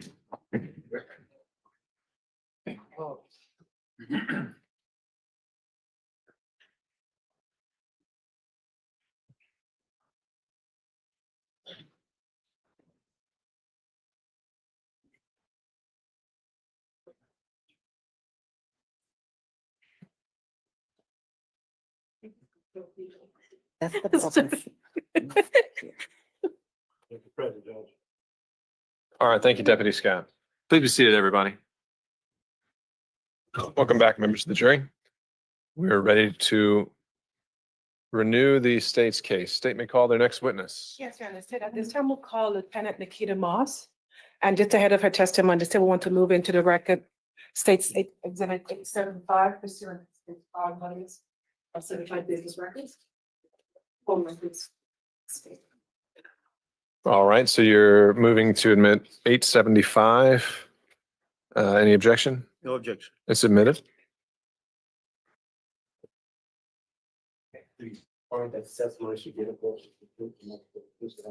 I just. Lieutenant Nikita, Nikkita, Moss, MOSS. Good afternoon, Lieutenant. Good afternoon. Please tell the jury where you're currently employed With the City of South Fulton Police Department and in what capacity.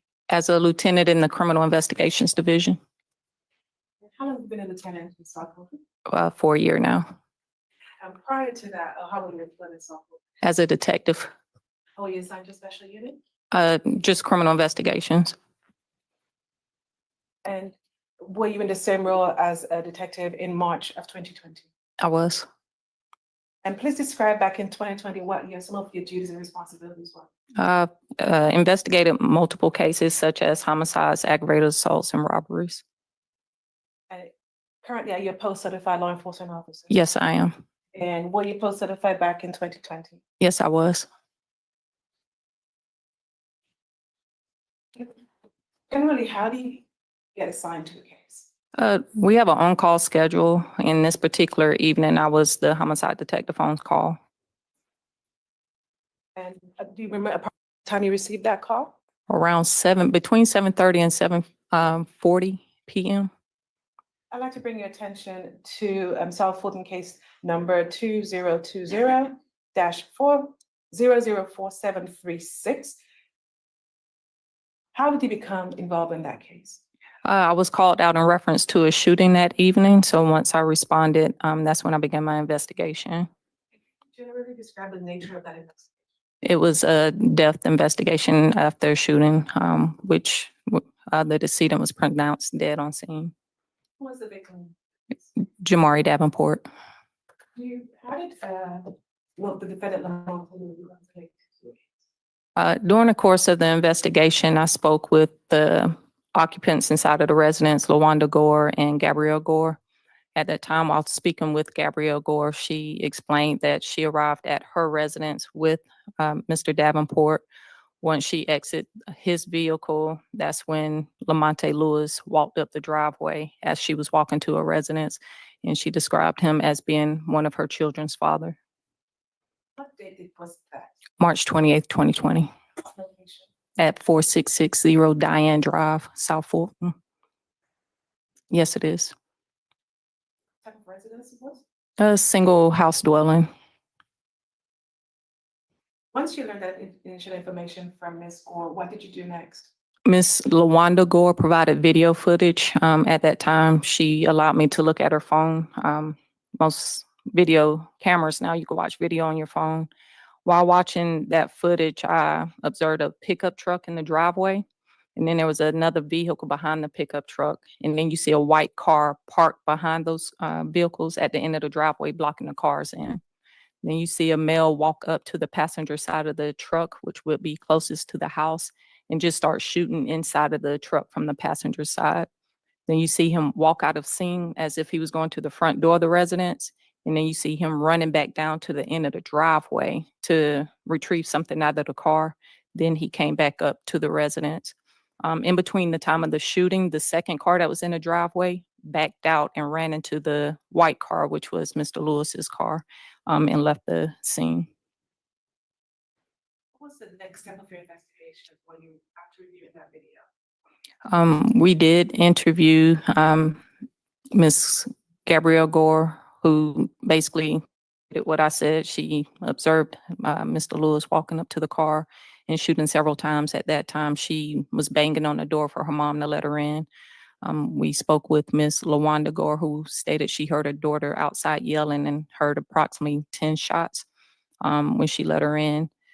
While crime scene was processed in that area, we went to a neighboring residence who stated that they've heard several altercations verbally outside through the recent weeks between a male and a female, but they never identified who the male and the female was.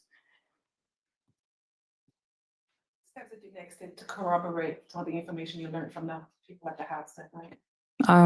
So after that evening, I was able to find information on Mr. Lewis, his address on Ebb Circle. We did another interview with Ms. Gore, who provided Mr. Lewis's cell phone numbers. With that, I obtained a search warrant to get his cell phone locations and data. And at that instance, we didn't get the information back yet. Canvassing Mr. Lewis's address, we actually observed two people leaving his residence.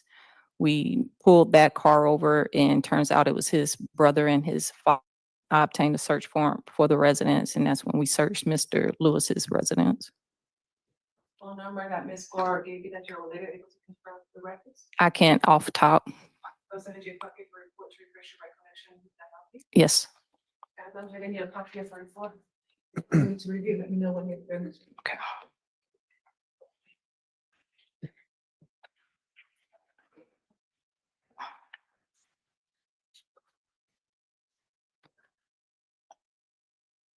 Okay. What was the numbers associated with the defendant? 44-984-1758. And so after the search at the Ebb Circle location, what were the next steps of your investigation? At the Ebb Circle location, I did observe video footage that he had at his home. He had like a tablet where you could review the video. I can't remember the times on the video right off, but you did see him returning home. Once he exited his car, he walked up to his door with two firearms in his hands, went inside. The video cuts off. Not sure when he left back out, but then it shows him coming back in. And then sometime later came to the residence. After that, I did receive his phone records. And with his phone records, reviewing them just before the shooting, it puts him in the area of Diane Drive. And it also shows that he was calling her numerous times back to back to back. So for instance, and I would need to review the records for the exact times, but say it'll be say 7:41, 7:42 in that order that he continued to call. And based on your review of his cell phone records, were you able to determine how far away his location when he lived at Ebb Circle was to the Diane Drive address? It's about a 20-minute drive. And while you were at the Ebb Circle location, what if any physical evidence was collected? We collected multiple cell phones. The car that was used that evening was there as well. I can't recall what else. And when, for the first time, did you encounter in face-to-face the defendant? When his lawyer brought him in to turn him in for the charges that we took out on him. How long after the incident day, 28, did that occur? I would need to look at the report.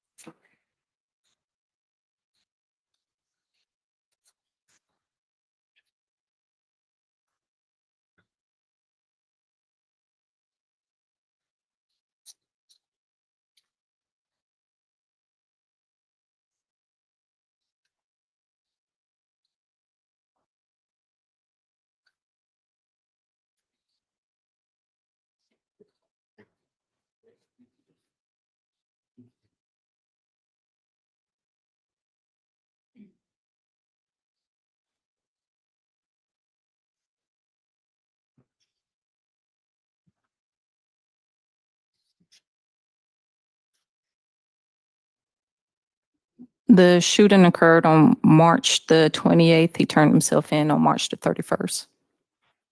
When he turned himself in, did you collect any physical evidence? We did at that time. His then counsel brought in two firearms. What were the make and model of the firearms? May I look? One was a Taurus 9mm and the other was a Springfield 40mm. Will this handgun later tested? Yes, And you recall what the conclusions of that test? that the 9mm shell casings that was found on scene matched the Taurus 9mm firearm that he turned in. And you mentioned earlier that on the scene there was a car. Yes, Was that car swapped? from Ebb Circle. I can't speak to that, but if crime scene did it, they should have. When speaking to the eye and ear witnesses in this case, Mhm. do you recall how many shots they were through? About 10 shots.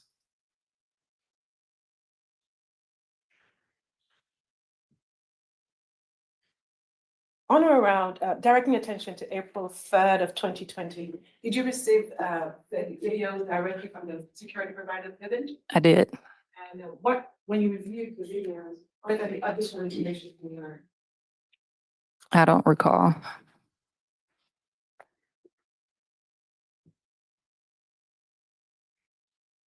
On or around April 13th of 2020, did you have additional conversations with Gabrielle Gore? In reference to her, Nature of the relationship with the defendant? in reference to him being he's the child to, he's the father to her child, and that previously they lived together and they were in pretty much a domestic violence relationship. She had at least 3 reports where she's reported him putting his hands on her. I believe in one case she was actually charged along with him. Other evidence regarding the prior difficulties? I did retrieve the reports. One was strangulation. The other was where he struck her in the face for talking to someone else on the phone. The other report was at their residence. She was in the bathroom with his brother's girlfriend, and he accused her of having lesbian relationships with her. There was one video that was obtained from the incident location prior to the shooting where Mr. Lewis and his mother approached Ms. Gore outside of the residence. And he had a firearm in his hand at that time. And his mother was telling her to go in the house because I can't remember the exact words. I would have to look it up, or it was he's snapping, bitch.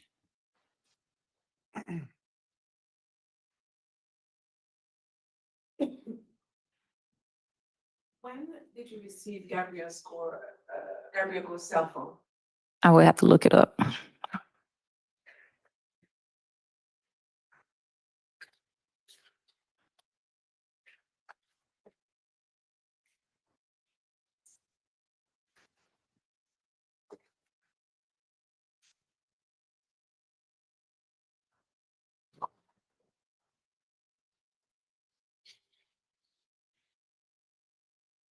March the 30th. What did you do with the cell phone? We obtained the data from her cell phone, which is called the cell phone dump. And prior to testifying today, did you have an opportunity to review some of the contents in that cell phone? I did. Particularly the messages between the defendant and the day of the incident, March 28th of 2020? I did. I am handing you an extract of what's already in evidence, 870. Okay. Which is an extract of some of the evidence.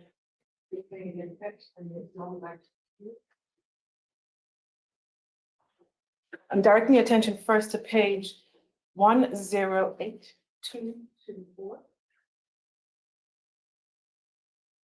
And it will be published.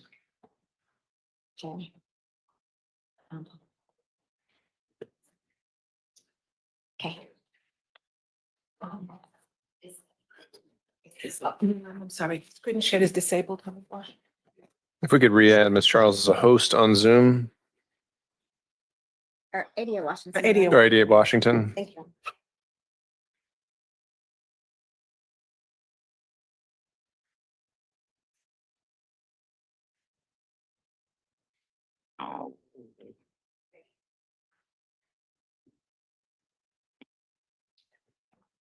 Okay, on page 108224, directing attention to 4 lines down to line 124517. Mhm. Can you please read into the record what type of message that is? These are instant messages through iPhone, And it said incoming or outgoing? incoming. What is the date and time of that message? March 28th, 2020 at 3:33 PM in UTC time. Is the number associated with that call? I believe these are Gabrielle's records, and it's coming from 449841758, which is Lamonte Lewis's cell phone. Name that it's saved in. Big Woody, What does the message say? busy today. Going down to the next line, 124518. What is the response? What's happening today? And that also came from Lamonte. I'm sorry, that went to Lamonte. What is the email address right underneath where it says to? Gabrielle.gore@gmail.com. And directing you to the line 124520. What is the from message? And who is it going to, or what does it say? It's from Lamonte Lewis, and it's going to Gabrielle, and it says, wanted to get the boys, but you busy. Next line now, 124521. Again, from Lamonte Lewis, it says, Going to the next page, 108225. Looking at lines 124524. What is the outgoing message and what time? It's at 4:22 PM UTC time.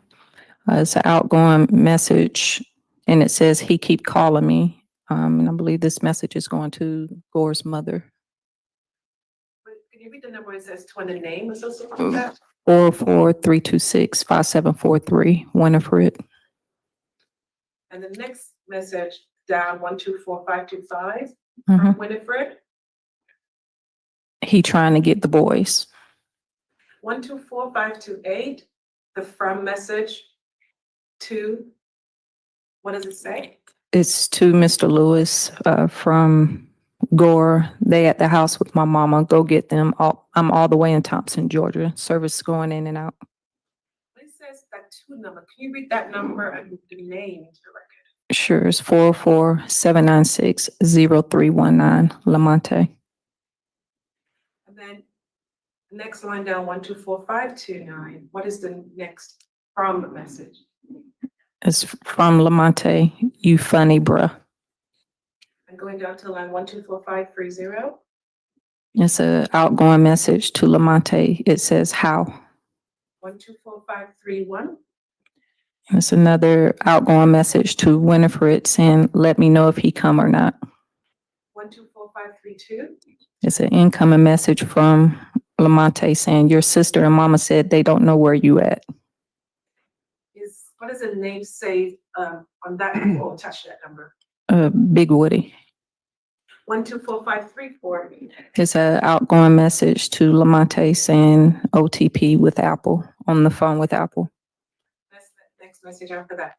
It's an incoming message from Lamonte, send me your location. And then 124535. It's another incoming message from Lamonte saying, because your sister them said they don't even know where you at. Put into page 108226. On lines 124537. It's an outgoing message to Lamonte saying, I just got off the phone with my sister to tell them you on the way to get the boys. Down 124538. An incoming message from Lamonte saying they didn't answer my question. They didn't answer my question. I'm sorry, that didn't answer my question.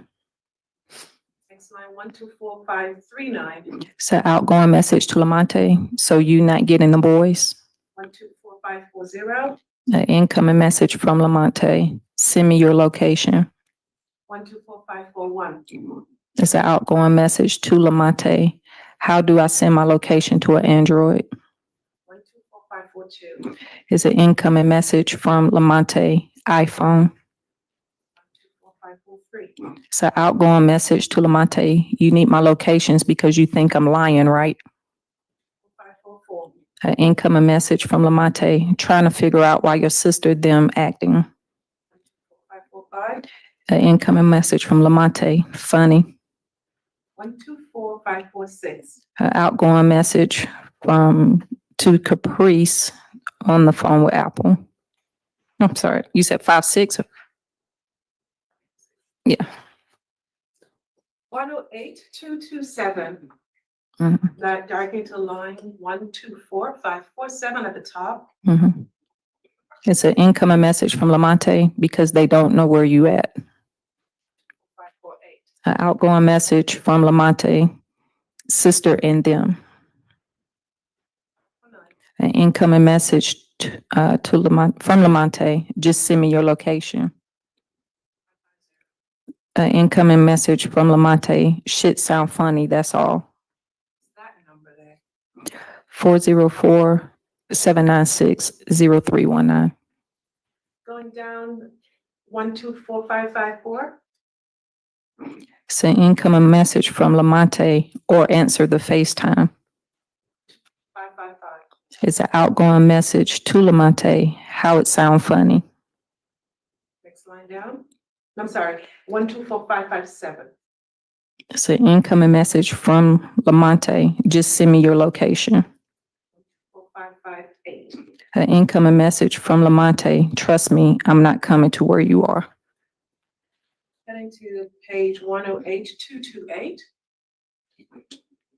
Second line down, 124560. An outgoing message to Lamonte, so you think I'm lying? I'm just waiting for you answer. 124562. It's an incoming message from Lamonte, no. Going down the page to 124566. It's an outgoing message to Lamonte, I don't have service. Going back up one to 124565. It's an incoming message from Lamonte. Just find it weird that anytime you get around your god brother in quotations, you stop texting and answering the phone. Incoming message from Lamonte. Plus, this is the first time I've heard of this. 4569. Incoming message from Lamonte. So WYA, where you at? 124570 on the next page, which is 108229. It's an outgoing message to Lamonte, Thompson, Georgia. 124571. An incoming message from Lamonte because you clearly not sending the location. 124574. An incoming message from Lamonte, you sending your location. This is at 5:04 p.m. UTC time. Going down the page to 124579. It's an incoming call from Lamonte, excuse me, incoming text from Lamonte. You can definitely send your location while on the phone. An incoming text from Lamonte. So what I'm really holding on for. 124581. Incoming message from Lamonte, and you do realize I was trying to get them almost 2 hours ago, right? Next page, 231. 231. Yes, next page. At the top. 124594. Incoming message from Lamonte. I was trying to get them earlier, right after I got off. Next line down, 124595. Incoming message from Lamonte. The party started at 3 p.m. and ended at 5 p.m. Next line down, 124596. Outgoing message to Lamonte. SMH, shaking my head. You wasn't. Down 124597. Outgoing message to Lamonte. You called everybody an hour ago. 598. Incoming message from Lamonte. Yes, TF. The fuck I was. 124599. Outgoing message to Lamonte. SMH, shaking my head. Okay, Woody. Going to the next page of 1083. 232. First line, 124605. Incoming message from Lamonte. I tell you everything, even when it's not to my benefit, so you can get TF the fuck on with that shit. 606. Next line down. Incoming message from Lamonte, but you got it, bruh. I'm not even trying to argue with you. 4607. Outgoing message to Lamonte, SMH, okay. 4608. Incoming message from Lamonte, yeah, IKR, I know, right? 4609. Incoming message from Lamonte, but I'll be in the wrong if I just up and left and didn't say nothing. 610. Incoming message from Lamonte, way to keep the double standards. 124611. Outgoing message to Lamonte, SMH, shaking my head. Going down to the bottom, 124615. Incoming message from Lamonte, what time you gonna be back? 124616. Bottom. Outgoing message to Lamonte, I should be back before 8. You got something to do? Next page, 108233. Looking at line 4618. Incoming message from Lamonte, what time you left? 124619. Next line down. Outgoing message to Lamonte, 1. Going down a little bit to the middle, 124622. Incoming message from Lamonte, it only take 2 hours to get there and 2 hours back. 124623. Incoming message from Lamonte, so why you not gonna be back till 8? Going down, 124625. Incoming message from Lamonte, I need to meet this nigga. 124626. Outgoing message to Lamonte, you avoiding my question. 67. Incoming message from Lamonte, I'll answer it after you agree to me meeting your god brother in quotation marks. 4628. Incoming message from Lamonte, point proven, night right there. Then to the next page, 108234. Top of the page, 124629. Outgoing message to Lamonte, ain't no point proven. Next line down, 124630. Outgoing message to Lamonte, everybody don't forgive like I do, and everybody don't want to meet you. 24631. Outgoing message to Lamonte, you don't even want to meet Eric. Outgoing message to Lamonte, it's cool. Incoming from Lamonte, if he got a problem with me, tell that nigga be a man about it. Turning that page to 108225. Top of the page, 124640. Outgoing to Lamonte, I'm not arguing with you. 124641. Incoming from Lamonte, we talk about this so-called god brother. 124642. Outgoing to Lamonte, this is the issues. Next line down, 124643. Incoming from Lamonte, SMH, you seriously expect me to get up at 3 a.m.? 4644. Outgoing to Lamonte, you question me like we still date. You try to control my life in any situations like we still date. 124651. The bottom of the page. Incoming from Lamonte, and you right, bro, we not together anymore. Turning to page 108236, next page. At the top, 124652. Incoming from Lamonte, I'm not controlling nothing. Next line down, 124653. Incoming from Lamonte, you just find the need to admit the truth every time. Next line, 124654. Incoming from Lamonte, like, bruh, IDC, I don't care if y'all talking, fucking, or none of that. Incoming from Lamonte, I just want to meet this nigga. You've been saying something about this nigga for years. 656. Incoming from Lamonte, but bruh, you got it. I'll keep the boys till you get home. 657. Incoming from Lamonte, after today, you don't worry about me asking questions or caring anymore. To the next page, 108239, midway down.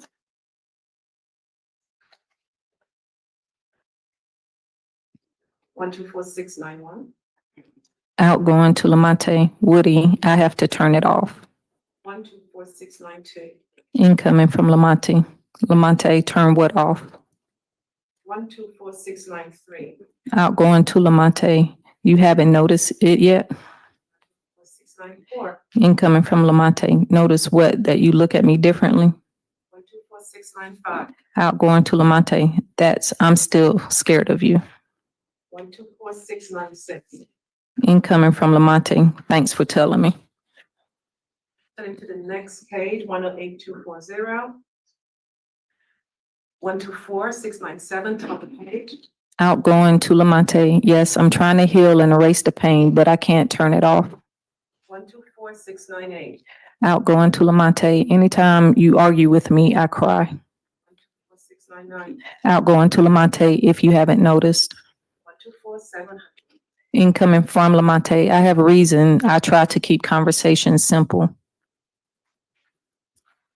And turning the page to 108241. Third line down, 124710. Incoming from Lamonte, I can't even touch you without it having a negative impact. 12711. Outgoing to Lamonte, nobody protects me. 124712. Incoming from Lamonte, SMH, shaking my head. 124713. Outgoing to Lamonte, yep, What time was that? Yeah. at 6:28 PM UTC time. Thank you, Detective.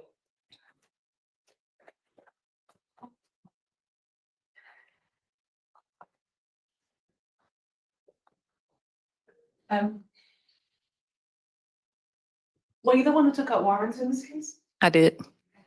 And once you took out the warrants, did that conclude the investigation? Yes, ma'am. And then I'm gonna say.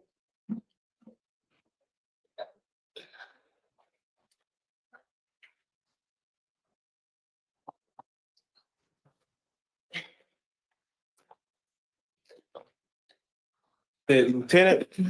Yes, sir. Good afternoon, Lieutenant Moss. Good I'm Mark afternoon. Gardner, and I represent Mr. Lewis. How are you today? I'm well. How are you? I am well. So I want to start backwards. So I want to start actually with the phone records that we just went over. So you said that you were responsible for doing the phone dump on Gabrielle's phone? No, I did not do the dump. Okay. It was provided to our crime scene tech who executed the dump. Okay. So when you got the cell phone records back, did you look at the messages prior to March 28th, 2020? No, I did not. So when you investigated this case, you only looked at text messages from that day? Yes.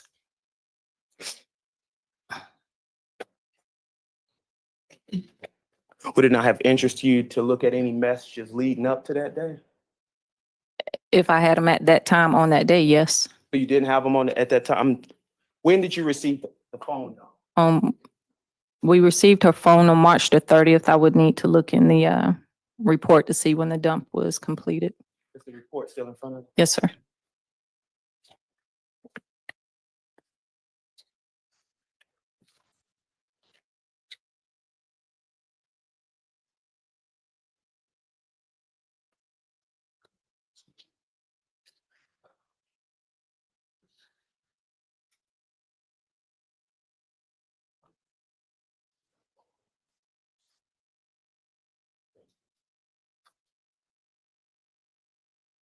So from the crime scenes report, I don't see what day she documented it. That dump was taking place, but his phone was dumped in May.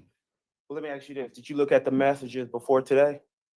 And no, sir. Yeah. No, So sir. today was your first day looking at those messages? These messages, yes, sir. And so are the only messages that you saw is the ones that the state cherry picked? That is correct.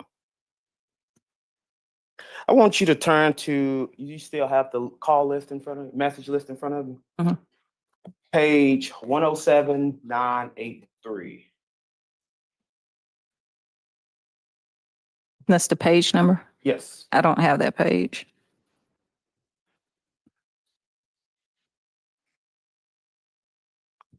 Can I have a look at what you?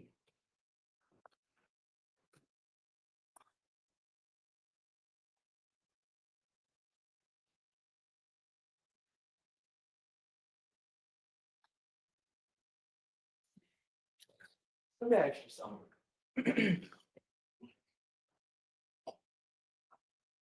Are those all the phone messages from March 28th, 2020? I don't know.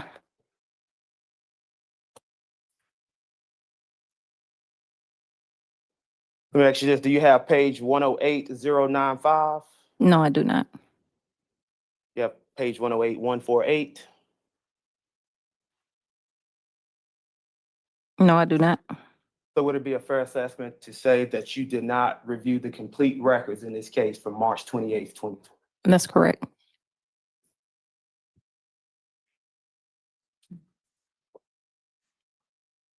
You can pull it up. Okay. Excuse me, Judge. Can we add Ms. Flack to the Zoom? To the what? To the Zoom. And is she, Gonna show the exhibits. no, it's Flack. Is that your username? Yes. All right. If we could add Flack as a co-host. Yep.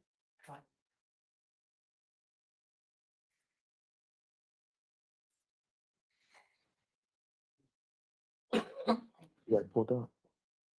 107983.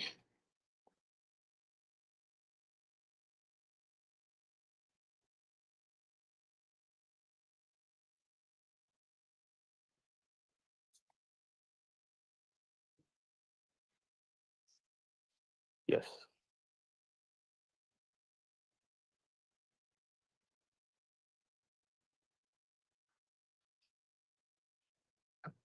Count it. First one.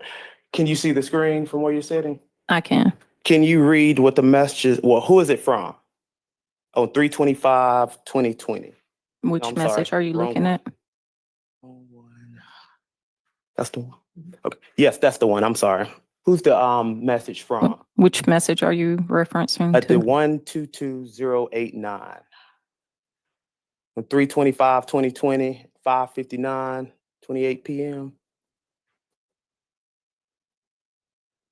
From Miss Gore Ms. Gore. To who? to Bobo, who is Mr. Davenport. And that's the decedent in this case. Yes. What does the message say? Things I want, cuddles, butt rubs, 90 days, kisses, movie nights, car rides, long talk, dates, naps, Valentine dates, movies, food, going out of town, movies to see, the photograph, Birds of Prey, Fantasy Island, Bad Boys for Life, Jumanji Next Level, The Turning, Spies in Disguise, Like a Boss, The Grudges, Queen and Slim, 21 Bridges, Brams, The Boys 2, Parasite, Grzecki and Hansel, movies list, The Fault in Our Stars, 5 Feet Apart, Me Before You, The Sun Is Also a Star, Everything, Paper Towns, Forever My Girl, Someone Great.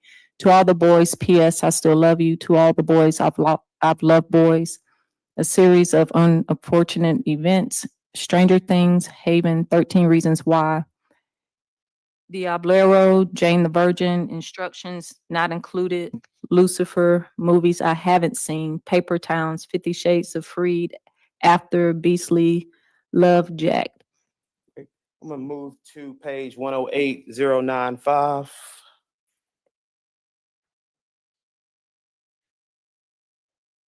Text number is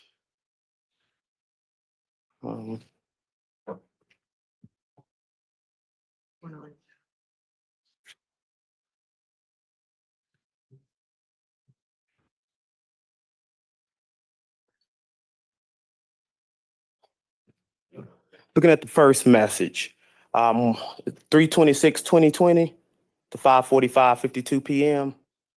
Mhm. Who is that message from? And that's from Bobo To whom?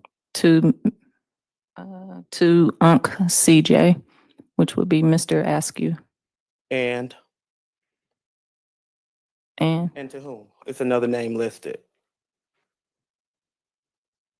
Or what email is listed to it? It was sent to. Gabrielle.gore@gmail. And it says what? Gabby came fast last night.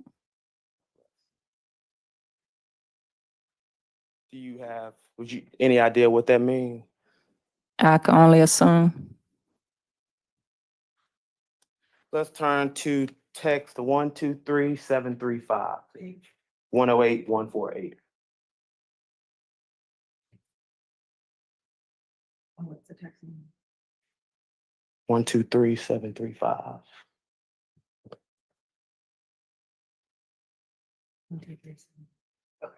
Okay, and we have, this is a message, March 27, 2020, a day before the, killing of Mr. Davenport. And it's 2:04:26 a.m. And who is it from? I'm sorry, who is it to? It's an outgoing message to Lamonte. From, I'm assuming Miss Gore's records, if these are the same records we've been looking at. and it says what? All right, Night, I love you.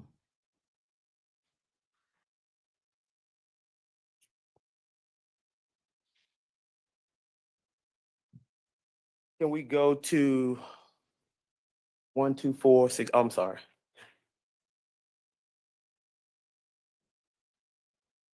You know what, Your Honor, can I approach? Maybe. 6-0.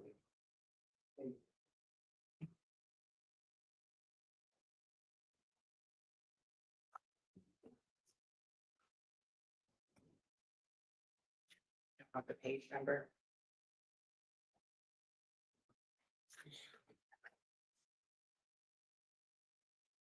4600. I found it here. Okay. Yeah.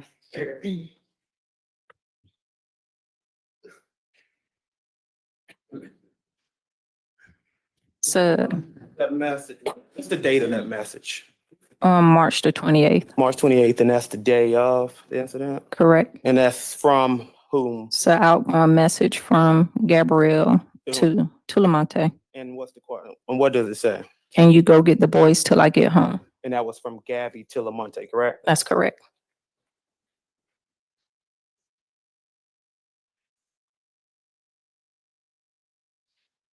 So let me ask you this, Detective. Did you interview Miss Gore in this case? I did. And did she speak of the relationship between she and Lamonte?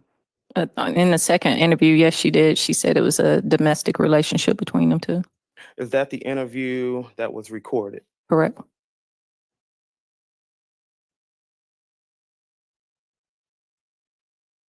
And did she tell you in that interview that Mr. Lewis didn't know that she was with Mr. Davenport at the time? That's correct. And that he only knew that she was with CJ, the cousin? Correct.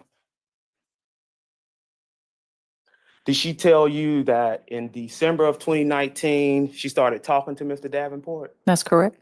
And in that interview, did she also tell you that in January in 2020, which would have been after she started talking to Mr. Davenport, that she and Lamonte broke up? That's correct. So at the time she started talking to Mr. Davenport, she was still dating Mr. Lewis? She didn't say she was dating, but in January, she stated that they were no longer together. Would that imply that they were together? I mean, in a relationship?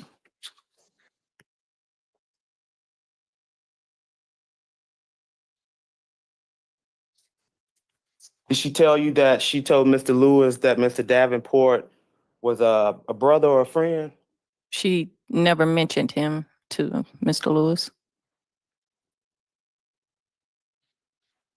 You don't recall in that interview that she said she told Mr. Lewis that her and Mr. Davenport were just friends?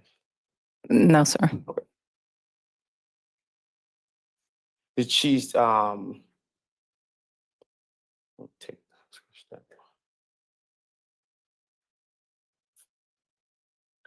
did she say in that interview that Mr. Lewis texted her after he dropped off the kids? Yes.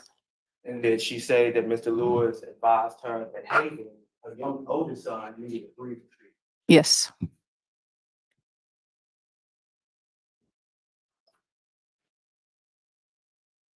So let's get to going back to the home from Thomas and George. They're headed back. Did Miss Gore in that interview, did she tell you that Mr. Davenport was supposed to drop her off at a best friend's house? Correct. And that he was supposed to come back after they dropped off CJ's car? Correct.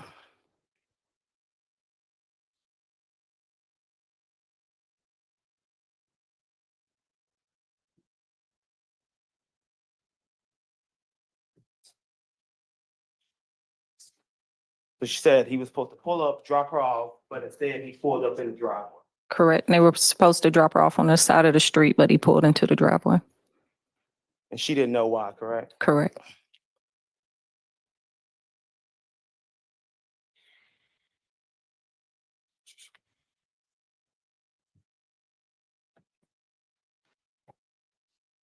Did she say, do you recall her saying that in that interview that Mr. Lewis was not waiting on her? I can't recall if she mentioned that or not. Do you recall her saying that as they were driving, he had just dropped off the kids, and he had passed them? I remember her mentioning that when she was getting out the car, she seen his car ride by and then he did a U-turn and came back around. I know you mentioned that when Gabrielle got out the car, she got straight out the car and walked into the house. She started walking to the house. Yes, sir. And she exited the car. When the car pulled up, did you see it? Did she get right out? You recall? I don't recall.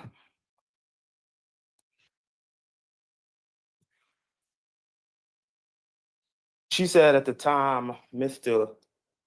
Lewis began shooting, she was banging on the door and her sister or mom let her in. Correct.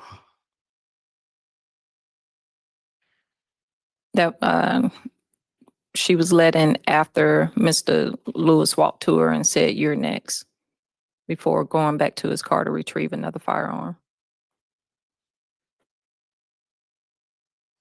Do you recall that in that interview that she stated that after he stopped shooting, that he didn't walk over to her? No, I recall that she stated that he walked over towards her.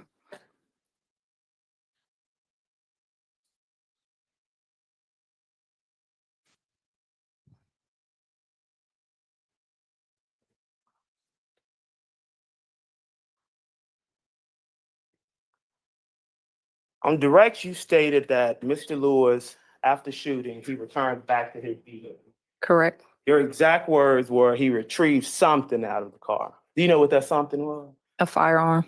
How do you know? Miss Gabrielle stated that once he returned from the car, he was looking in the window and she could see another firearm.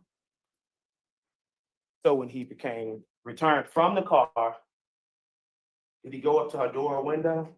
This pane by the door, window pane by the door. After she's already made entry into the house, he was looking into that window. Question. But when he ran back to the car, wasn't she already in the house? No, sir. She was trying to get in the house. So did you notice the lighting at her home at the 4660 Diane Drive? I could barely remember what the lighting was there. You don't recall it being dark? Vaguely, I can't remember if there were any porch lights or street lights, but it was nighttime. So when you're talking to our witnesses about a crime, and does the time of day matter? It can. Because if it's dark or it's raining or whatever, it could be a possibility that maybe they didn't see what they saw. There a chance? It's a possibility.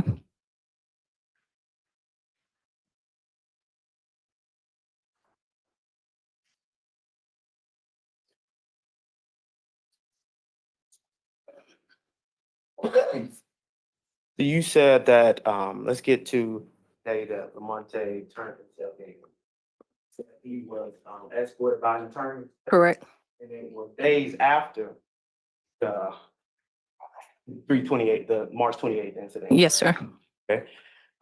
Did his attorney, he hired an attorney, correct? Correct. Did his attorney set up the attorney and set up the time for him to turn himself in? Yes, sir.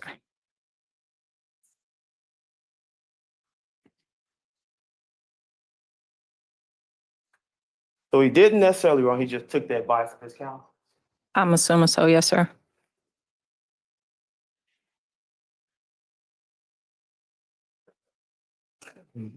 let's go back to,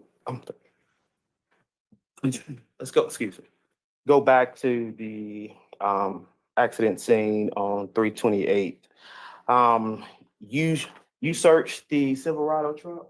I did not search the truck. The truck was impounded to our Property and Evidence Division. Later, I obtained a search warrant to search it. So you didn't look at the truck at the time you were on scene? Yes, sir. Okay, you did. Yes. And there was a gun found in the driver's door? Yes, sir, it was. That gun wasn't tested, correct? I'm not sure. Let me ask you this, were you the lead detective in this case? Yes, sir. Would that have been any of interest to you? In this case, it probably should have been, but at that time, no, because the shooting happened so quickly. The gun was in the door. We didn't believe that he was able to retrieve the gun to shoot. So, next question, and there was a gun holster on the passenger side seat, right? I don't recall, no. I remember there was one in the driveway closer to where Lamonte was parked. Okay.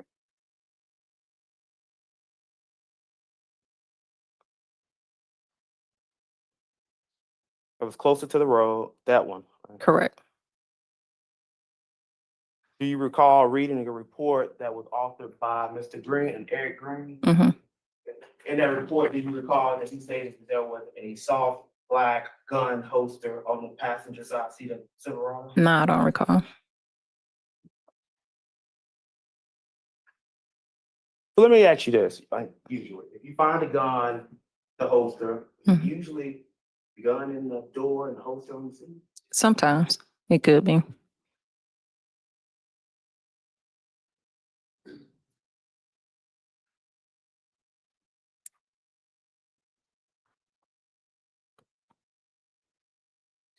Court's indulgence.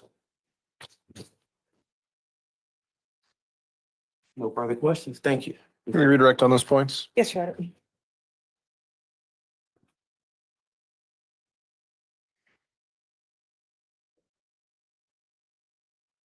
Lieutenant Mars, what is the relevant dates relevant to your investigation? Please? Say that again. What was the date of the incident? March 28th, 2020. And when you started doing your investigations, what sort of evidence are you looking for?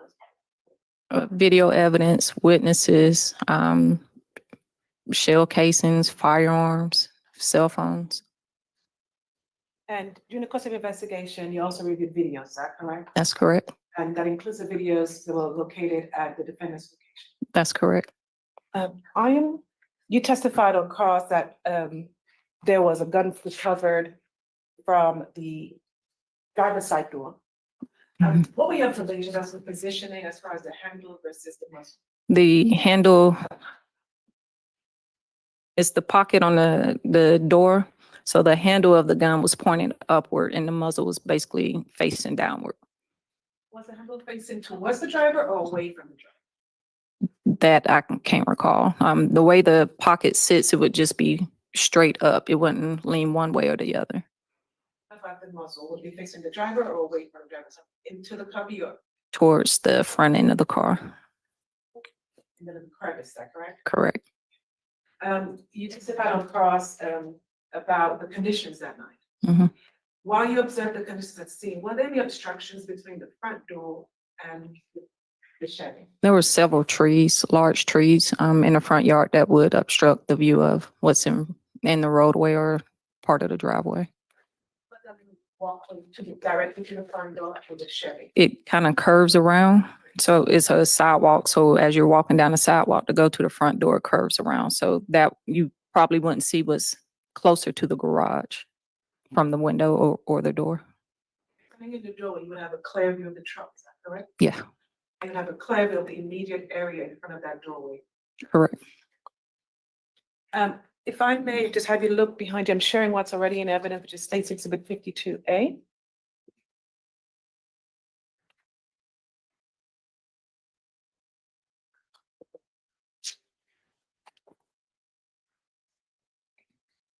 Before playing the video, Lieutenant, do you recognize this scene, this location? Yes, this is from Ebb Circles, Mr. Lewis's residence. And is this video part of the collection of videos that you recovered from Dugan in relation to that? Yes, ma'am, that's correct. Playing now from 0 seconds. And stopping in approximately 7 seconds. Who is that what comes out of that? Mr. Lewis.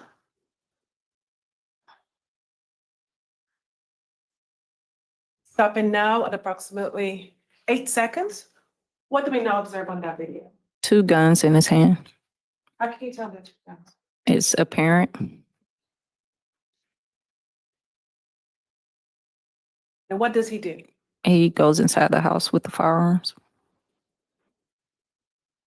But as he enters the firearm, what else do you see in his hands? A cell phone. Thank you. Nothing further from the state. Recross? Yes, just briefly. Clear it up. So we said that when he walked into that house, he had how many guns? 2. So you were asked on redirect about the message in your investigation on 328 and those messages particularly.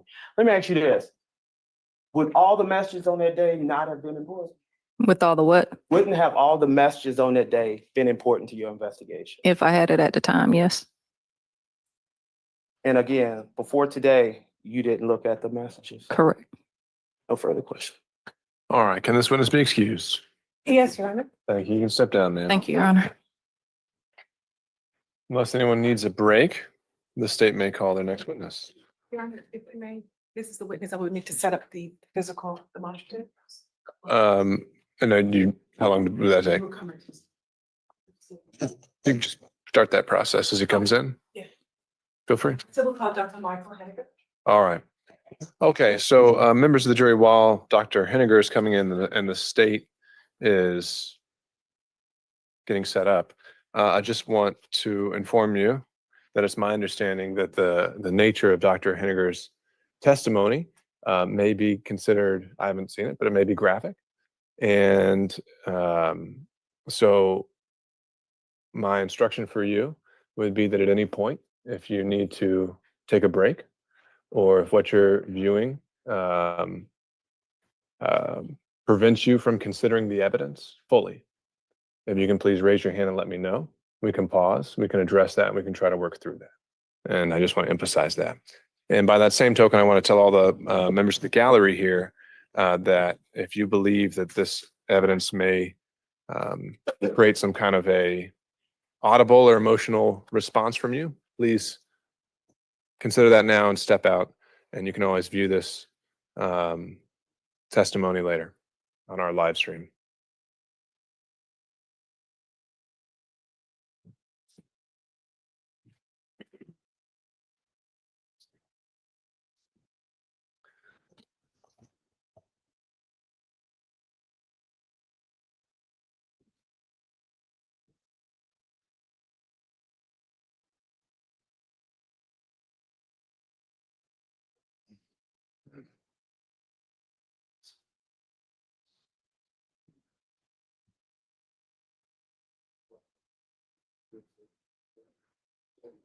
Yes.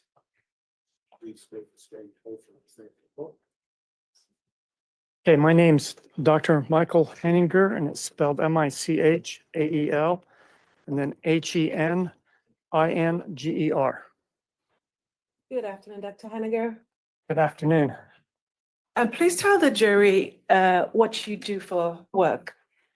Okay, I am a forensic pathologist. What does that mean? Okay, forensic pathologist is a subspecialty in medicine.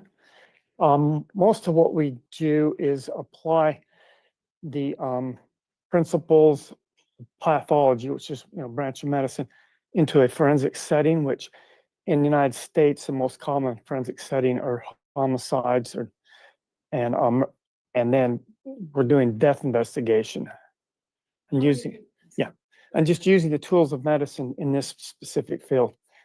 How long have you been a forensic pathologist? Well, I finished my training in 1995, so it's coming up on 30 years.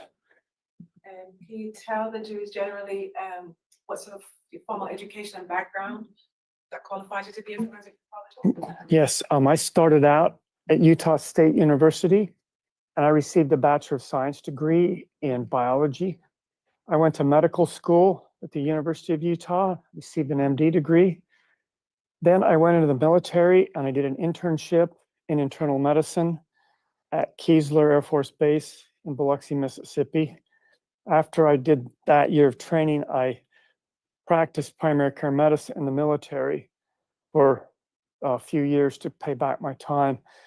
And then after I completed that, I went back to Utah and I did a pathology residency at the University of Utah for 4 years. And then I did a 1-year fellowship in forensic pathology in Minneapolis, Minnesota, at the Hennepin County Medical Examiner's Office. And then when I finished training there, I came to Georgia and began to work here. Now you're board certified. Yes. What does board certification mean? Okay, board certification is basically a certificate that's issued by these boards. There's a bunch of them. Each medical specialty has a board. So there's the Board of Pathology, American Board of Pathology, American Board of Pediatrics, and et cetera, all of the different specialties.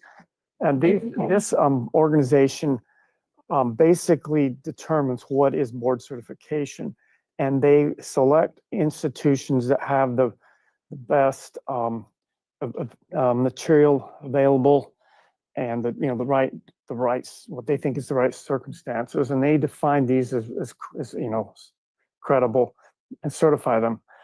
So you have to go to one of these institutions, which Utah was one of them, and you have to do what they say, and it's all specified. So there's 48 months or 4 years worth of training. You have to go through each one of these things, almost like classes, but it's all hands-on too. You're actually they're doing practice with the pathologist, and they evaluate you constantly, every month. When you complete all of that, then you have to take a test, and this is when I took it. It was a 3-day test. It was probably the hardest test I ever took, and had about a 50% fail rate. So if you have to pass that test, and if you pass the test, then you're board certified. So that's what it means. So I'm board certified in anatomic and clinical pathology. There's a similar process for forensic pathology. It's not as part of a test. It's just 1 year of training. I'm also board certified in forensic pathology. What is the difference in clinical pathology and anatomical? Okay, so the bigger field that I spent 4 years training, there's 2 branches of that, or 2 kind of complementary portions. One is anatomic, which is looking and seeing what tissues look like. And a lot of that is like doing biopsies, and looking at fluids and looking, diagnosing diseases under the microscope or by their physical appearance. The other half of that is in the laboratory, the hospital laboratory, clinical medicine. And so there's also what are called clinical autopsies, which are done in the hospital. Not very many of them being done anymore, but they're done in the hospital, usually with the permission or request of the family, usually with I couldn't hear. the physicians that are taking care of the patient involved. And that's My the main bad. purpose of that, is trying to evaluate the care and the mechanisms of death, and how they work out. Now there's the forensic pathology. We generally have separate offices, and we're dealing with a whole different set of patients or deceased individuals. And these are people who die in the community, or they are injured in the community and are brought to the hospital and then transferred to our office. Some of them aren't found very quickly. Some of them have, decomposition. I'm eating in court. Or other problems. So that's why they're not at the hospital. So we have our own building, and then our purpose is to try and look. We're focused on the forensic aspects. That what can we learn from this body that will be useful to a jury in a courtroom setting. Dr. Haneke, have you testified in court before? Yes. How many times? Several times. I've lost track, and I've retired a couple of years ago, and I've lost track twice now. So it's I don't know, hundreds of times. How many autopsies have you performed? This was Similar answer. I have a little bit better handle on that, but I did about 250 a year I don't. throughout my career. And Please but don't tell. that sounds like a lot. But when I was at Fulton County, most of that, we were associated with Emory, so we did a lot of teaching and training. So there are people who've done a lot more than this, but I did 250 a year over, 30 years is going to be over 7,000 autopsies. Have you ever been qualified as an expert in forensic pathology? Yes. Have you been denied as an expert? That's 2 times ago. They questioned, I was testifying on behalf of someone else. Yeah, watch your mouth. And and they're beginning to question that. And they allowed me to testify, but not from, they had stipulations on that. So that's the first time it was like last month. Other than that, I've always been qualified. And at this time, still would move tenants Dr. Henniger as an expert in forensic pathology? No objection. You may proceed. Dr. Henniger, directing attention to March 29th of 2020. Was there an autopsy performed in your office with the real guardian Jamari Davenport? Yes, there was. And did you perform the autopsy? Yes. As part of your autopsy, did you prepare a report? Yes, I did. And prior to testifying, did you have a chance to review your report? Yes. I'm handing you what's been marked as state 721. You take a minute to review the federal report.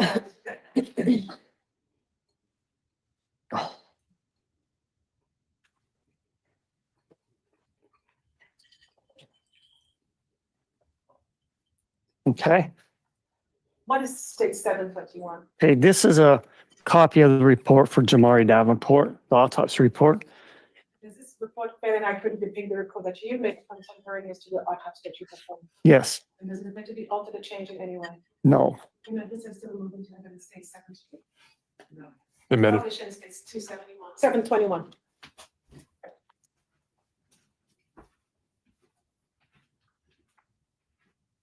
Before we review states 721, Doctor, I'm also handing you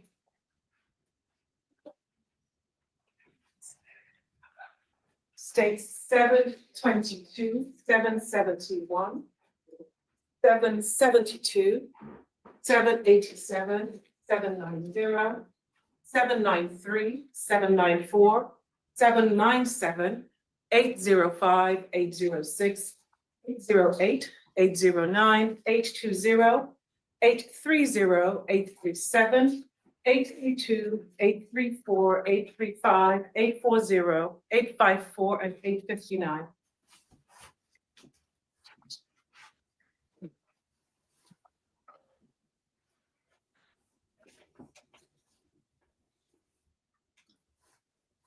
Okay.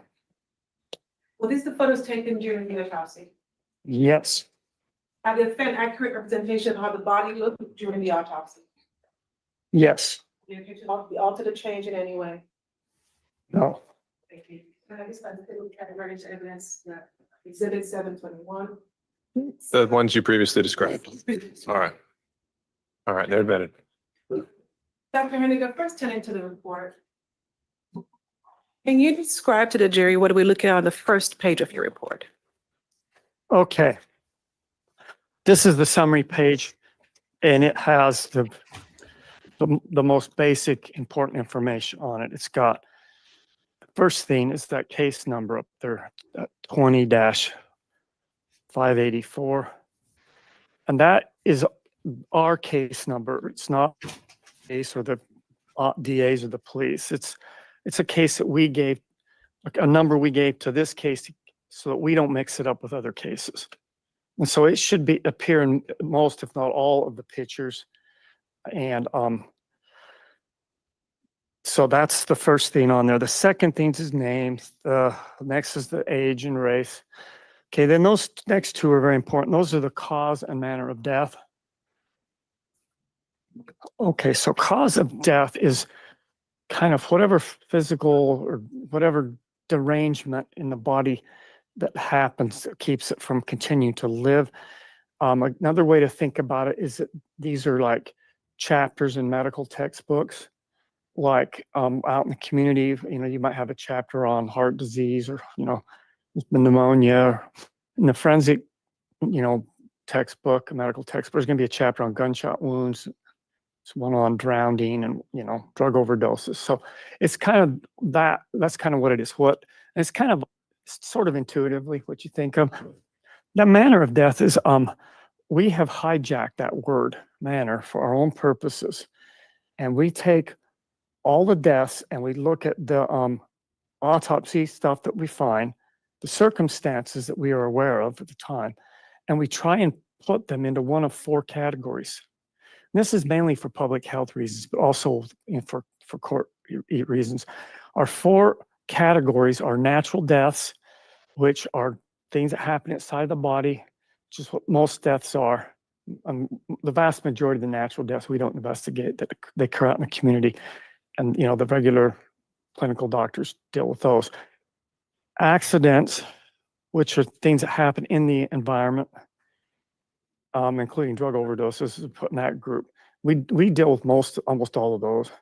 And then there are intentional deaths that are due to the actions of a person, either against themselves, which is a suicide, or a homicide. And that's a death that occurs because of the actions of another person.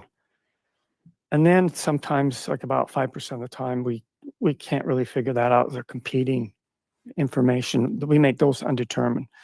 So when we say manner of death, what is the manner of death? We're taking and putting the death into one of those boxes. Well, the cause of his death was gunshot wounds, multiple of them, and almost all gunshot wounds are intentional. So they're either suicides or homicides, and there's nothing in this that would indicate this is a suicide. So it's pretty much a homicide. Summary of your findings. Okay. Express to the jury what the summary of your findings were. Okay, this is my attempt to condense the findings of the autopsy down to 1 page and try and be accurate about it. And this case, this has got a couple numbers are off by 1. This case was done, it was done a month after shut down for COVID, and there were only 2 of us doing the case. I doing virtually all but some of the homicides that were done on the weekend. My partner was doing a lot of the drug overdoses and stuff. So, I did this case under a situation, where we're doing a lot of cases, and I didn't get it signed out for 5 or 6 months. And there's some of these numbers are off by 1 because of, mix-ups. But basically, and I've got this piece here that's got the corrections on it, but there's I divided these gunshot wounds up by where they happened on the body. Okay. And so there's the ones that are on the head and neck. There's the ones that are on the torso, and there's the ones that are on the extremities. And then there's one that's kind of on the genitalia. This is for the adult only kind of gunshot wound. But so he had 3 entrances and a graze on his head. He had he had 3 bullets plus some fragments in his head and neck. Okay. And he had 3 exits on his head and neck. So that's pretty good. On his chest, he has actually just 5 entrances. I'm double counting the one down on the number 4, and he had 2 bullets recovered. He had 1 graze and just 1 exit. So that 6 and 2, 5 and 1 is double counted from down below. And then on his extremities, he actually had 4. Well, again, double counting that one, but he has 4 entrances on his arm, 4 exits on his arm, and a projectile that was recovered in his arm. And then there's this one that's hard to, I'm mixing up, but it's this is a tandem gunshot wound that goes into his penis, out of his scrotum, back into his left leg. And there's a bullet at the other end of that one. So, and when I add these up, I end up with 16 gunshot wounds. And I'm counting the one in his genitalia as one. Okay. If you count that as two, it becomes 17. And now, and the other thing that's kind of what I see. By logic, the ones in his arm, there's a couple of entrances on his chest that is near his arm, so they could also be tandem. It depends on if his arm's here or here. So there could be two less if the arm's lined up just right. So there's 14 to 16 gunshot wounds on him, probably 16. And then I had a couple other important things. All these gunshot wounds are from a distant range of fire. They're not real close. And he had he had a pretty big heart. He's a pretty big guy. And even though he's pretty young, his heart's starting to get big. You know, he probably has underlying hypertension or, you know, is going to develop it. So he's got, but I mean, he's not anywhere near, I mean, he's 24. He can live with this for decades. You also took photos. Yes. Sharing now the photos that you took contemporaneous with your report. As we go through the photos, you have it before you a set of trajectory needles.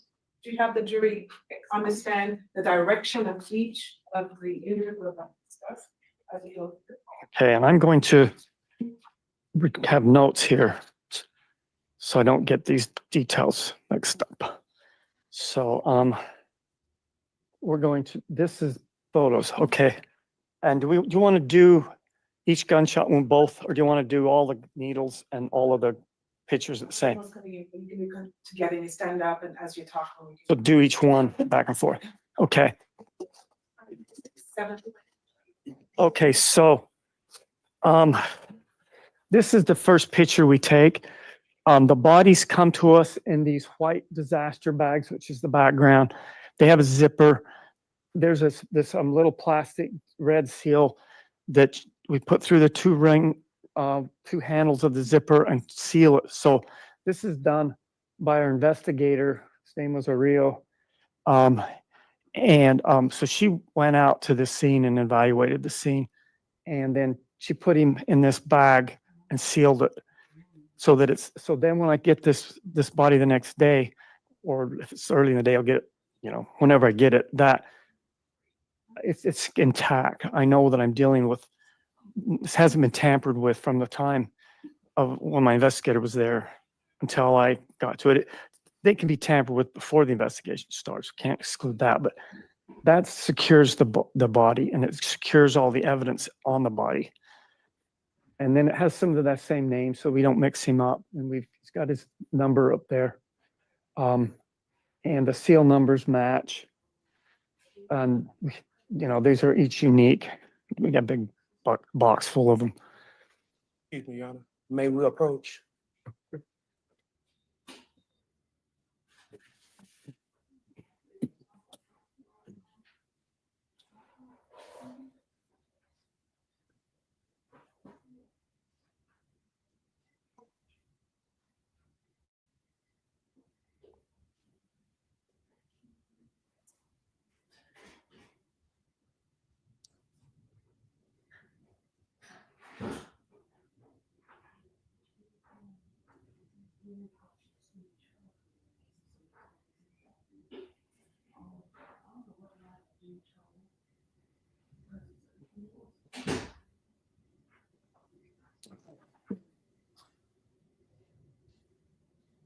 Going to the next picture, that's 7.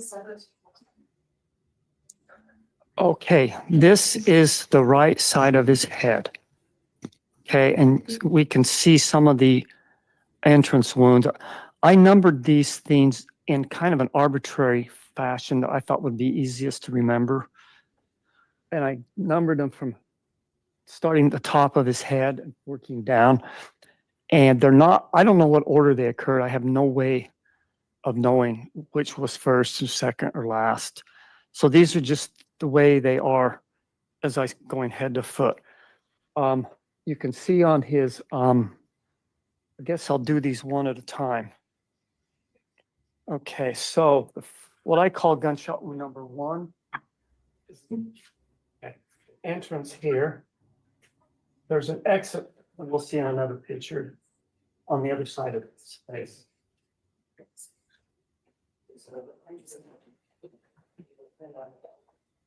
Your Honor, excuse me, it's time. All right.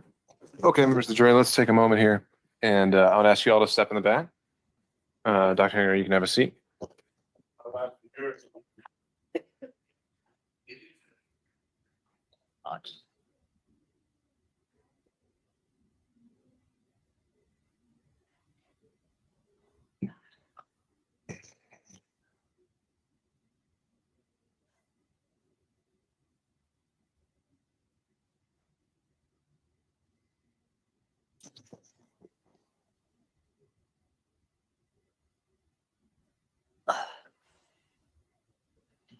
All right, counsel, I'm going to bring in juror number 5 in just a moment. She does appear to be the only one that is a visual reaction. Just we've only shown one picture so far that I would consider somewhat graphic. I'm sure it might be more so of what's to come.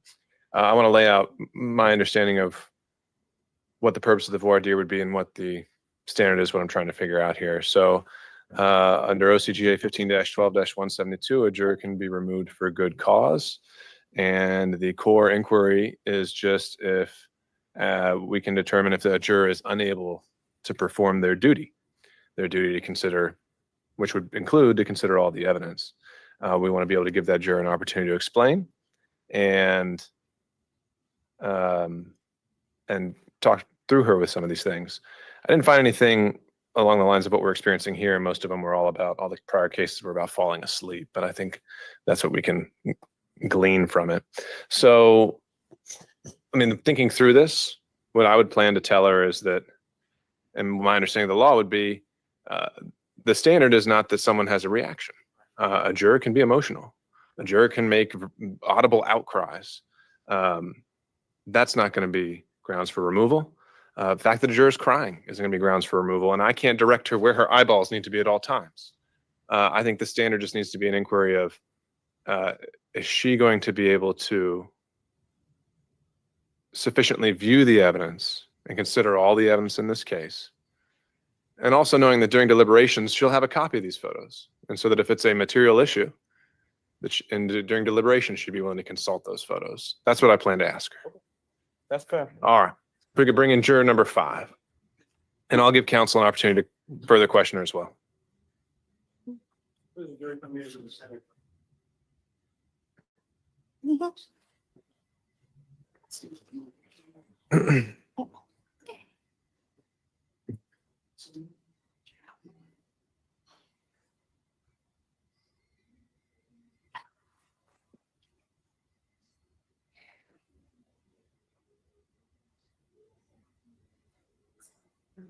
This one is, Your Honor, can we approach?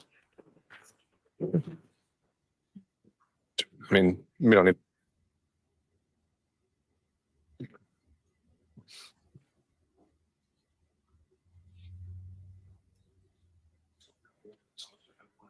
You might be okay. Let's go bring that one. No. Okay.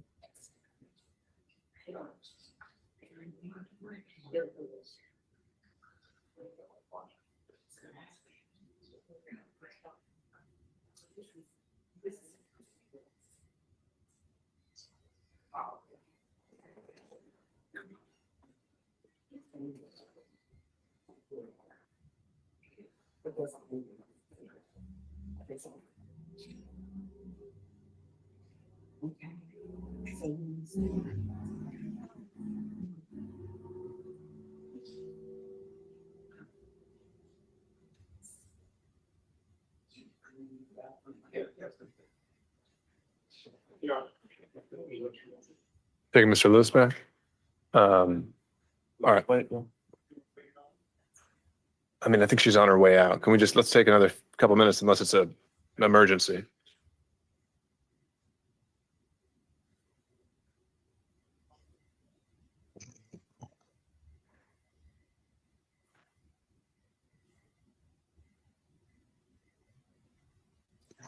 All right, juror number 5, you can sit right there in the nearest chair if you'd like, wherever you're comfortable.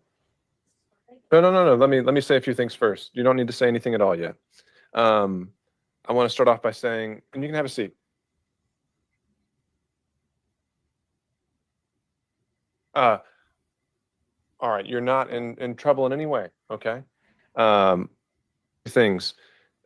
The reason we brought you out here is because we can tell that it is difficult for you to hear this testimony and view these exhibits. And we don't expect jurors to be robots. We understand everyone has emotions. And I'm also not telling you how to react or, what physical things happen to you as you receive the evidence. I'm also not telling you where your eyeballs need to be at all times, okay? All I need to ask you is whether you're confident you can consider all the evidence in this case. And do you have a feeling as to that question?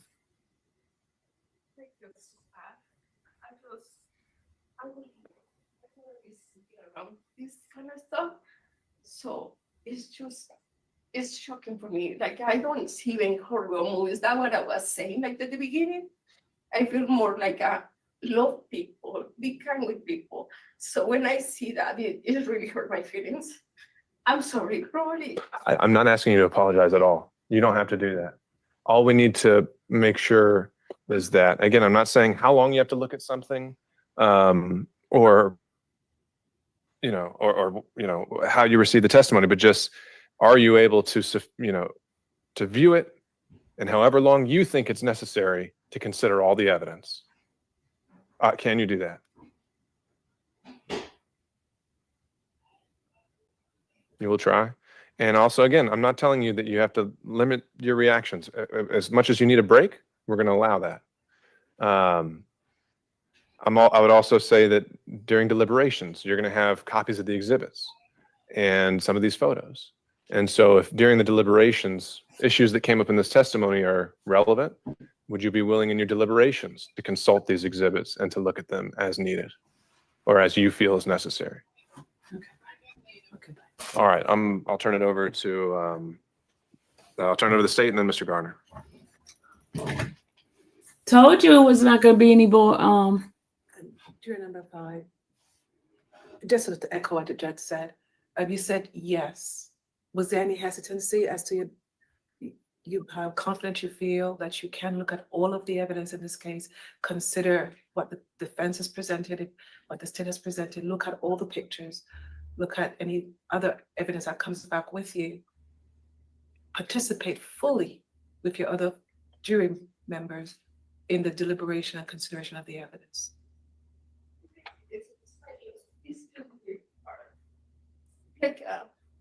Is it hard to hear the evidence, or will you have a hard time? Actually, it's just, I don't know. I'm really scared about this kind of stuff. I don't know what it is. Alethea, I was never asleep. Stop it. Because I don't get around nothing like that. It's the first time like I really watch something like that. I just don't watch it because all the time I'm kind of scared. So it just really impact me. And as Judge said, that's understandable, and we are sympathetic to that. But when you go back there, when all of this is over, you just the 14 of you back there, can you talk with your fellow jury members, look at the evidence, read the law that the judge will instruct you upon, and apply the law to the evidence?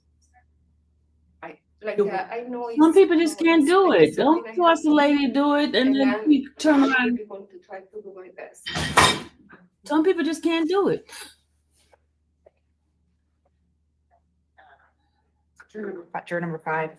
I just wanted to ask you a couple questions. And the prosecutor just asked you a question. It is too much. I think I heard you say, you know, that this was really hard for you She's and being that you honest. asked, could you be dismissed? She's being I honest. know that you've said the words that you will try, but we just need, just again, kind of like on Monday, we just need you to be 100% honest with us. And our question is, are you able to sit through and look at this testimony that we're going through with these photos and deliberate based on all of the evidence, which includes some of this very graphic evidence? Are you able to consider all of those things? Y'all forcing this lady to do something she don't want to do. I will be happy.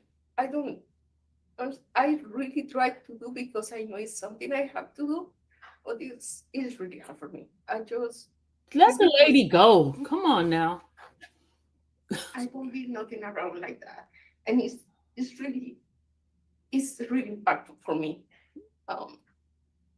Y'all wasting time. Let the lady go. You got an alternate. And you're asking this court if you could be dismissed? Yes. You don't. Yes.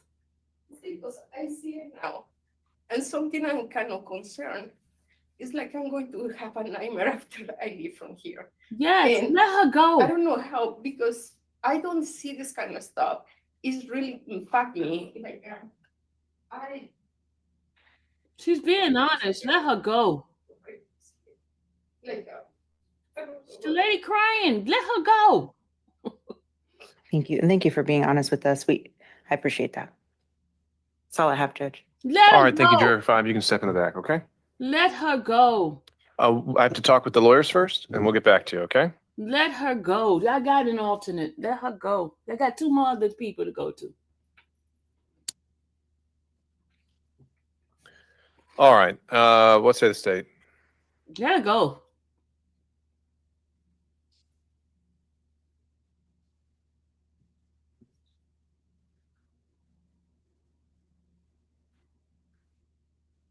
It's sort of difficult. Let her go. Your Honor, although she said she would try her best, I think the end comments is probably where her heart truly lies. Exactly. That it is particularly difficult for her, and I don't know that she was in earnest. She may check out, and so. All right. So and then I'm checking with the defense. I presume the defense is moving to excuse her and sub in our alternate. All right. Yeah, let the lady go. I think in abundance of caution, I would agree with that joint request. Yes, let her go. You know, as I mentioned at the outset, the evidence is what it is, and the jurors are who they are, and it being difficult at provoking a reaction, I don't think that is necessarily by the book going to be considered good cause, even if it's a struggle to get through it. But in this case, this is why we have an alternate. So we can bring in juror number 5, and we'll excuse her, and we'll resume the testimony. After bathroom break? Yes. And I could go ahead and do this now if you want to go ahead and let Mr. Lewis go back. If you don't need him present for this. All right, so he's waiving his present as we excuse her, and then we'll go into recess until he returns.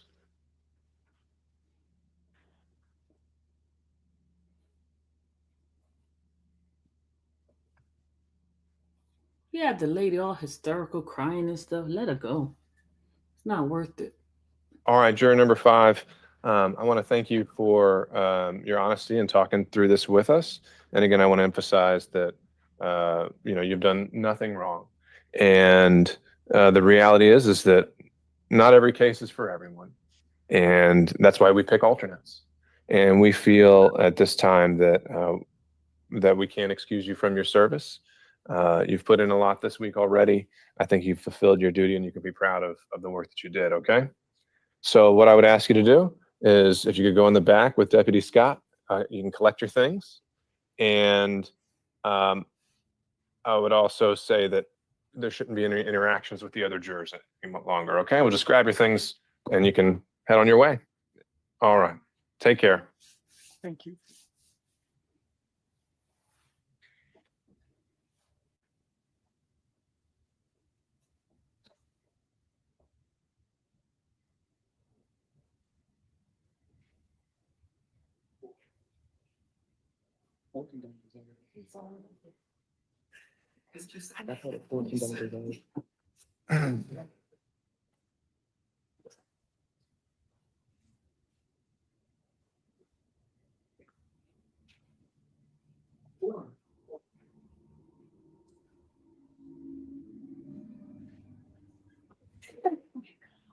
I think he has to go to the bathroom. Defendant had to go to the bathroom.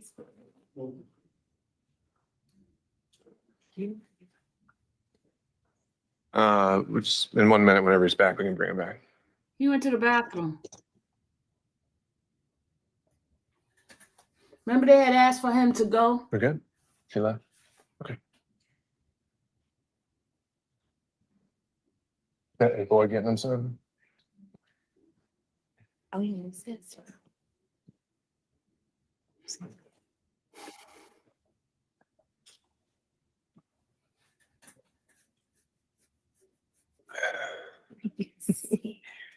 Did they show the gross part? That's why, because I stepped away. I was on the phone. Did they show the gross part? Are you retiring, Bama girl? I was on the phone and I missed it. Did they show the gross?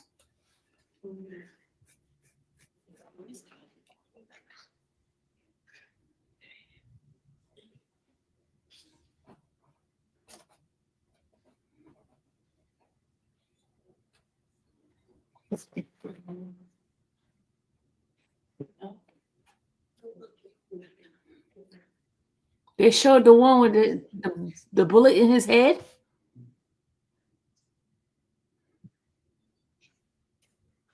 Oh, but remember yesterday she had told the judge she couldn't take it. She told him yesterday she couldn't take it. When they show all that blood and stuff, she told them.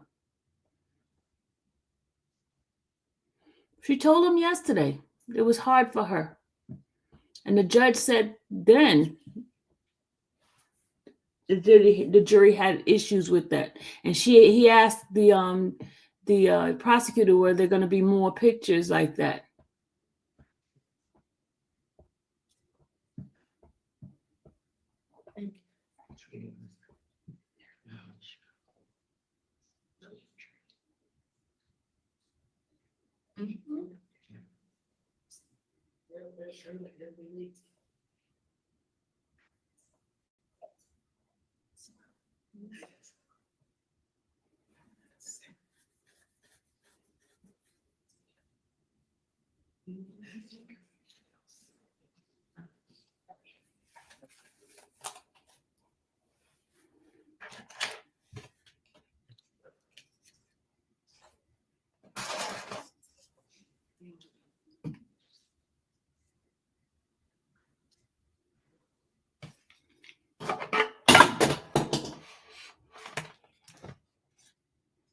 I think it was 38.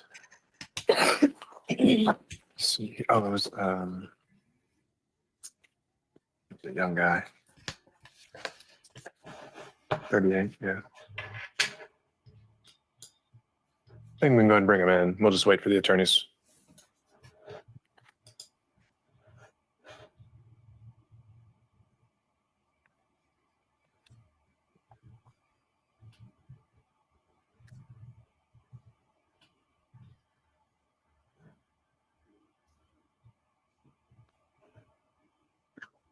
Just bring him in.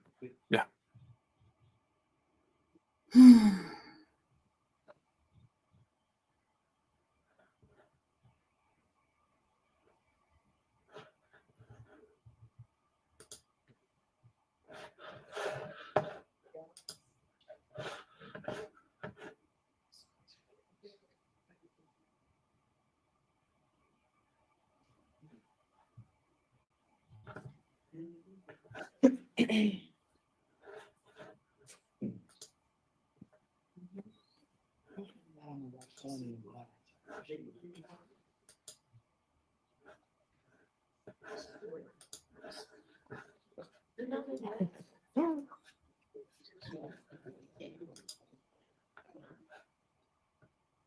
All right, we're back on the record in case we ever went off. Mr. Lewis is back present.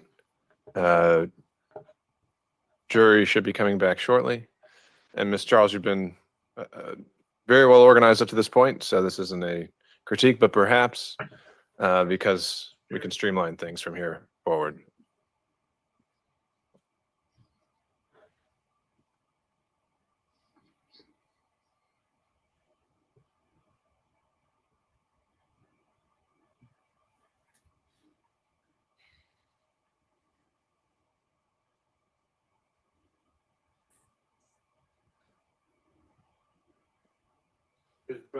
Thank you, Deputy Scott. State may proceed. While we put the phone back up, while you describing the injury, you just go ahead and just plot the points without going back and forth. Yes. Together, then we go.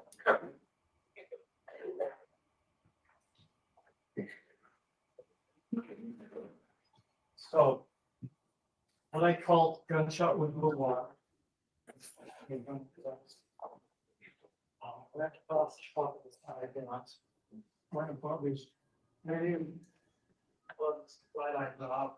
Tunnel doesn't skin and went out. But that I was going pretty flat to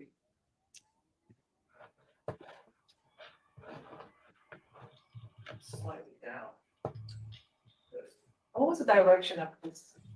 Okay, this projectile was, okay, like, first of all, let me explain what I mean.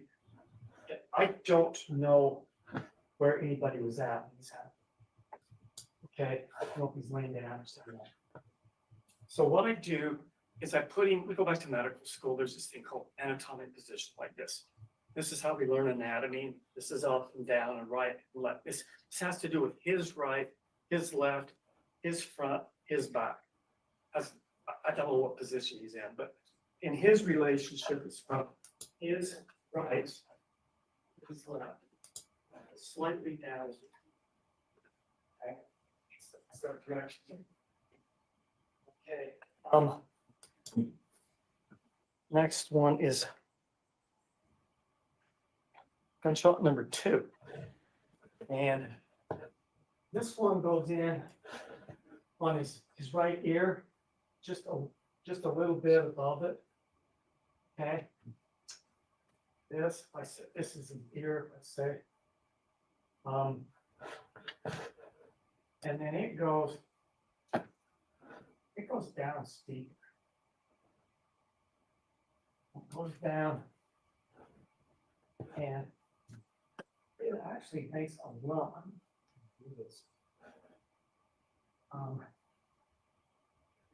Doesn't go out, but see how that almost makes a lump that I can feel. And even if we shine light on this tangential, you can see it. So that's number 2. And it goes through, breaks this bone right here. It goes through the back of his pharynx. If you stick your, you have to be in junior high to do this, but if you stick your finger back way as far as it'll go, back in there. So that's his airway. Once you're dilating airway, it can bleed, so it should be chunky. So that's one issue. This one's direction is right to left, downward, and slightly his back is front, not very much. Okay. Doctor, what I want for you to do, I'm going forward, is just plot the most significant injury. So if we look at the next, so we don't need to plot every single injury. That's okay. Do you want me to do? There's the most significant ones on each photo that we're going to go through. Then we get through the next one as well. Yeah, I'll just do the ones that are just simple. This one. Yes. This one is comes across right side, just a grazing, which is I can't really do a graze. You can see, but we'll do it like that. Okay, it's just above his mouth. And it's going right to left. Okay. 4th one is on his cheek, right here. Okay, and it goes through his cheek. It's kind of parallel to this one. It actually comes out his neck.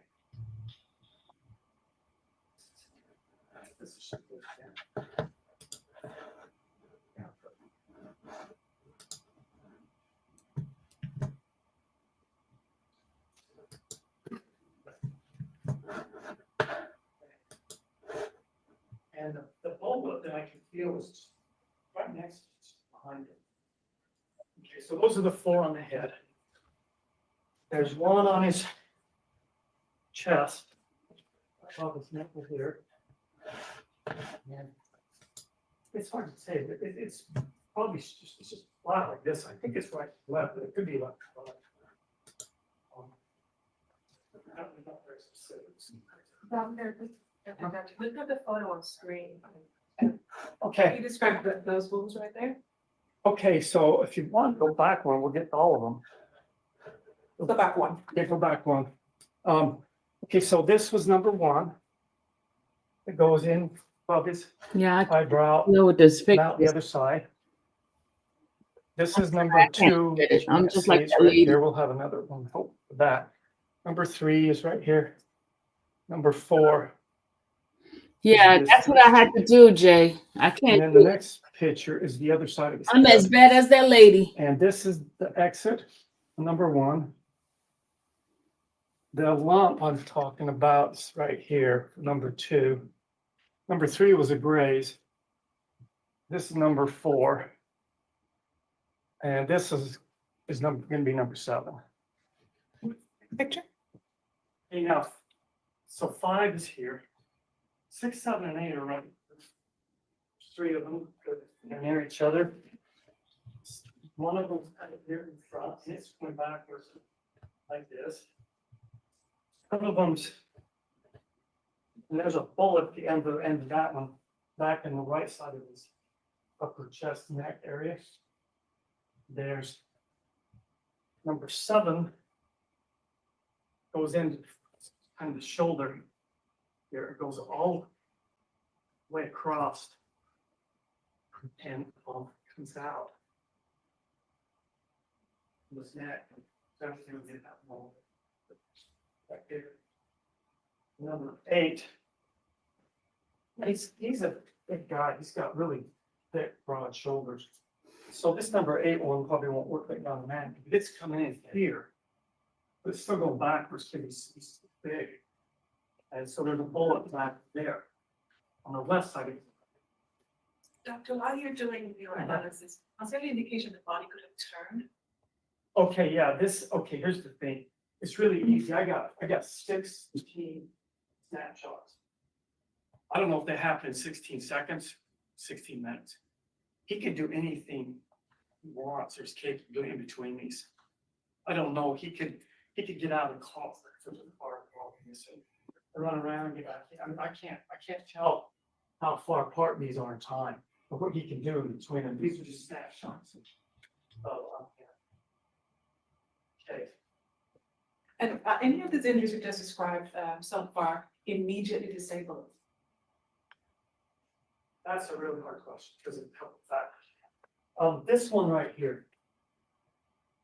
And now if I was just poking people with this, and I could poke somebody through their head, if I was bleeding, probably wouldn't kill them. I'd hurt like crazy and they'd fight. But a bullet isn't just a little rod going through people. Bullet has velocity, it has energy. It creates waves or concussive effects. There's a sinus right here, the frontal sinus, cold notes. Behind that's the brain, it's going past both lobes. It's possible this one would, through concussive effects, make him dazed or even knock him out for a while. It doesn't damage the brain. It wouldn't kill him. That one, the one that went through his pharynx, if it's bleeding, it choke on that. This one isn't going to do much. It hurt. This one's coming down, and it's kind of goes through this. A lot of important things in the head. It kind of scoots past the ball, so it's not doing very much. The one that is, let's see, this number 7, going close to his cervical spinal cord. Doesn't go through his spinal cord, but if there's shock waves, that could paralyze him from there down. And these other two aren't doing any problems. This one's not much of a problem. What about number 9? Number 9 is the worst one. It would be, this is the one that would taking that you would buy for this other stuff. And this is kind of complicated. It comes in his arm, right arm here. Okay? Now, if I didn't look real close, I wouldn't have noticed this. I wish I hadn't, but it goes into his armpit. And it's close enough to the surface that it tears it open. So that brings up sort of philosophical, what is an entrance, what is an exit? Is this an exit re-entry? Is it a tear? Is it like an upside down grazing wound or whatever? But for whatever it is, there's a hole in his arm here. And then it goes on in, I won't keep pushing this, it goes through his nearest third rib down here, gets his upper part of his right lung, gets 2 of the vessels in his heart, taking it up, 2 biggest vessels. The heart you've got 2 chambers that pump. One of the chambers pumps blood to the lungs, one of the chambers pumps blood to the rest of the body, and it comes back to the other side. And those 2 vessels within a couple of inches where they come out of the heart, both of them are violated. And so he's going to bleed to death very rapidly internally from that. Also crosses into his left lung. It stops. And this bullet, what made it really interesting is you can see it on X-ray. And we took multiple X-rays, and then we take some of these out and see, take more X-rays. This thing's moving around. And it's actually loose in the blood. I used to say for years, I said floating. It's lead, it doesn't float, but it basically gets washed around the side of him. It's in his chest cavity, and there's over a liter of blood in his chest cavity. So this one I'm calling number 9 is the one he's going to bleed to death quickly, for sure. These other things maybe happen, maybe not. Now, 10 and 11 are near each other. There are 2 gunshot wounds that are on right here. One of them goes in here and back out here, like this. And the liver sits right here. And so it goes in his liver and back out his liver. That's pretty bad. You have the small, large intestines, your bowel. The large intestine starts out, if we go backwards up, it starts out anus, and then there's the sigmoid, ascending, transverse, descending, appendix is here. It goes through this large intestine right here where it crosses. And so it extrudes stool in this abdominal cavity.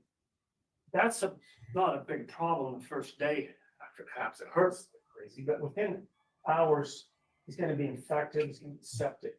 And if this was the only gunshot wound he had, he'd be more likely than not, he'd be in Grady Hospital for weeks to get this cleaned up.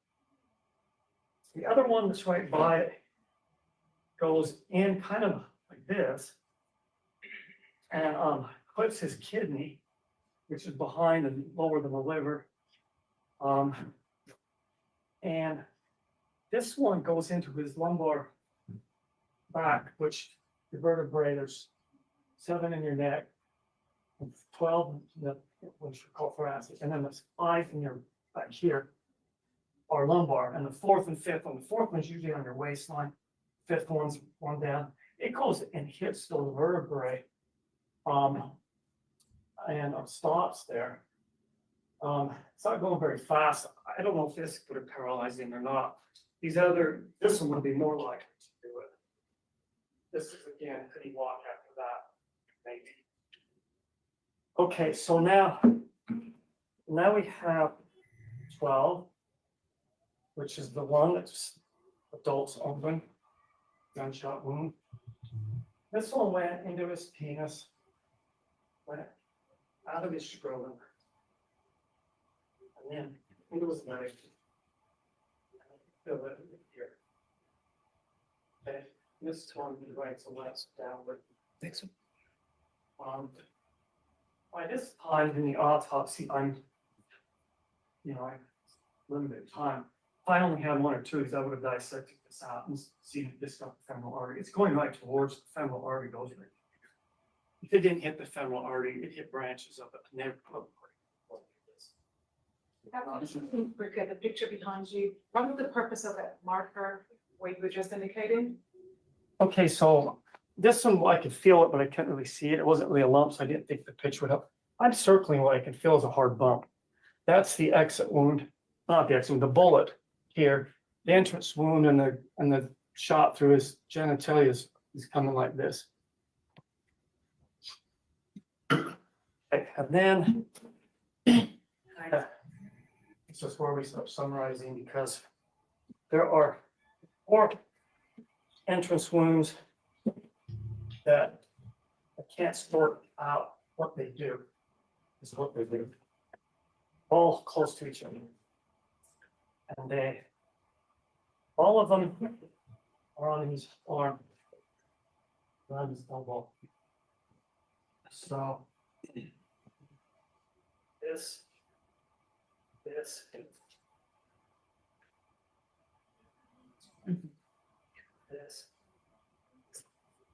and this. You know, there's exit wounds. There's 4 of these exit wounds. And there is problem here. There's a lot, there's 3 bones there. The humerus, 2 bones, 4. And these bones are shattered. And they're in pieces, and these bullets aren't slowing down very much. They can propel those and they become secondary projectiles. So they can cause exits, because much to my surprise and perplexity, that's going to be out. One of these doesn't come out this way. There's a bullet, see, on his arm down here. Does it come out? So now I got 4 entrances, 4 exits, and a bullet, and nothing else around here. Makes sense. There's 2 ways it can make sense. One is that if one of these exits is secondary, so one of these entrances causes 2 exits, the bullet and the bone. The second thing is if your arm, if you fold it up like this, this happens in clothing a lot, one hole can make, or one exit can make 2 holes. So maybe 2 of those entrances are right next to each other in the crease. So, okay, okay, so it depends on what you call a gunshot wound. I should have defined what a gunshot wound is. Okay, so for me, a gunshot wound consists of 3 things: entrance, a pathway, and either an exit or a bullet.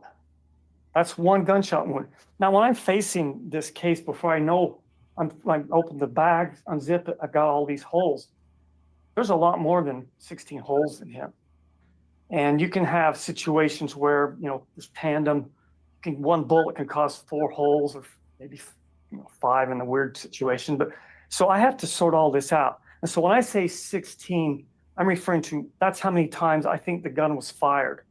And it created, some of the times it created 2 holes, some of the times it created 1. In one case, it created 3 holes and a bullet.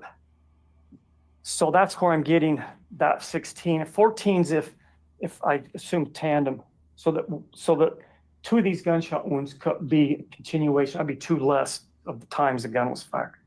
And that would be a complicated tandem gunshot wounds, 14 of them. So 14, 15, or 16 is how many times the gun was fired. And like you said, out of all of these 14 to 16, you don't know which one, obviously the timing of what happened first, or which one could have made him disabled right away, or if he was still No, it's possible that that the stuff in his head didn't really knock him out or make him daze him that much. I don't know, you know, it's kind of hard to say how much energy. So the thing is a bullet has a lot of energy that goes in. When it leaves, it has a variable amount of energy. I can't tell. Did it take a lot of energy with it? And that's a pretty big hole. So, you know, if it's still going really fast, takes a lot of energy with it, doesn't do much damage. Whereas if it's these ones that were slowing down, the one that it came to rest in his spinal column. It's going so slow that it didn't even dent it. The one that went and broke his arm, it flattened it.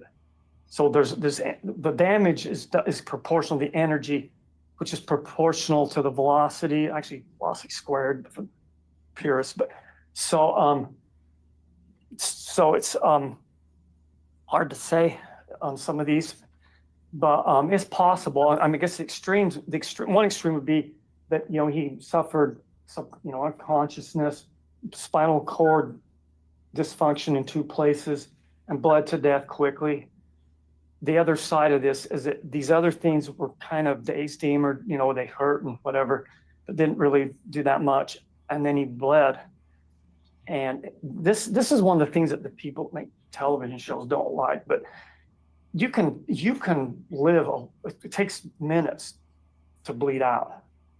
And so you always remember your first cases. When I was up in Minnesota, this guy got shot in the heart, and there was snow everywhere. So they had a blood trail, and he ran like a half a mile, was in the process of beating this guy up that shot him, and he died. And we get him back, and he's got his heart shot. And I'm like, and he was a college athlete and a really tough guy. And that's kind of the other extreme, you know, a few minutes.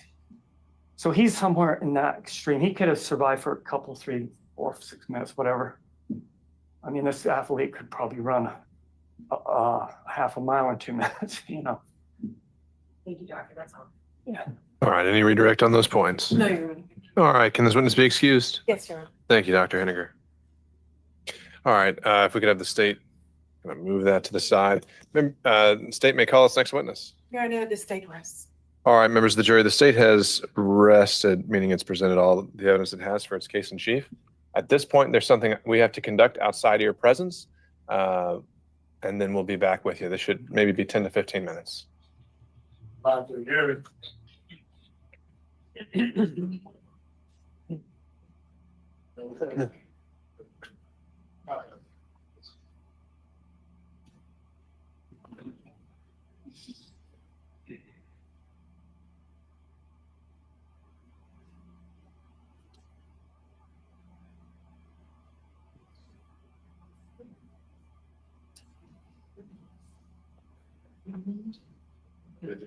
All right, any motions on behalf of the defense? Yes, Judge, we'd like to make a motion for a directed verdict.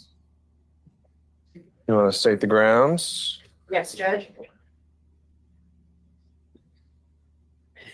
Judge, we're gonna move on count 2, the charge of criminal attempt to commit murder, that we don't believe that there is any evidence from which a jury could rationally or reasonably find Mr. Lewis guilty. And I want to point the court, and I'm going to actually have counsel find the citation. It's Stapleton versus State. It's a 2021 case out of the Court of Appeals. I don't have the citation on me. We just looked this up. But that case deals with some facts that I think are similar here. I think at best what the court has heard is that Mr. Lewis said to Miss Gore, "You're next." But there has been absolutely no evidence outside of that he had made any substantial step or made any steps towards committing a murder. And so I don't believe that they can meet the burden. I don't think there has been any evidence of a substantial step other than words. There has been no evidence, obviously the video surveillance stops, and there is no evidence of gunshots or really anything other than him. We don't even know that he was pounding at the door. We don't have any evidence of that. And so I don't. Are you saying there was no evidence that he went and retrieved another firearm as No. the state contends? Correct. All right. There's just no evidence of that, other than the state saying it.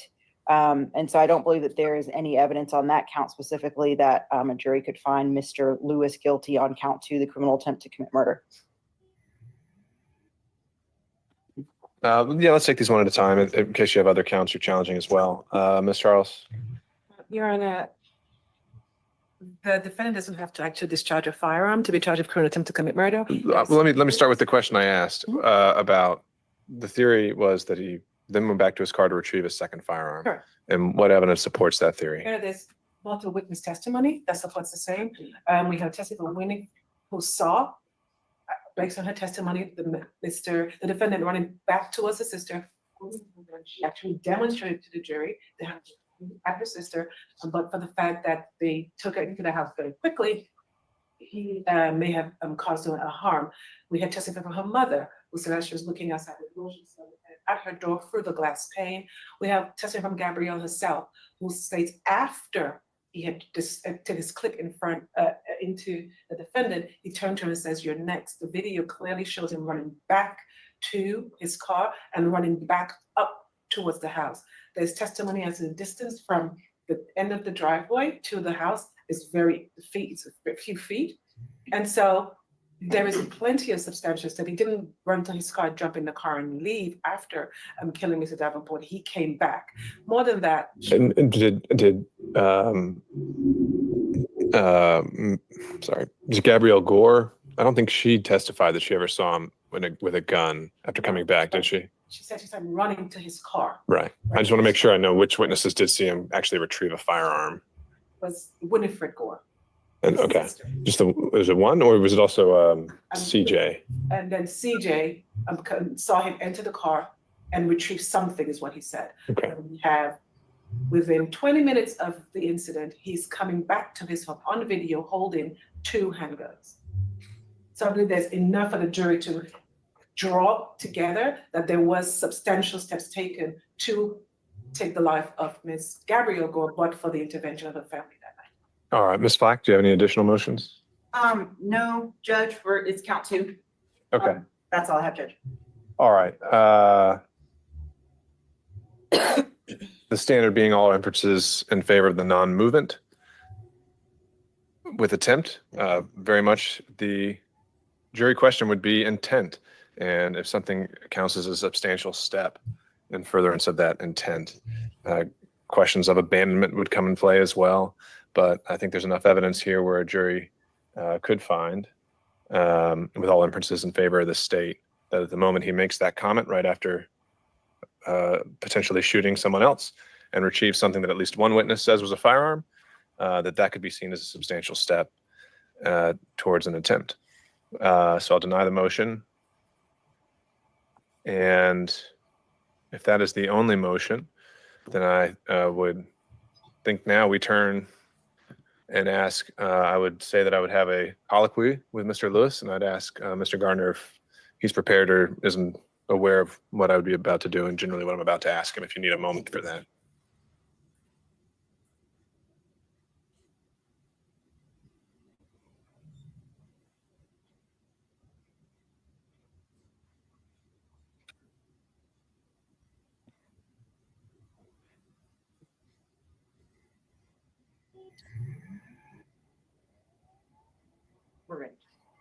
All right, he doesn't have to stand. All right, so Mr. Lewis, I have to address a few questions with you directly. And if at any point you need to pause or confer with your attorney privately, feel free to do that, all right? Do you understand you have a right to testify? And if you want to testify, then no one can prevent you from doing so. And do you understand that no one can make or compel you to testify? That is, you have a right not to testify if you don't want to. And do you understand that it's not your lawyer, but you personally who decides whether you testify? Do you understand that if you do not testify, then I'll instruct the jury that your decision cannot be used against you? But if you do choose to testify, you're going to be examined by your counsel, and the state will also have the opportunity to cross-examine you. Do you feel you need any additional time to think about whether you want to testify? Do you personally want to testify or not? All right. I find that the defendant has decided to testify with a complete understanding of his rights. All right. Then is there any reason we shouldn't bring back the jury and begin with the defendant's case? We've come for break. Sure. Anything else, Mr. Gardner? So you think we'll finish? I think that it may be, I don't know if we'll finish the rack, or maybe that we finish the rack and then we have to come back tomorrow for Parole. I think that's probably the most likely scenario. We're all in one day though? Well, the only because if we start now with the rack and we come back tomorrow for Parole, see, the state gets one up on me, young. See, they get to think about testimony, prepare. I mean, it's serious concern. So I think that in all fairness, that we start tomorrow, we can, I mean, because it's testimony, we only have, they would only be one witness and then we would be doing closing. I certainly recognize the strategical concern.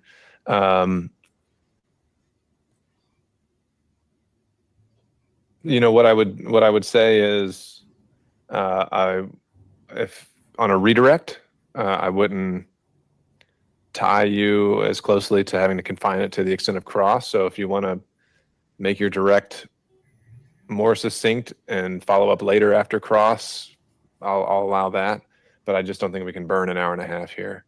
And so, if, you know, potentially on how long the direct is, the state may very well be required to then start their cross.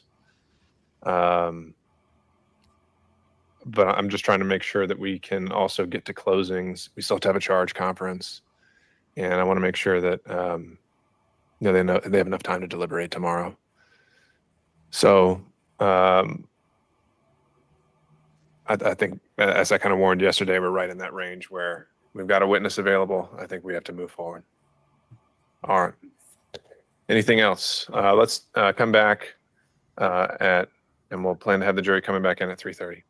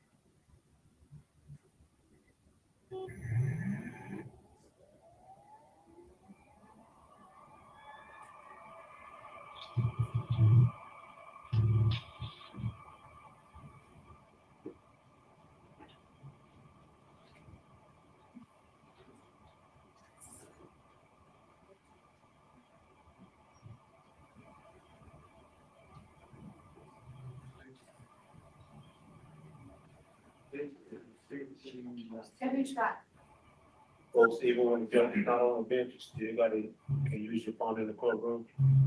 I need to take a break as well. So you can- Can you put those there? Okay, thank you.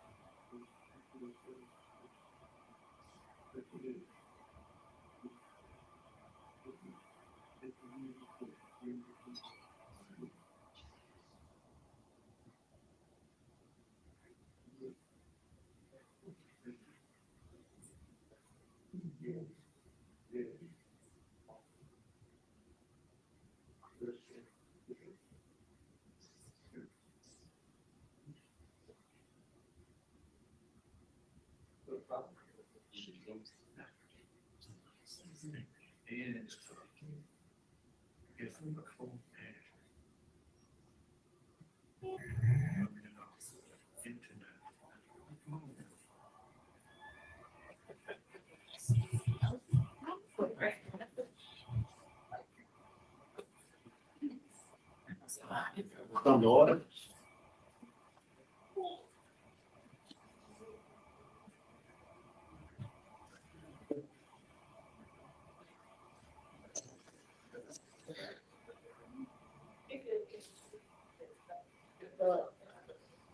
All right, Mr. Garner, assuming you're not introducing any other stipulations or exhibits first, I would say we could go ahead and have Mr. Lewis make his way out.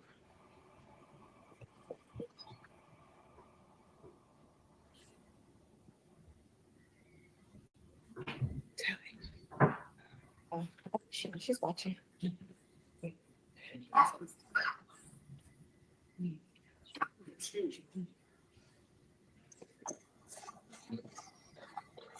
All right, we're back on the record. All the parties are present in the council. If we could bring the jury back in if they're ready.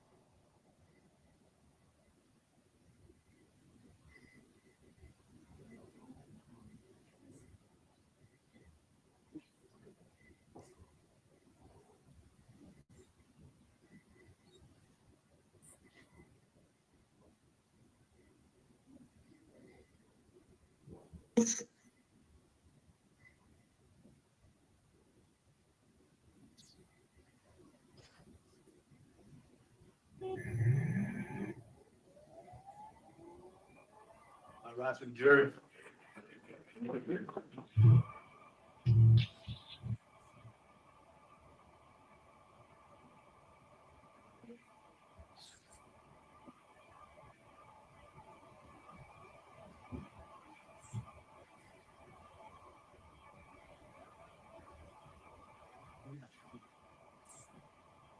Thank you, Deputy Scott. Members of the jury, as I mentioned at the outset of this case, now that the state has rested, the defense has the opportunity to present evidence. They don't have to because they don't have the burden of proof. However, if they want to, they can. And so at this time, I'll ask if the defense has any witnesses or evidence to present. Yes, Your Honor, we will present Mr. Lamonte Lewis. You go ahead. You swear for that you can go. Yes, sir. Would you please state the spirit, your first and last name for the court? Lamonte Lewis, Lamontae, last name Lewis, Lewis. And to the extent you can, sir, I would say scoot in as close as you can. The microphone might not pick everything up. All right, thank you. I'm gonna call you Lamonte. That's what I've been calling you for the last few years. How are you, Mr. Lamonte? All right. So I'm gonna ask you some questions, and I want you to speak in mic so that the jury can hear you. Yes, sir. So that the Madam Court Reporter can hear you too. Yes, sir. Lamonte, how old are you? I'm 29. Where are you from? I'm from Atlanta. What area in Atlanta? What part of Atlanta are you? The Zone 4 area. You attend school in Atlanta area? Yes, sir. What school did you graduate? What high school did you Westlake High School. graduate? Yes, sir. Did you play any sports while in high school? I played football. Did you go to college? I attended Georgia State University. Are you an only child? No, sir. How many siblings do you? 4. Are you older? No. Where did you rank in? The second oldest. Are all your siblings, they live here in Georgia? No. You have any hobbies? A few. Like to do? Make music, work, hang out with my family, and pretty much travel.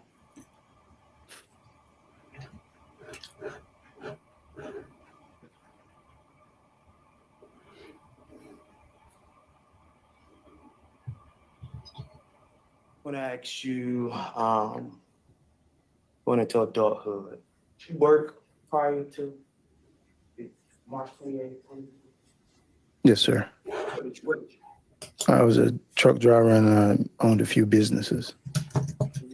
What business did you? Me and my brother, we had a pallet recycling company, and we were getting ready to start a logistics company. And I was in the market to open up my own club in Miami at the time. Did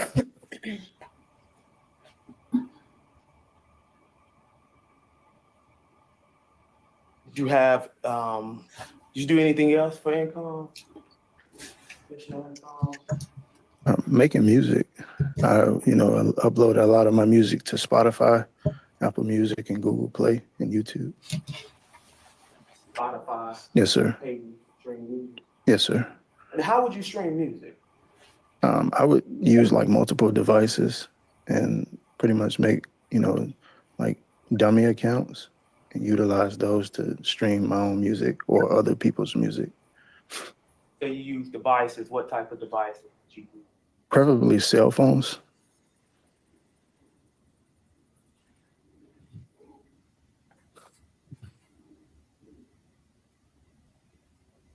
Lewis, who is Gabrielle Gore? She's my son's mother, and at the time she was the love of my life.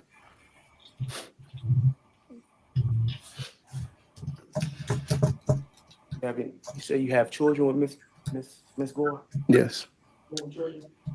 2. What are their names? Haven, Christopher Pryor, and Lamont Giovanni Lewis. Haven is your...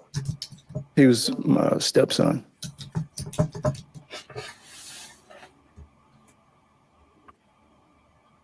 When did you first meet Gabby?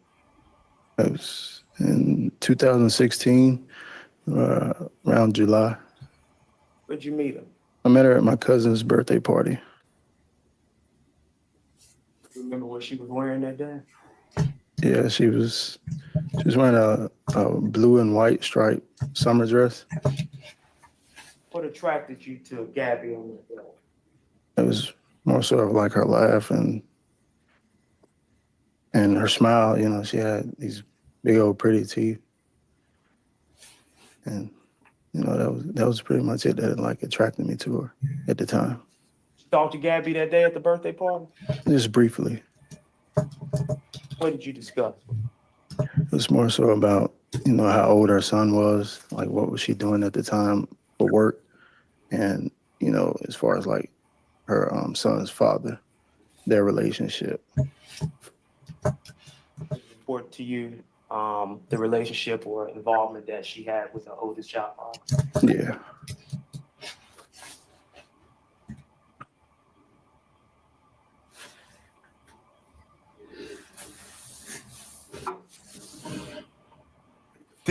Was it a problem for you that Gabby had a son when you met? No, because, you know, my father is not my biological father. He's my stepfather, but, you know, he's had me since I was 2 years old. And so me seeing a child without a father is something that, you know, doesn't bother me because I know that I can step up to be, you know, that role model that he needs. When you met Gabby, how old was he? He was 3 months old when I met her.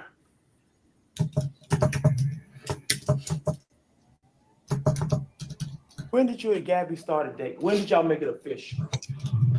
We went on our first date October 15th, 2016, on my aunt's birthday. Where did you take her? We went to Tyndrum near Georgia Tech University. Have you been there before? Once. Had she been there before? No.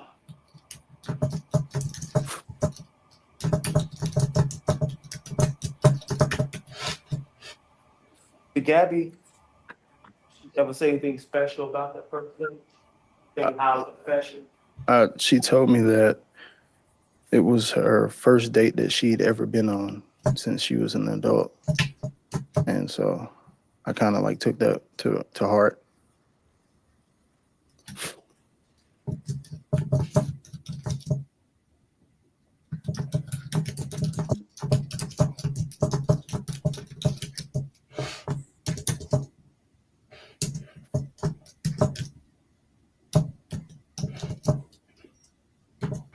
You love Gabby? Yes, I do. Why do you love Gabby? Not just because she gave me my first child. You know, I've always wanted to be a father. Even as a kid, you know, that was one thing that I grew up wanting, was to be a father. When they asked me what I wanted to be, I wanted to be a dad. I wanted to be a super dad. So it wasn't just because of that. It was also that I saw so much potential in her to be better than what she was. And so I wanted that for her. During your time with Gabby, did you provide care for her in Haven? Yes, sir. What's special? Is there anything special that you would do for Haven? It started one night when he had asthma and allergies. So it started one night when I was over there, and this was around the time he was like 6 or 7 months, and he was coughing a lot. And so she didn't understand what to do with him. So I took him in my arms and I took him into the bathroom and turned the shower on. And I let him breathe in the steam and I prayed for him. And he calmed down and started to sleep. And that was the moment that I fell in love with Haven. How did you, with you not having any kids at the time, how did you know that would help or comfort you? Because growing up, I dealt with asthma, and it was severe asthma. And it was, you know, something that was very trying for me, especially playing sports and trying to keep up with my brother, of course. Say that's how you bonded with Haven? Yes, sir. Initially?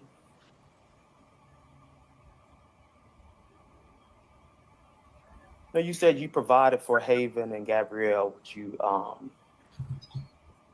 pay for parties, clothes? Yes. You know, Christmas, his first Christmas, I paid for that, you know, because she was having issues with her job, and her son's father at the time, he wasn't in his life. And so I paid for that. His first birthday party, I paid for that as well. And, you know, I paid for daycare services and all of that. Provide for Gabby as well. Yes, sir.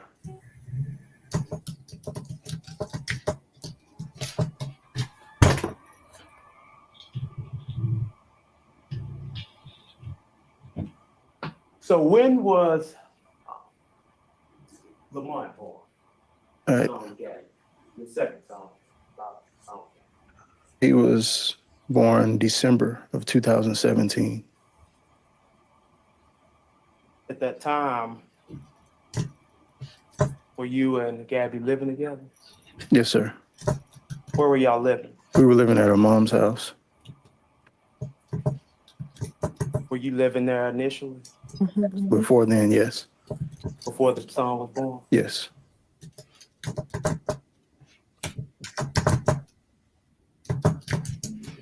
At what point did you, or did you move out?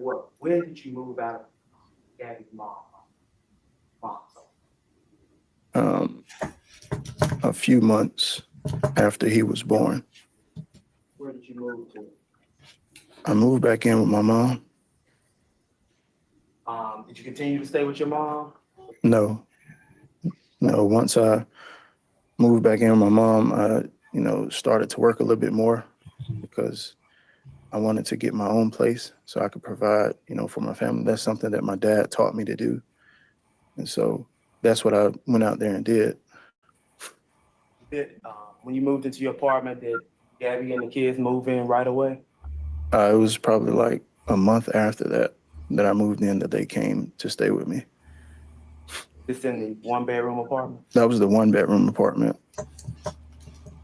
Did you live somewhere else after that apartment? Yeah, shortly after they moved in, you know, we ended up getting into like we got into a domestic dispute. And so we broke up, and then weeks later, we got back together and we upgraded to a 3-bedroom apartment. When was that dispute? Do you remember? It had to be in September of 2018. So y'all had a dispute. She said she moved out, then she moved back in. You got a 3-bedroom apartment. She moved back in. Yes, sir.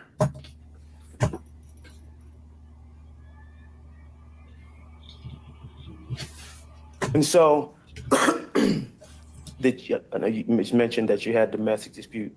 Did you and Gabby often have domestic dispute? Yes. Can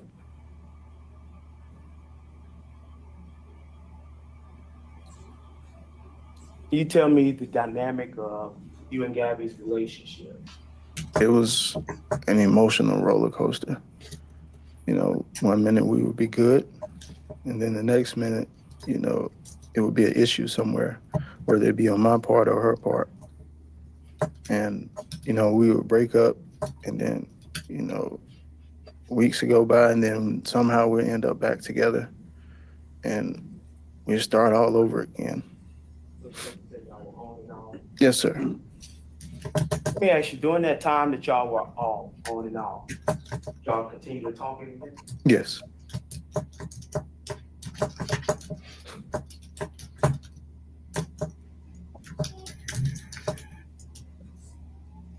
Still provide for Gabby? Yes, sir.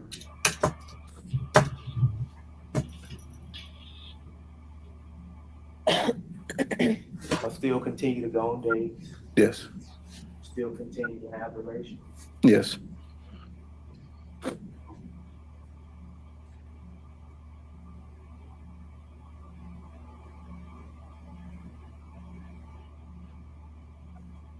So let's go back to the domestic disputes. About how many domestic disputes during the time prior to the March 28th? Probably about 5 or 6. September 2018, that was the first one, correct? No, it was one before that. It should have, I think it was around like February when I moved out of their house.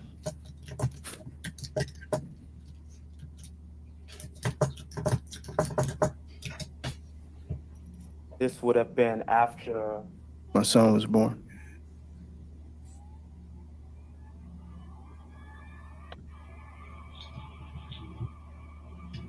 You and Gabby have an abusive relationship? Yes, we did. Did you abuse Gabby? I did. And it's not something that I'm proud of, and I do accept responsibility for it. And, you know, I was arrested. You know, that's on my record, and it's tainted my history. And it makes me look like a monster, and I understand that, but I accept full responsibility for it.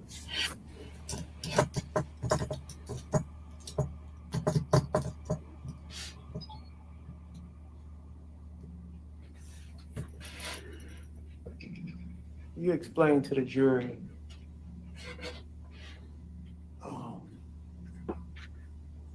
love you have for Gabby. The love that I have for my son's mother is a love that doesn't die. I still love her to this day. And, you know, it's unconditional. Like, it has no strings attached to it or nothing like that. I just always wanted what was best for her, or what I thought was best for her at the time.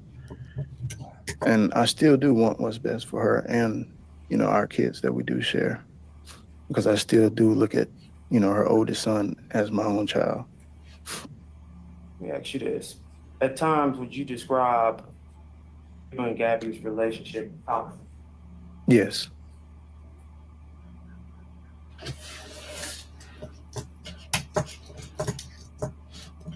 What caused the friction? Why would y'all have a heated argument? Why would y'all? It was, some were from like extremities as far as like cheating goes. Some of them were from stress, you know, where you're putting a lot of financial stress on one partner where the other one is not, you know, taking care of their half of, you know, the relationship that you guys have. And so that was, the financial stress was a big one for us. And the cheating was definitely a big one for us.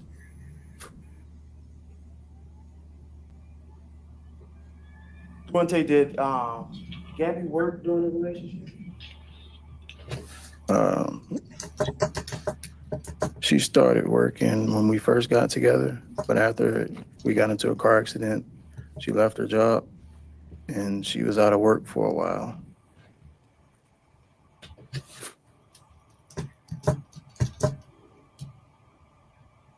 It's safe to say that you were the breadwinner? Yes, sir. Monte, did you try to control Gabby? No, sir. I just wanted what was best for her. Well, I saw so much potential in her, and to the point where if she wanted to do something, I was behind her in doing that. She said she wanted to go back to college and she needed supplies. I went and bought her an iPad. I went and bought her a phone so that she can pursue that dream that she had. She wanted to start her own photography business. So I went and bought a photo camera for her at a pawn shop just so she can start her business. And, you know, she said that she wanted to get back in shape. I was there for that. You know, we went and got our own Planet Fitness membership, and we started to go work out together after I get off of work.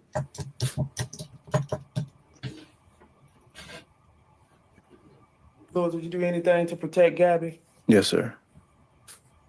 Do you ever fear for her safety or other people? Yes. She had a very abusive ex-boyfriend that came before me, which was Haven's dad, to the point where, you know, he ended up over there one day when I was staying there with him, and he attacked her, and I had to physically remove him from the house.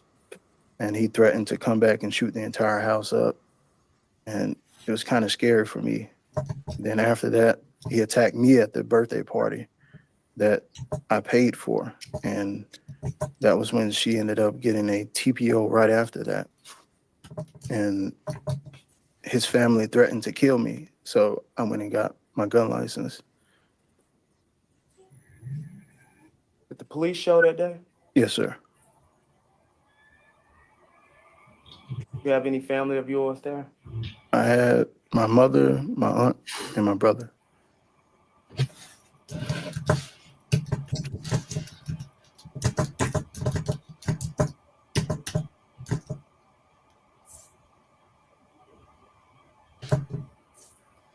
Miss LaWanda Gore. Did you and Miss Gore got your mother talking along? To a certain extent, but I think it was more so of her being,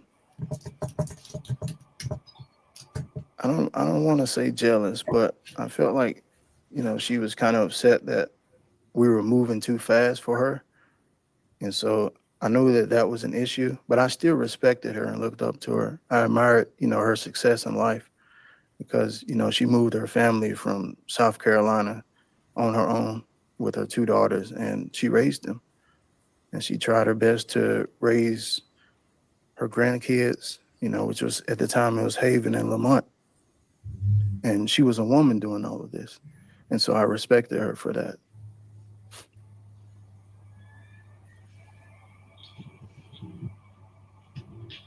Let me ask you, go back to the relationship. You stated that it was on and off.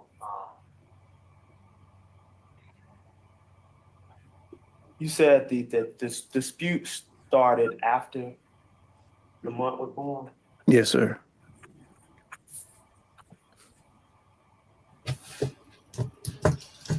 And so during this off period, during the off period or the on and off period, did Gabby at times feel, did she stay with you? Spend the night? Yes. Let me ask you, so after the 3-bedroom apartment, is that the last place you lived? No, sir.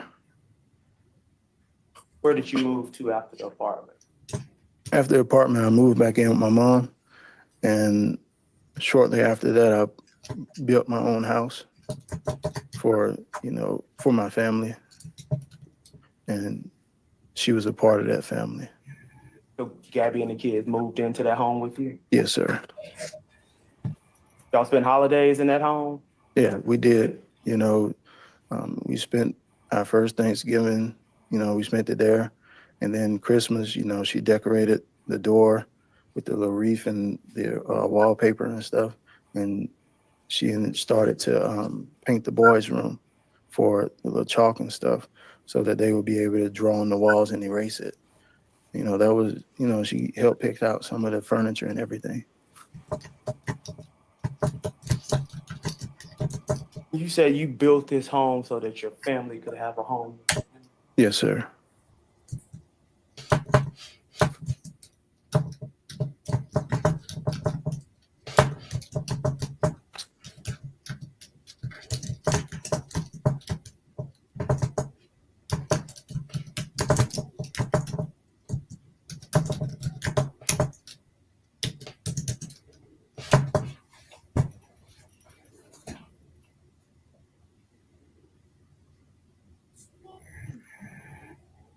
Let's, Your Honor, can I take a moment?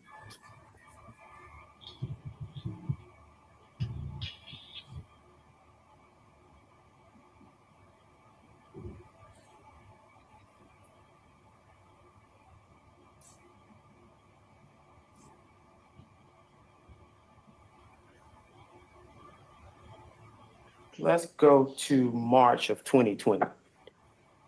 In March of 2020, were you and Gabrielle still on and off? Yes, sir.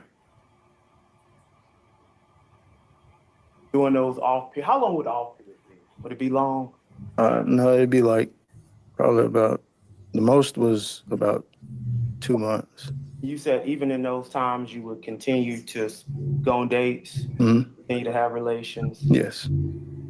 But what changed them now? Nothing changed. Nothing really changed. Y'all get mad and like it's over, and Mhm. get back together. Yep. And So in March of 2020, you and Gabrielle together? yes, sir. Y'all plans to go to counsel? Yes. Did y'all- We had started going to counseling the beginning of that year.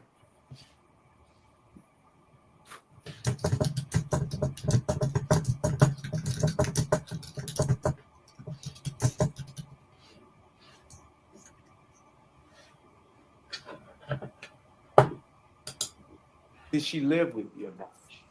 Was she living at your house anymore? Yes, sir.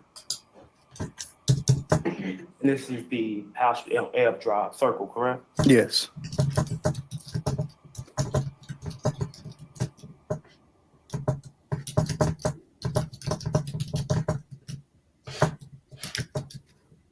Let me ask you this.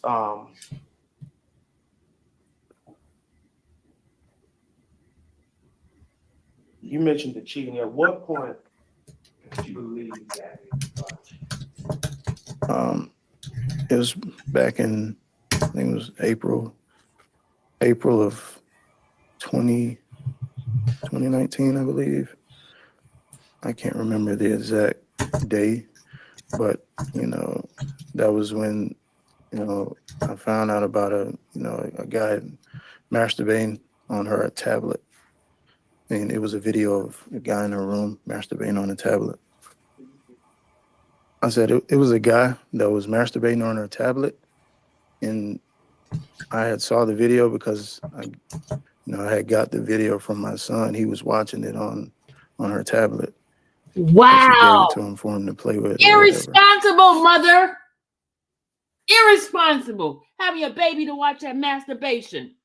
Disgusting. So in March of 2020, y'all are together. Y'all that is a problem for me. I don't care what It's the same, roller coaster at that time still. So let me ask you, this relationship, was y'all fight, make up? It was just. How you gonna let your baby watch a nasty man Was masturbating on your bed? And, y'all always decide together to split up and get back a together? child. Not always. Sometimes it would be one leaving the other, but then majority of the time we would both agree to separate and then come back together. So March She didn't tell that on the stand, did she? You and Gabrielle, what's the status of y'all relationship? She told something It different. was The mama kind of unclear at the time. We had agreed that we would get back together once she finished school, but we were still seeing each other. We were still going out together, planning birthdays together, planning trips Don't you try to just y'all text and talk every day? every day. Mama's supposed to protect the kids, not to see that nasty stuff. You say you don't believe it? The mama saw it. The mama saw it. They all saw it in the car. That's why the mama calling her BITCH. Get in that car. Get in the house. B. Bama said she don't believe it. How you not believe? Did you watch it this weekend in Bama? I knew him from the news.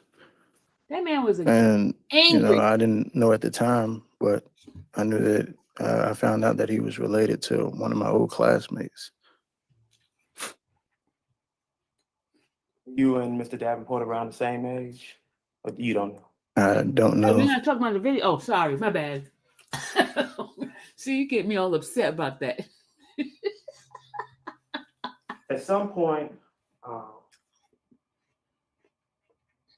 how did you learn Mr. Davenport and Gabby interaction? It was sometime after January of 2020. You said Mr. And she told me that he was a friend that she would go to the skating rink with. And, she said that he was her god brother. God, brother. That's the lie she told. Did you know his cousin CJ? No. Oh, God, brother. That's my God, brother. That's my God, brother.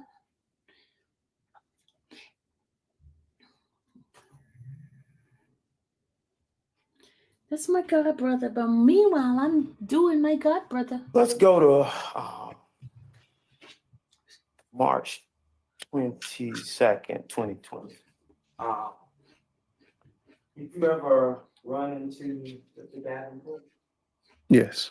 Where did you?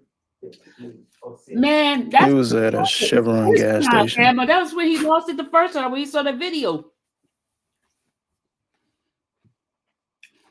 Lady Leo, I'm not feeling sorry for her either. But you know, Rachel feels sorry for her. Was he alone? No, he was with, I'm picking. he was like 2 dudes and a girl. 2 dudes and a inside girl of the gas station. It's like, no, that's the other time too. And that's when she hid. Did you and Mr. Davenport have He jumped words? down. No. Y'all get into an argument? She was playing that dude. He was going driving and taking care of the household. Did you speak to He him? was, I acknowledged his presence, being cordial, that was about it. Did you have any animosity or beef with Mr. Davenport? No, sir. crime of passion. Who said crime of passion yesterday? That's what it is. A crime of passion. He felt That's your first interaction.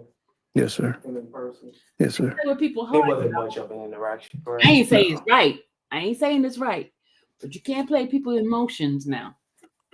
Got the man taking care of your whole household.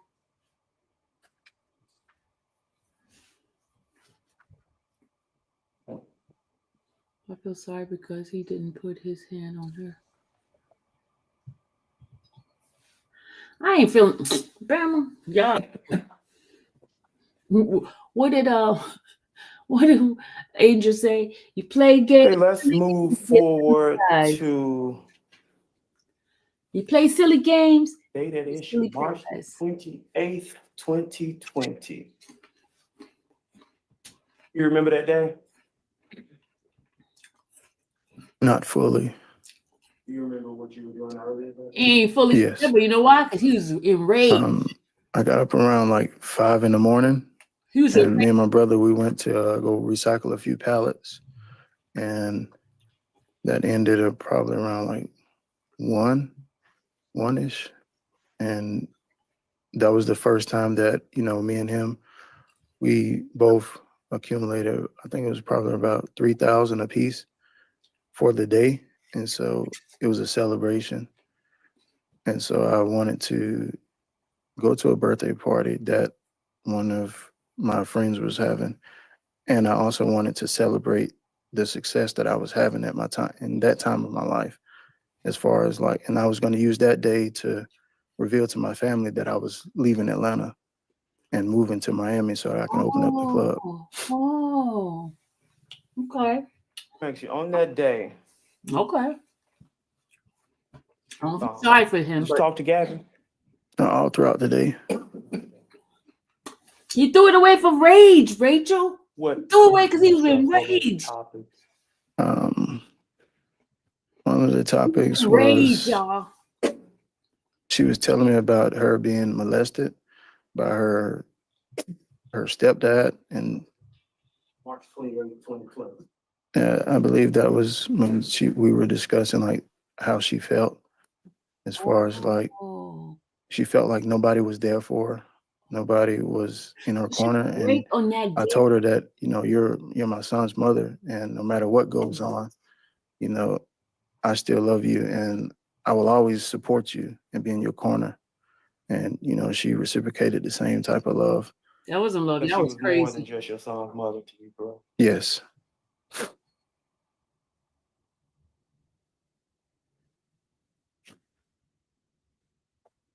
Did you and Gabby discuss the children that day? Yes, we did.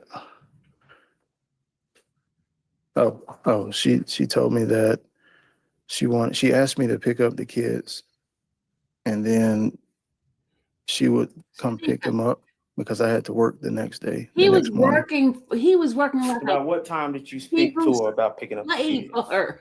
I think it was around 3. I don't know. He snapped, y'all. He snapped.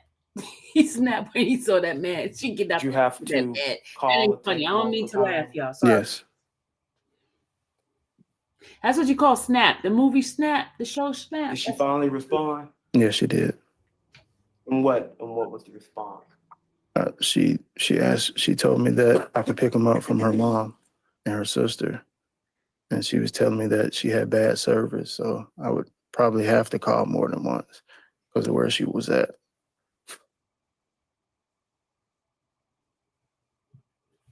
And then she put the And did you phone on pick Do up the Not kids that Disturb. day? Yes, I did. About what time do you think? What were you saying? Yeah, what did you say? It had to be around 4 or 5. Where did y'all go? We went to the store first, and then we came back to the house so that I could finish cooking for the cookout that I was having for my family. You were cookout that day? Yes. Oh, they had a cookout. Do you know where Gabby was at this time? Yes. At the time you picked up the kid? No. She didn't tell you where she was at? No. Did she tell you who she was with? She told me she was with her god brother. God brother. You believe they she was call with her it. god brother? Who did you know her god brother? Who did you expect? I guess she never really said his name to me. It was just always a god brother. She never told you the name? What? The God brother? You never knew the God brother's name? So you pick up He the wasn't kids, no you have the god brother. kids. About how long? Let me stop being messy. I was supposed to have them for about 2 hours, but I ended up keeping them for almost 4 hours. During this time, you have the kids. Are you and Gabby communicating? Yes.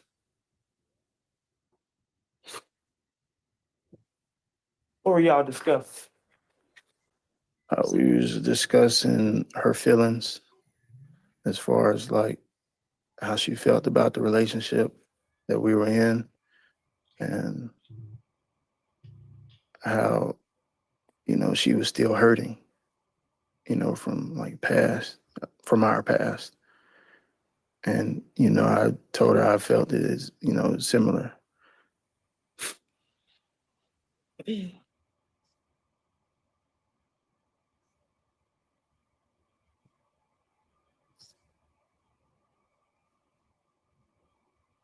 Okay, so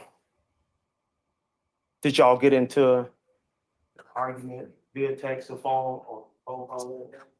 No. No messages exchanged or? Not to my knowledge. She stopped answering your call. Remember, she put it on Do Not Disturb. She put on Do Not Disturb. Because even the guy said that.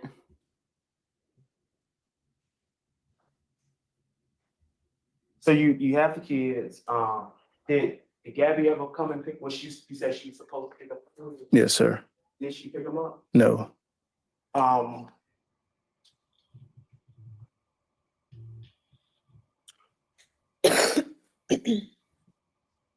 Did you take the kids back to her mom's house? Yes, I did. About what time did you? Kill a kitty killer. I think it was somewhere, At the mom. sometime after 9 o'clock. This was toxic. 9 p.m. Yes, 9 p.m. You remember his mom told her to leave him alone and he leave her alone.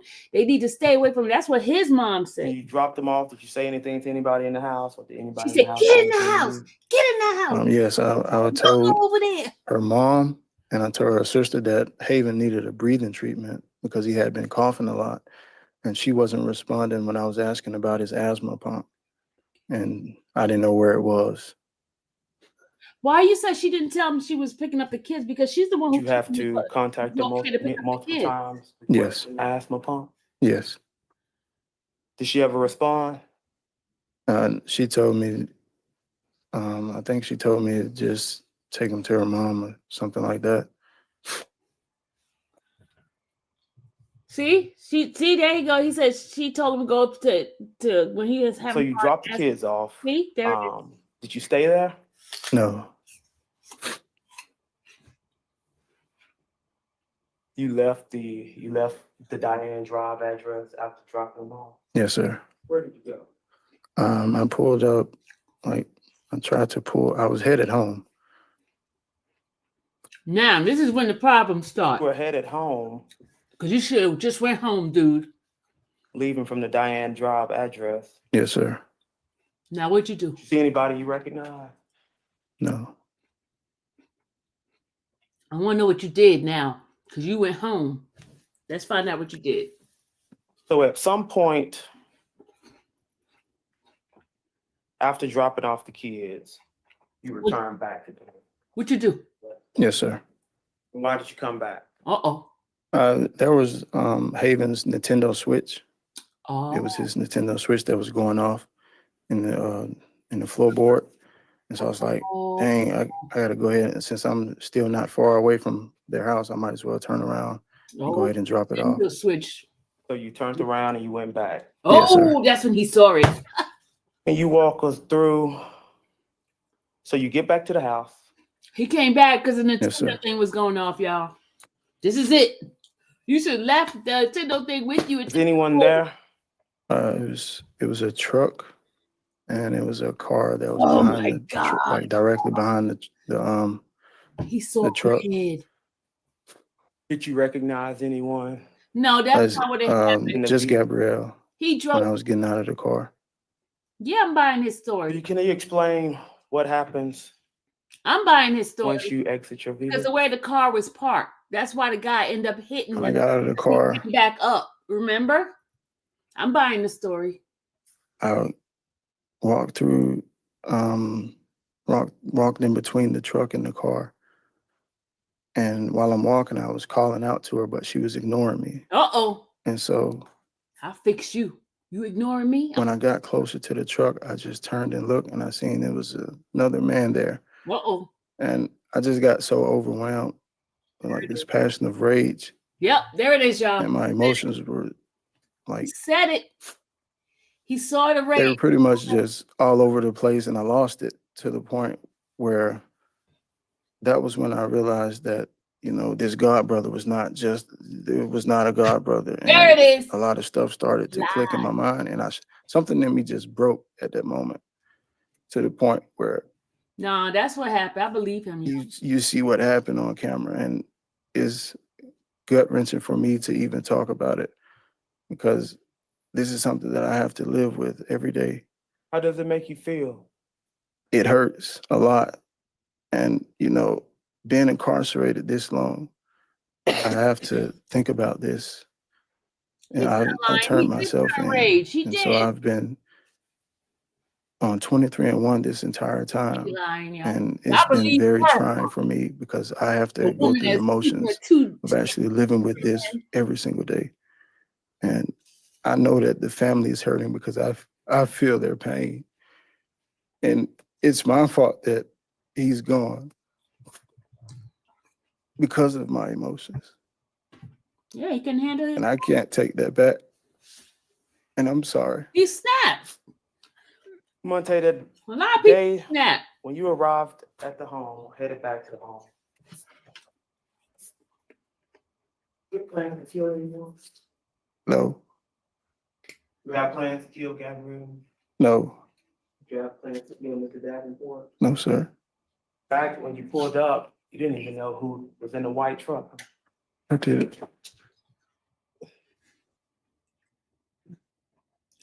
He shouldn't have came back with the Nintendo.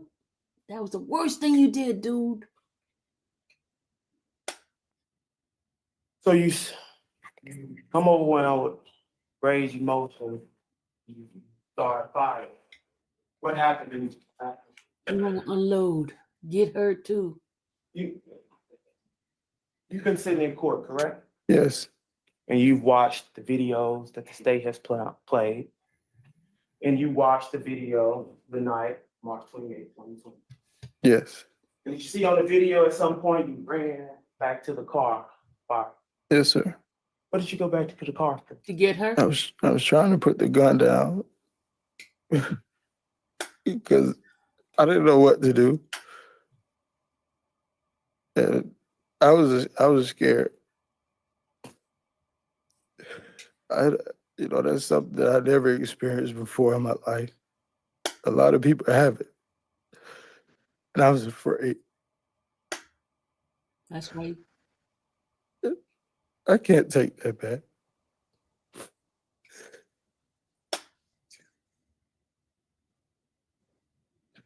You need a moment.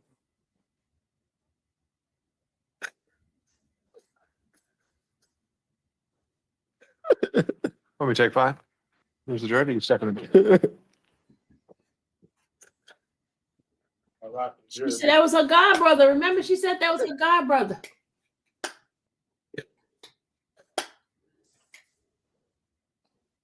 Cause he was Lady Leo. He was enraged. He wanted to empty it out on him. He remembered everything. This is for this. This is for that. This is for this. This is for. He snapped. He snapped.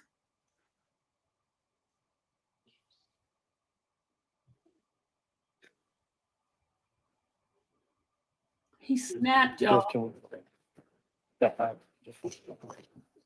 Why don't we, if you need to approach, I think you're allowed to talk with him, even if it's in the middle of a direct, and when we're on break. And let's see where we are in a few minutes. Just hold in place.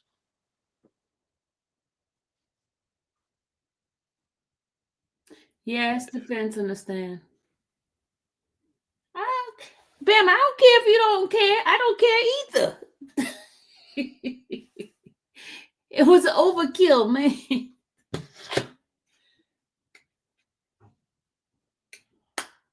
He never said he ain't do it. He said he did it. Why he did it? That's the question.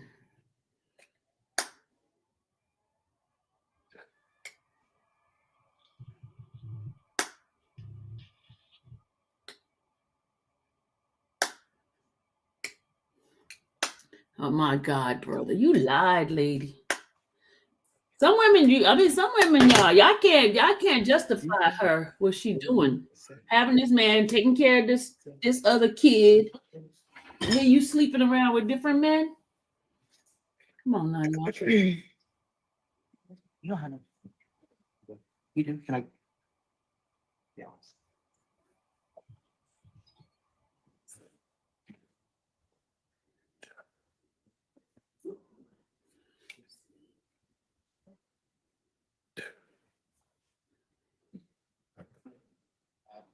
You know what, Alethea?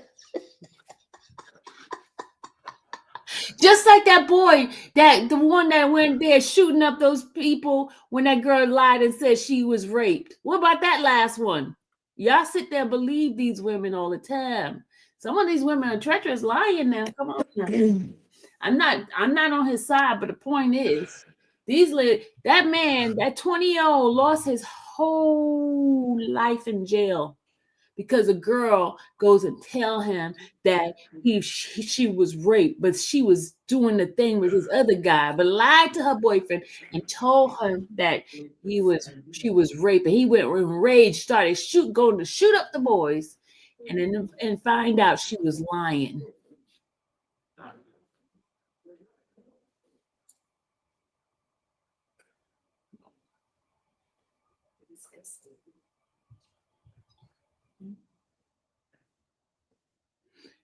Did y'all see that last one? The one that took a plea?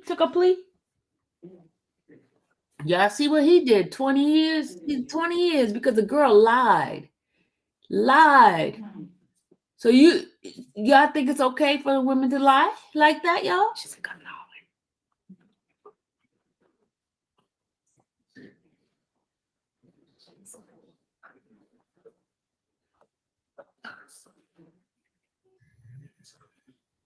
She said she got R. And knowing that nobody touched her, she was out there doing her thing. And then that guy ended up getting 20 years, y'all. 20 years. Because he got angry trying to get revenge on somebody who raped his girlfriend. And she didn't even get raped. She lied.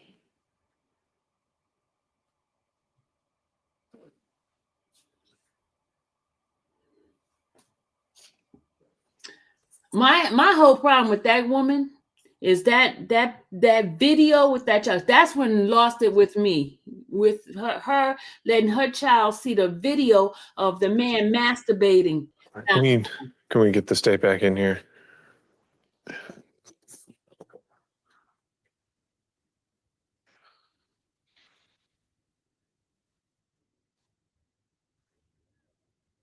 Having your child to look at that point of you or some other guy. Come on now, you don't do that with your child. A little boy. A little boy seeing a man masturbating. Come on. Not that I want to see a little girl with it either.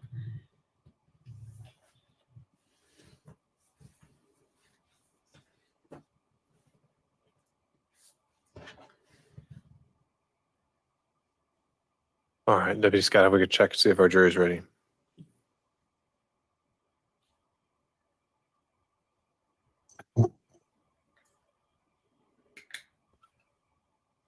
There's, Mr. Lewis, do you need any more time to compose yourself?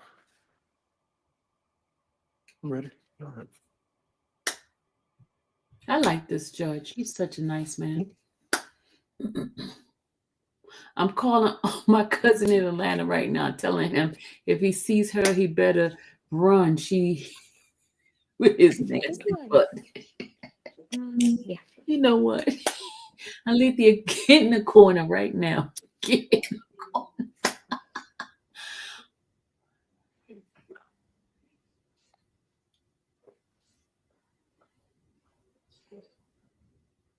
If he had a woman, he wouldn't have been focusing on her. Yeah, he didn't have somebody else. I think he was in love, smitten, and he was controlling. He was controlling.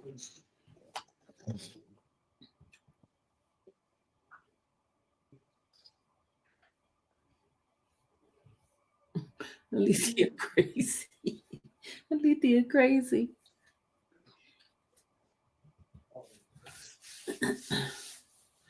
Alethea is a nut. Thank you, Deputy Scott. Please be seated, everyone. Deputy Scott, if you could monster lips from the witness stand. Ms. Garner, you may resume when ready. Monte, after go to the car, come back up. I'm sorry. Alethea is crazy. What did you do? I went to the front door, and it was locked. The only reason I went there is because You were trying to get her to stop telling lies. my kids were in there. You were trying to get her to. You I trying didn't know what else to do. So tell the truth. You know, I just wanted to make sure they were okay. Stop telling lies now. You lying now. Were you panicking? I was very distraught. What happened after you leave you said window or door? It was the door, but the window is next to the door. But I left the door, and as I'm coming back, I can see inside of the truck, and he's moving, and I end up shooting again. Oh, he went back and shot him again. Oh, he wanted him dead. It was crazy because I didn't know what he was doing. I didn't know if he was trying to shoot me or not.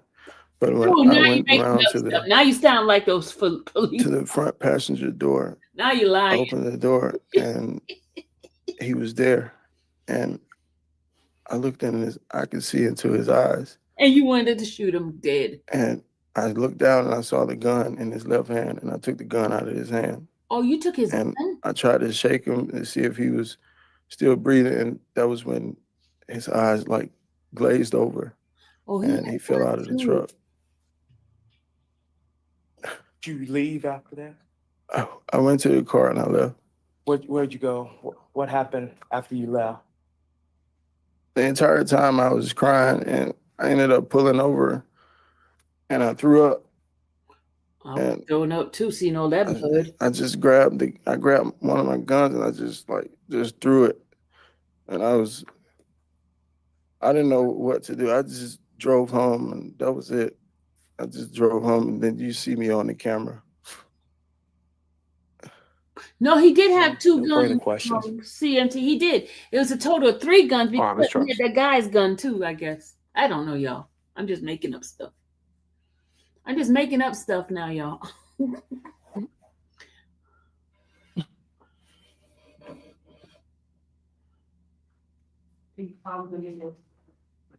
No, You've been practicing this for a couple of years. no, ma'am. This is the real deal, is it? We can't hear you, lady. This, Come back. Here, Your Honor. What can't you We hear? can't hear. Hear her or hear? We can't hear her. Okay. We can't hear All right. her. If you, Ms. Charles, you're free to move out the well, just speak up. Yeah. Or Mr. Garner, you can come closer. We want to hear her because I didn't hear nothing she said. How long have you been planning to testify? I just found out that I'm supposed to testify like a day or two ago. And you thought, I'm gonna put on a calm spirit, is that right? Objection, Your Honor. I don't have a calm spirit. Where's the gun that killed Jamar? I told you already. Tell me again, where's the gun that killed Jamar? Do it. I turned it in. I may have missed it. Refresh my recollection. Where is the gun that killed Jamar down? Did you check your records? No. He Where is the gun? He said he turned it in. Question you answer, I asked the question. I threw it. If that's what you want me to say. I want you to tell the truth. You threw it away. Yes. You want the jury to believe, you testified just now on direct. Yes. That you were so remorseful that you didn't know what to do. So you turned yourself in, right? Yeah. I went and got an attorney so I could turn myself in. But you threw the gun. That I threw one of the guns away. Yes, ma'am. You threw one How of did you do them. that? This is something that I've never been through before. And I didn't know what to do. And I was so angry with myself that I took it out on the gun and I just threw it. It's interesting that you say those words. The truth of the matter is, everything that happened on the March 28th of 2020 is because you were angry. Isn't that right? Yeah. He said, yeah. Yes. You were angry because you couldn't get what you wanted. Isn't that also right? No. And what exactly did I want? You wanted Gabby to bend to your will. Isn't that right? No. Objection, Your Honor. No. Assuming facts not enough. Overruled. You wanted Gabby to tell you what you wanted to know. Isn't that right? No. No, ma'am. And when she didn't, you wouldn't take no for an answer. Isn't that right? You were going to find out the truth. Isn't that right? Mm. And what exactly was the truth? You were going to use the children to get to Gabby that day. Isn't that right? No, ma'am. When Gabby didn't tell you where she was initially, you harassed her mother and her sister to find out where she was. Isn't that right?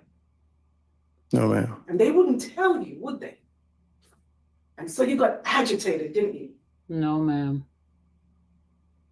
And the more agitated you become, the more angry you become. Isn't that right?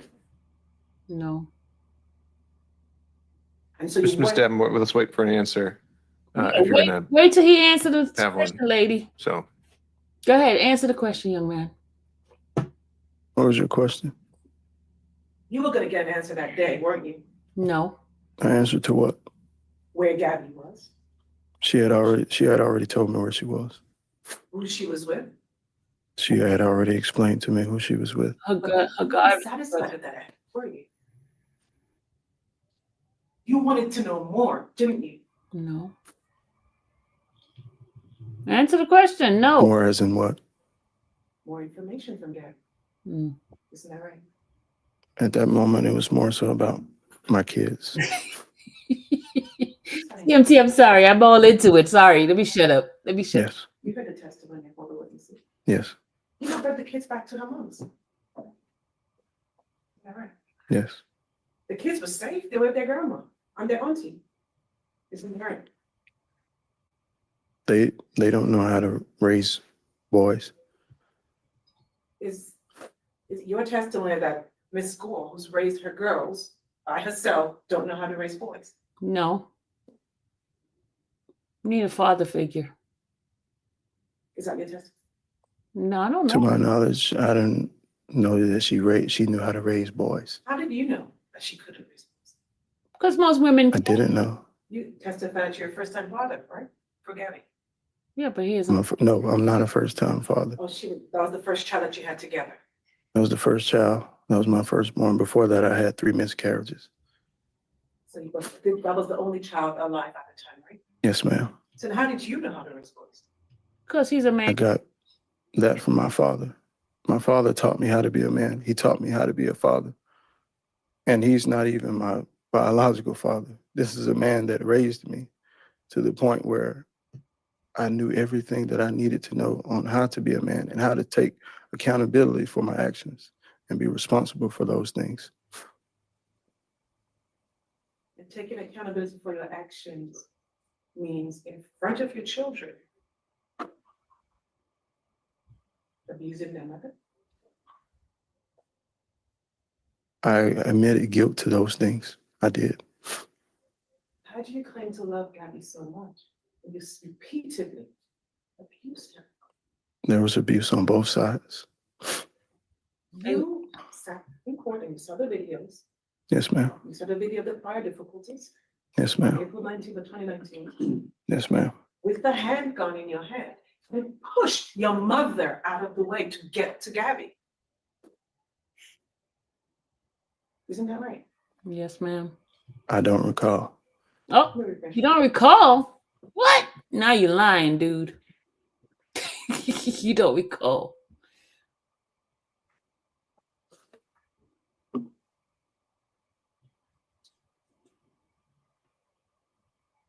Bro, I was on your side till you just said you don't recall. You being like Woody, I don't recall.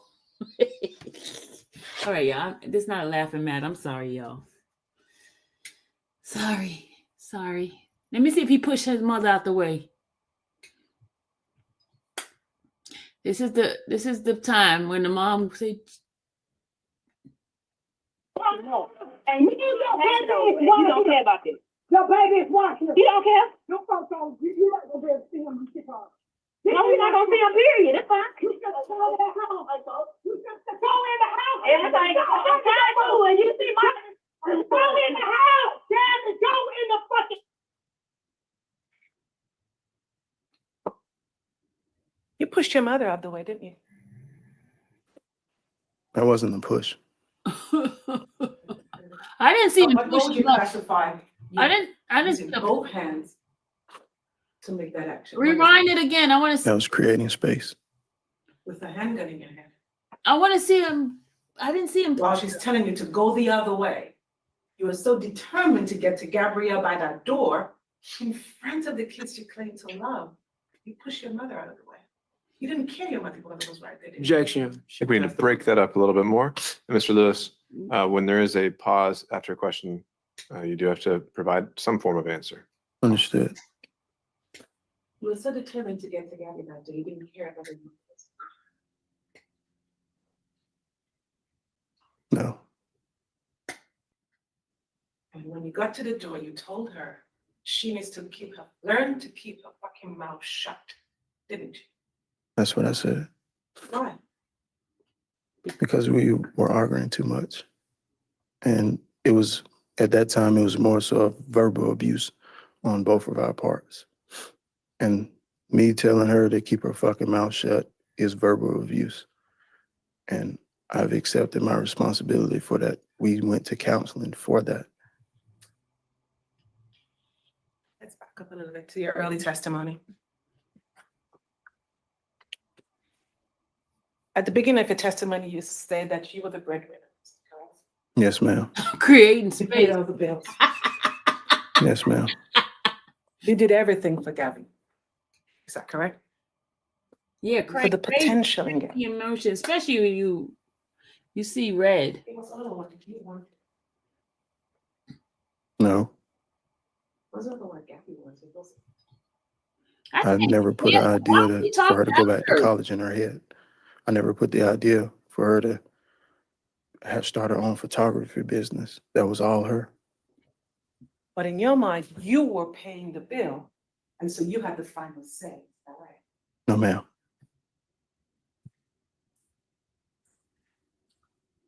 I don't know, Sunday. You also testified that Gabby had a very abusive ex-boyfriend, correct? Yes, she did. And she told you about that, all right? I saw it. And at the birthday party, it was your testimony that you got into it with the boyfriend and you and him had a fight of some sort. Yes, ma'am. Isn't it true that you threw the first punch? No, ma'am. Isn't it true that you were angry that he was there that day? No, ma'am. Isn't the truth that when Gabby told you to stop, you would not stop? No, ma'am. Isn't the truth that you and Gabby was already vulnerable when you met her? I don't know if she was I born. didn't know if she was vulnerable or not. How was she? He know. I was 24. I was 21 at the time I met her. I didn't understand the dynamics of the human brain, the human psyche. I didn't understand those type of things at that age. I was still young. We both were. I don't interrupt you. No, we both were still young. I agree with him on that one. But when you testified earlier, it was all about the things that you're successful. What you have. He was successful. You had the testimony over the course of the last few days that you had a jealous streak, isn't that right? Yeah. I heard that testimony, yes. Yes. The truth of the matter is that jealous streak is what caused the incident on March 28th of 2020. Isn't that also right? No. Is that what you're saying? You're claiming that? It's a combination of things. I'm trying to, well, can you rephrase the question, please? Isn't it true that the reason why Jamari Davenport is not here today is because you were jealous? Yeah. No. Yes, you were. Isn't it true that when you dropped your children off, you could just go straight home? Yes. Isn't it true that when you dropped your children off, you could have kept going? I could have kept going, yes. Yeah. Isn't it true you didn't have to make a U-turn and come back around? I could have. Isn't it true? When you Let him finish. Let him finish, lady. Yes, ma'am. Why? I always carry a gun, no matter where I go. I have a carrier license. Your testimony is that you're coming back to Gabby's house because you saw her just go by you, right? Did you? I don't recall saying that. You testified that you were going home, Yeah. saw someone you thought you recognized, you turned around and got back to that. No, that's not what he Gianna said. asked that. That's not what he said. He said I don't think we got the full answer to that.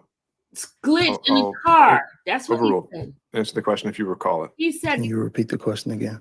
You testified that you had dropped the boys home. Yes. You were on your way home, you thought you saw someone you recognized. That's not what he You said, actually lady. did a U-turn and went back. no. He said he made When a did I U-turn. testify that? He made a U-turn when he saw the toy on the Objection, Your Honor.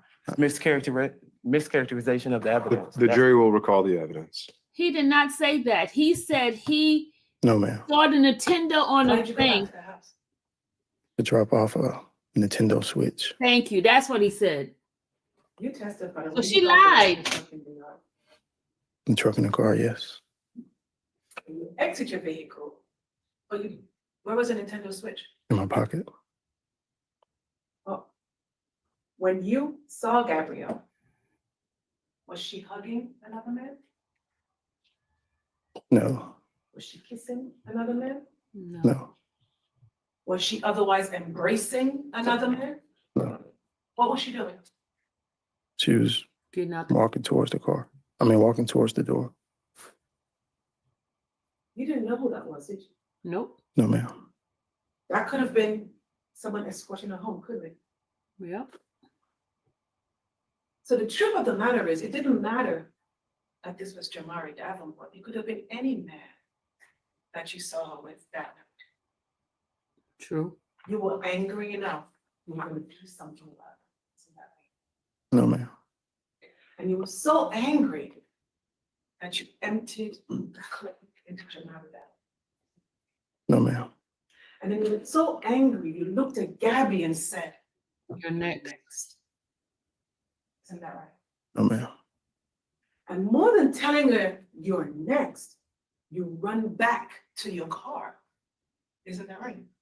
No. I ran back to my car, yes. And you testified that you were panicked, didn't know what to do. Why didn't you call 911? Because he was enraged, lady. I was panicked. I was No, he was, in distraught. I didn't know what to do, he was literally, enraged.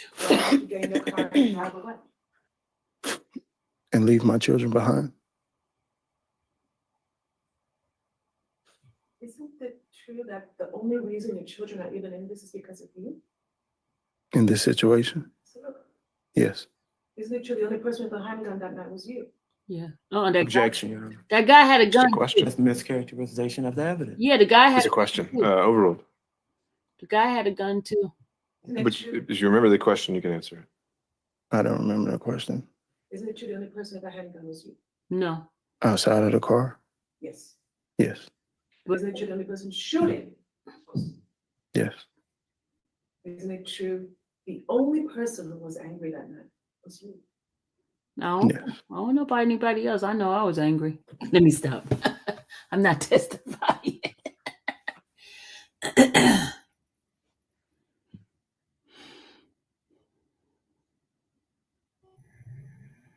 You testified that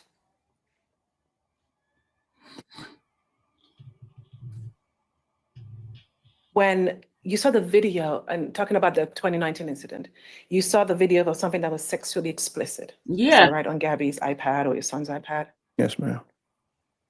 And Why did you choose not to sort of discuss it with Gabby outside of the presence of the children? Wait a minute. Because it was like instant Yeah. Come on now. when it was found, and things like that, I preferred to address head on. I agree. I'll address it right there. I don't care who did. Why do Where in I? your body? Because the kids want it. They're usually on me. even when you're just picking your children up from a park? Yes. Lady Leo, he wasn't thinking. He was all thinking about the rage.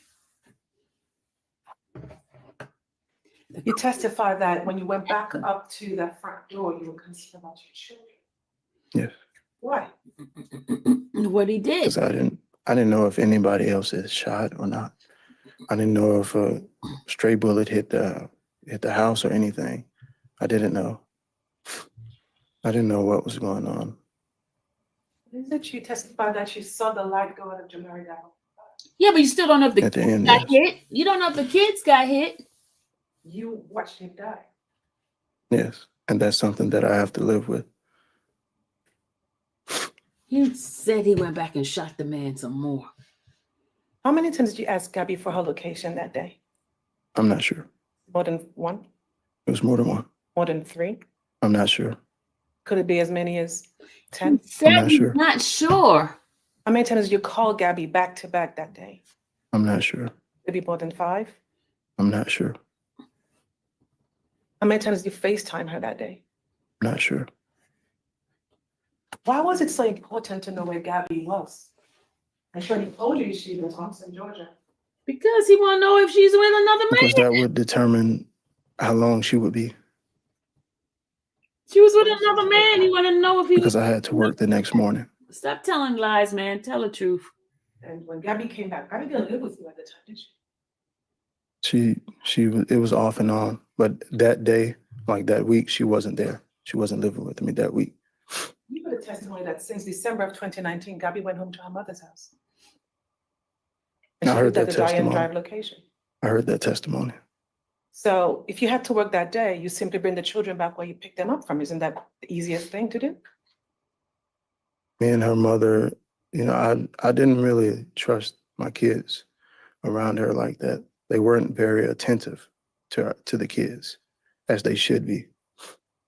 Oh, excuse me. So is it your testimony that everybody else gets it wrong and you always get it right? I don't get it. I don't always get it right. Excuse me. If I did, I wouldn't be here today. Oh, he told you, You lady. told Gabby when we went for the text messages, it's already 8 o'clock. You should have been back by now. Why were you tracking her? But she told me that she would be back at that time. She told me she would pick them up at 8. So why didn't you just let it go that day? Because he had to Let what go? work. The fact that she didn't come when she told she was going to come. You had to work according to what you just testified. Why don't you just let it go and go home? Because he didn't want to. Because I just told you I turned around Say to you didn't drop want a to. Nintendo Switch off. Tell me. That was the only reason I came back to drop that off. How old was your child at that time? They were 4 and 2. Couldn't the switch be dropped off the next day on your way to work? No. Why would I wake them up at 3 o'clock in the morning? Did they have to be awake to you dropping a switch off? No, I'm asking you, why would I wake up an entire household just to drop off a Nintendo Switch at 3 o'clock in the morning? Explain to me describe to how big a Nintendo Switch is.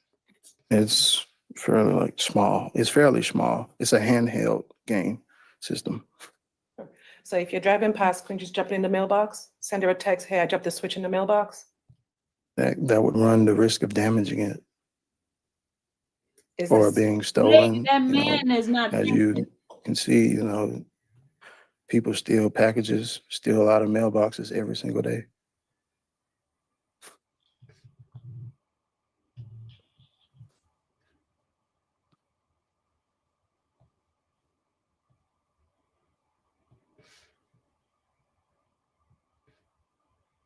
You talked about having multiple businesses Yes, ma'am. and that you had multiple cell phones to stream from various accounts. Yes. How many accounts in total did you have? I'm not sure. Did every phone that you have It was go two to a different guns. account? Sunday. To a different streaming account? Yes. Two guns. Are you talking about the And guns? can you describe to me how that worked? You create a email account and you log on to the streaming service, the streaming platform at that time, which was Spotify. And you create a dummy account and you basically set it up to be played, the music played. And that's it. And how frequently did you do that? That was an everyday thing for me. No, I said the gun was in the seat. That's what he said. The gun was in the seat. The Nintendo was in the back. He turned around and saw it in the back.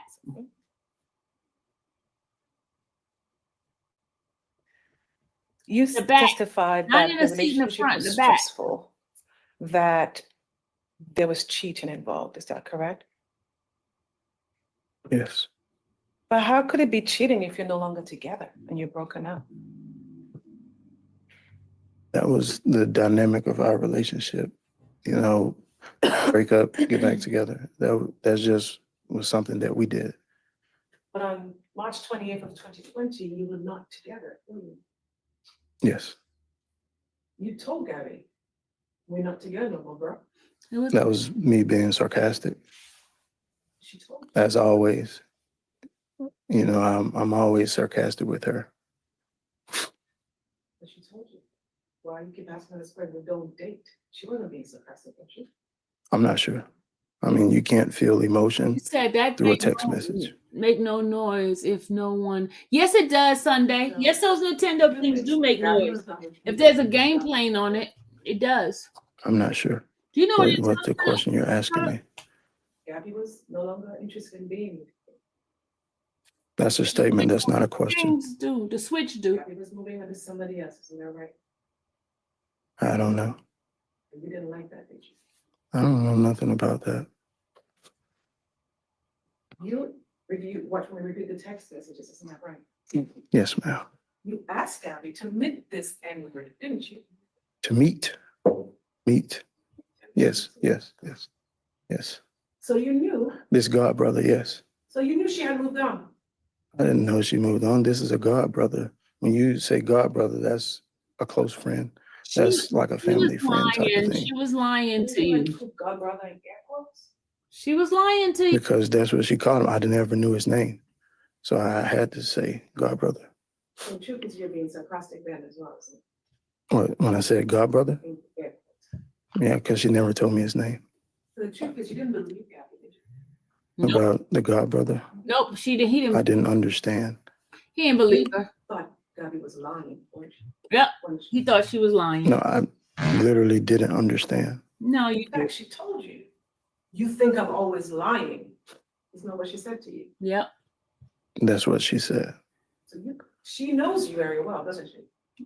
She's been with you for a number of years on and off, right? Yeah, over 3 years, yes.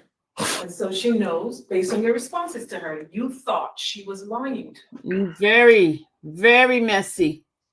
If Crime that's what the and conclusion passion. for you is, She wanted to yes. get rid of that man. You told him do not disturb, didn't she? I'm not sure. You had the testimony over the last couple of days. She didn't want anything to do with you, did she?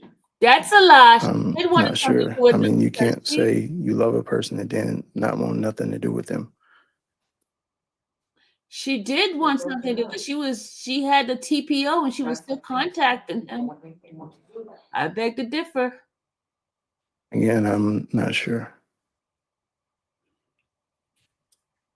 You testified that Gabby wasn't working, so that Yes. Gabby wasn't paying her fair share, I think those were your words. And those were not my words. Or she wasn't paying half. She wasn't paying her half. She wasn't paying, I didn't say that. That there was some financial stress, seems if understanding correctly. You know what? I didn't say that either. This prosecutor is good. You had the know how to testimony that you would pay for a lot of things for Gabby. Is that right? Yes, I heard that. You paid for a lot of things for the children, isn't it? Yes. But then when you got angry, you take those things away. Isn't that also right? No. If I did, I would have never brought the Nintendo Switch back. But when you get good again, you bring those things back. It's not what, right? They are already there.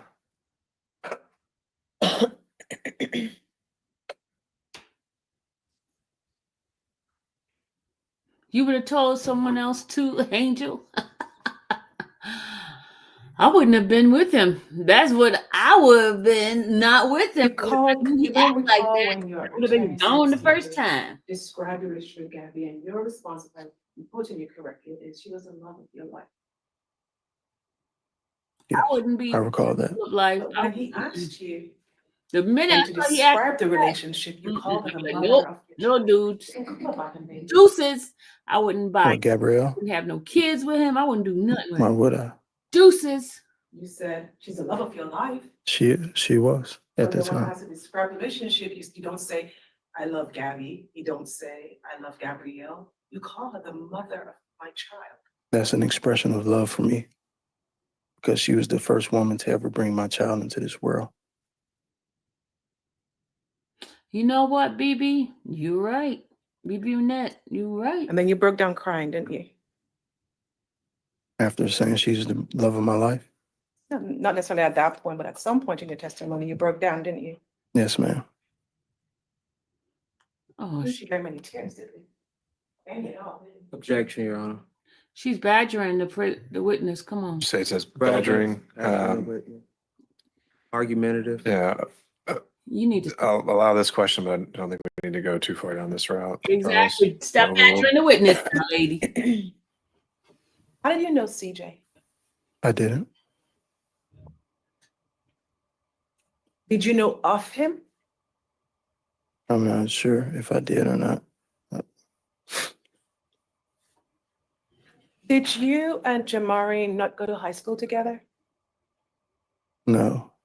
He said somebody else he went. But you knew of Jamari, didn't you? Yes, ma'am. Because everyone sort of hung out at the Cascade skating rink. Isn't that was the normal thing for everyone at that time to do? I believe so. I'm not sure. Then after Cascade skating rink, everyone would go to the Chevron and hang out there. Isn't that right? I'm not sure. And so this wasn't the first time you saw Gabby with Jamari, was it? This Yeah, was the. she been what do you through mean? him, y'all. Yeah. When was the first I time? mean, VK. You VK. testified that when you VK. She Came to the been knew driveway. him. You didn't know who he was at all. She been knew him. Yeah, I didn't recognize, VK. the person in the truck when I was getting up until I got closer. VK. When you got closer, were the windows rolled up or rolled down? Never rolled up. Because she been Can doing you this, describe the condition of the lighting that night? the roller skating and Yeah, after the roller skate go. I can't. Yeah, they've been I'm on not each other. too Were keen the on windows that memory. tinted? No, They've been on Was each other. it dark outside or light outside? It was dark. it was nighttime. Was the door opened or closed? What door? How many seconds have gone by before you opened fire? I'm not sure. You didn't care to ascertain who was inside of that truck in the driver's seat, did you? Because she been knew that guy. Lord have mercy. Lord have mercy. She made it seem like oh Lord. You can answer. I don't understand the question. How many seconds have gone by before you opened fire? Oh, I just told you I'm not sure. I don't know.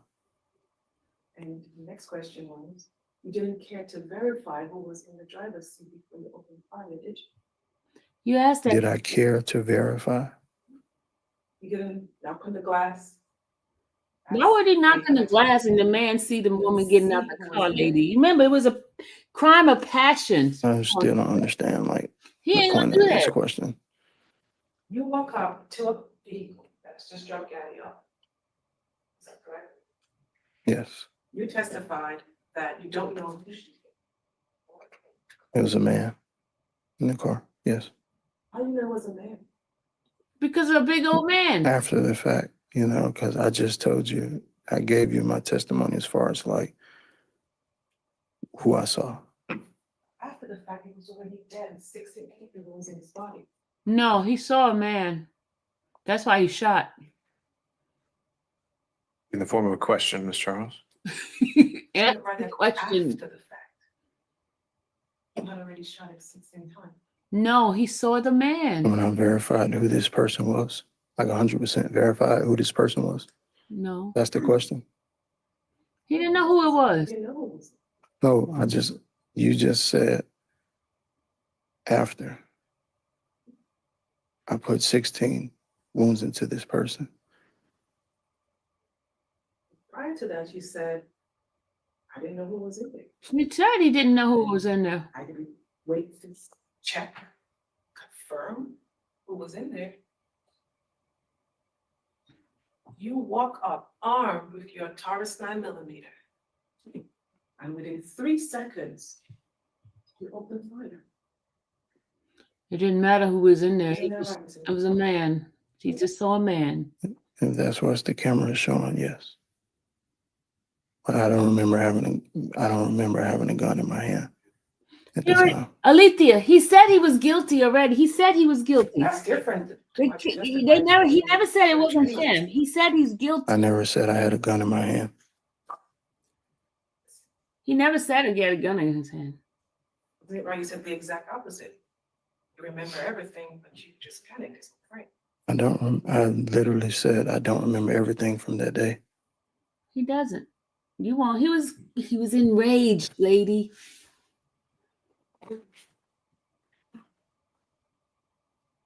That's why he's trying not to do snap.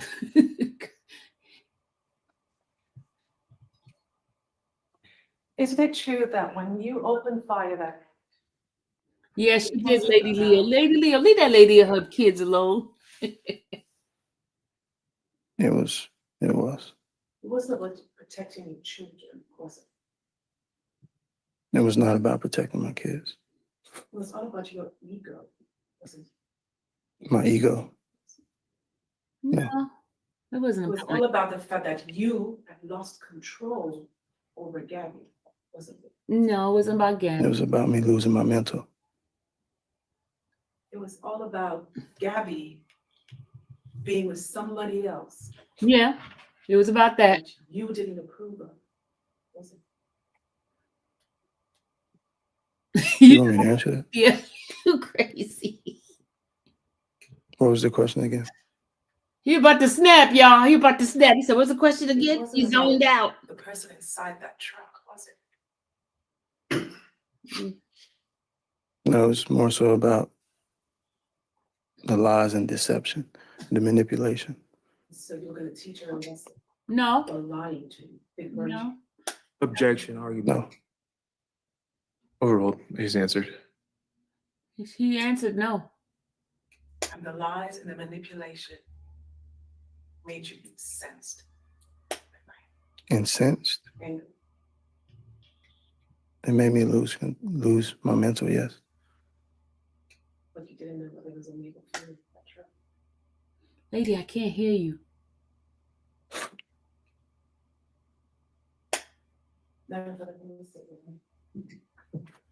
All right. Can I have counsel? Counsel.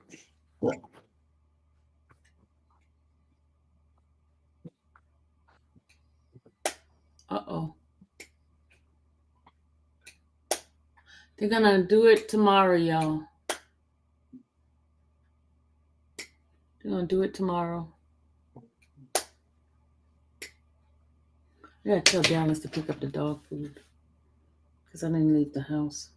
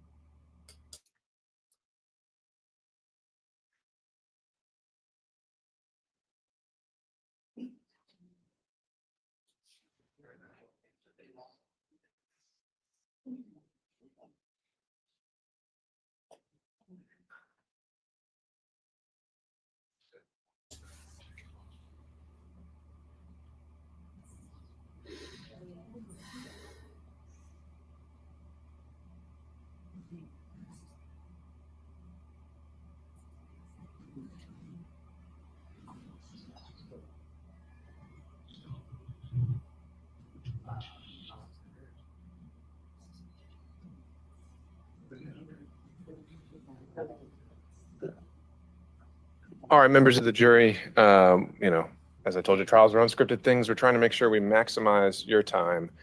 And I'll just kind of show you our mindset here.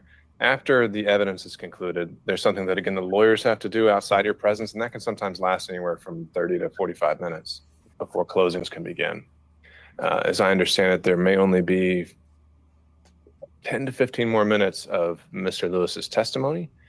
And so the question to you would be, or if you're willing to hang out for another 10, 15 minutes to get through that, then we can have you arrive late and we'll have already done that work before you get here, if you understand. So let me do this. By show of hands, is there anyone that needs to be out of here before 5:30, meaning now or earlier than 5:30? If not, we'll continue to 5:30. All right. Mr. Garner, you can, any redirect. Monica, I just want to ask you some follow-up questions.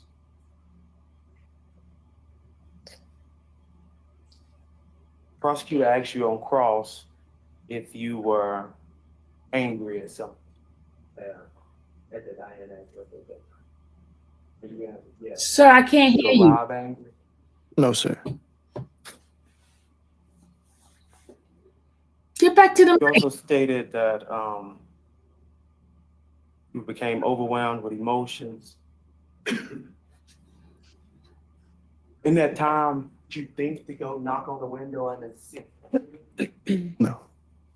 Looked over, you saw, and Lord, these people in this mic. Yes.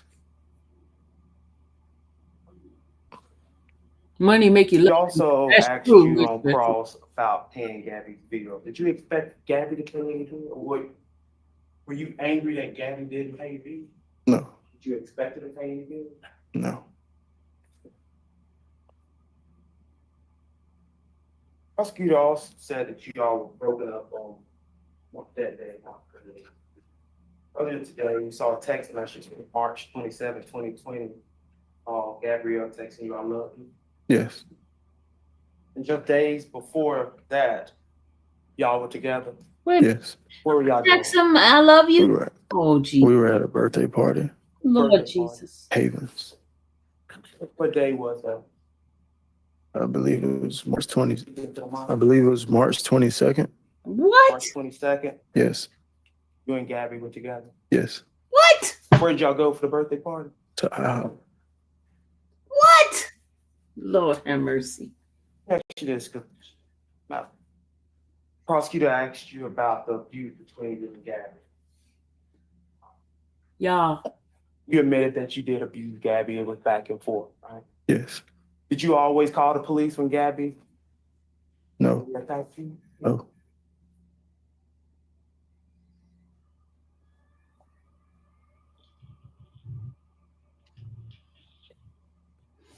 y'all, she was No with, further questions. she was with him. Oh my, Can you recross on those points? Yes. her recall's gonna be long. I'm about to share my screen. She gonna share screen, y'all.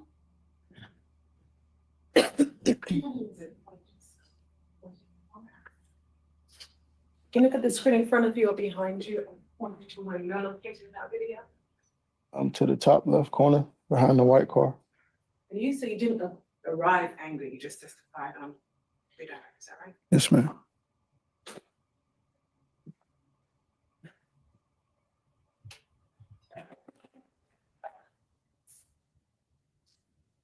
Help the jury understand at what point do you become angry? When she ignored him, when he calling her. I'm stopping the video at 2 seconds. Is it at this point? Right here. No, when she, That was when I was calling out to her. he was calling her. So you're not angry then yet, are you? I was starting to get agitated right there. Yeah, he was getting angry there. He ignored him. Stopping the video at 4 seconds. Is it at that point that you're angry? He said he's No. getting agitated. He's angry. Yeah. At this point, do we see Gabby on the screen? Nope. No. Where is Gabrielle at this point? On the middle of the driveway. She should be on the walkway. Yes. Yes. Heading into her home? Heading towards the door, yes. Okay. But she The said door she necessarily stopped. opened still, or is it now shut? It's just closed.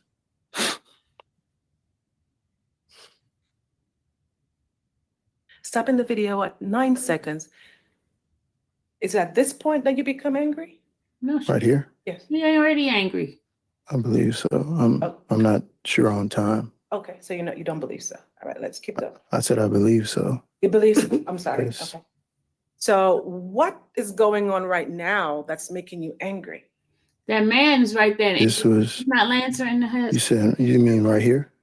Let me stop. Let me stop. Gabby's on the way out the vehicle. In the walkway going to the front door. What is going on now to make you angry? I don't know. This is me looking back and forth, I believe. Okay, let's keep going a little bit more. Back and forth. We're now at 11 seconds. What are you doing at 11 seconds? Trying to open up the door. I can't really see. I don't. Look like he's trying to open up. My eyesight is kind of bad. He tried to open up the door. I see a flash though. I see a flash. What's the flash of? The flash is a gun being fired. When you became angry? I already told you when I became angry. At what? At what? What was making you angry? I don't know. 2 seconds that Gabby exited the vehicle and went to her front door. What was making you angry? She was not at the front door. This the entire situation. You know, our right here? Yeah. No, it was no. She I believe not.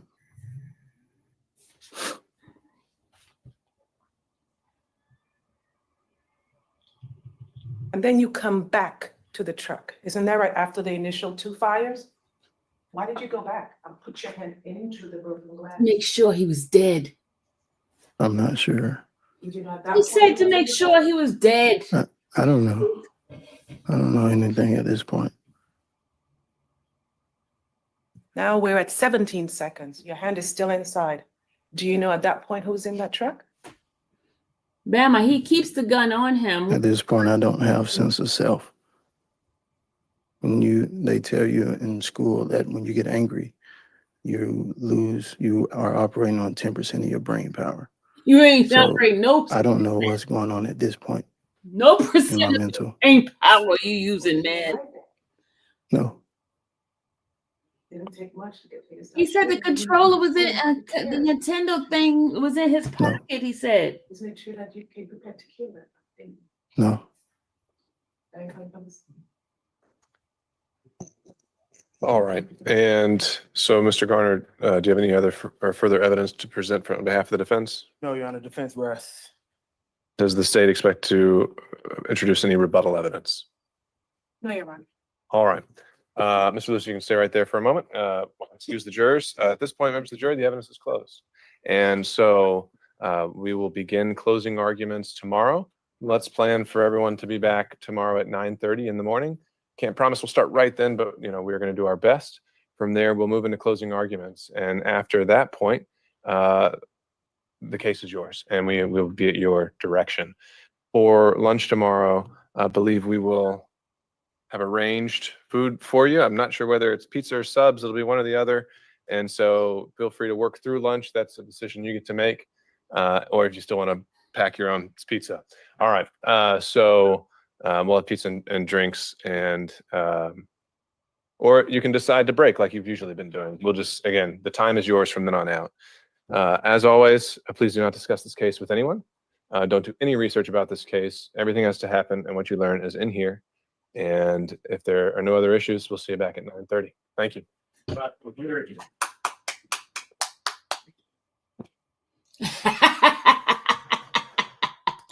Steve. Steve said, Sylvia, I'm going to need you to take a deep breath. Oh, God.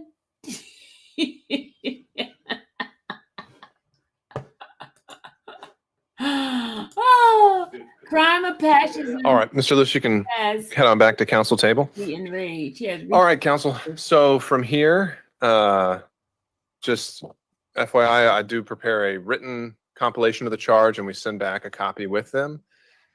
And we will have compiled a collective, everyone's request together, maybe a few that we flagged as might be relevant. We'll send that out to you by email so you can look at it in advance. I would propose, just so we can get through it, and I don't anticipate any unexpected charges here, but I would propose we meet at 8:45 tomorrow morning to finalize the charges. And again, we don't have to roll immediately into the closings. If you need some time to set up your PowerPoint or get adjusted, we can do that. Does the state anticipate using the first closing? First and last. All right, and then there's an issue here with scheduling. Ms. Flack is saying that she has a conflict at 10:15. 9:30, just appointment. Okay. You're about 10:15. 10:15. Okay. I'll join on Zoom maybe a little before that. Okay. Were you planning to, I mean, I know I'm not committing you to this, but was this a closing that the defense was splitting in some way? All right. And so what I'm hearing is if you're joining electronically, you don't have any concerns with the state presenting their first opening before you get here. All right. Then with that, is there anything else we need to take up before I see you tomorrow morning? All right. Thank you. We'll be off the record and in recess until 8:45 tomorrow morning. Ms. Charles, you've got the little tips here if you might want to grab those.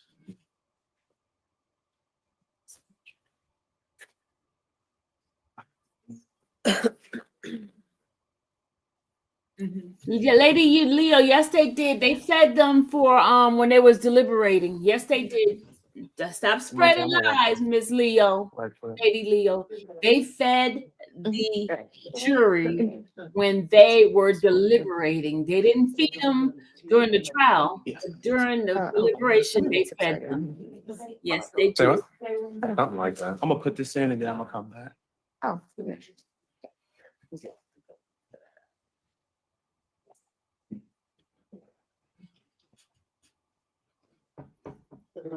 Someone needs. Not When there. I looked them up, it says they're, upholstery firms. No, they didn't feed him during the trial. Nope, they did not, JT. They did not feed him during the trial.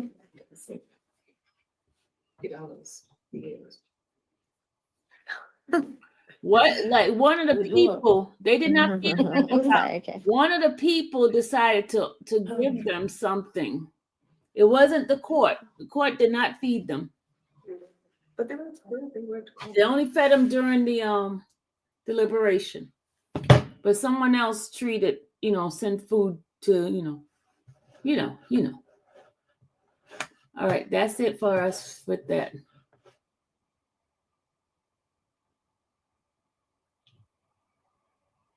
Yeah, I said somebody fed them, but not the court. The court didn't feed them. I'm telling you. I know who fed them. I know who brought them food. But I ain't gonna tell y'all who brought them food. It wasn't the court. I was talking about the court never fed them except when they were doing deliberation. But somebody else fed them. Don't be arguing with me now. I know who sent the food out. Come on now. You know I know.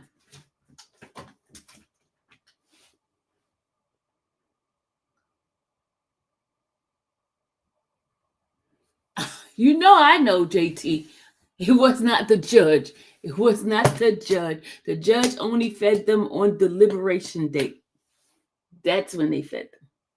But other people decide to feed them, and I ain't gonna tell you who.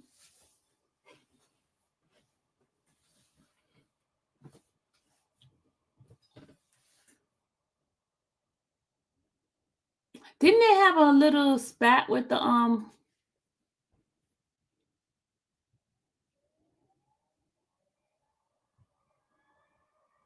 Oh, you wasn't saying it was a judge. I was saying that or applying that at all. I was saying said they were fed. They was fed. Well, no, because the person was referring to because the judge made an announcement just now that they were getting pizza. That is the court paying for the food. And I was saying that they didn't know.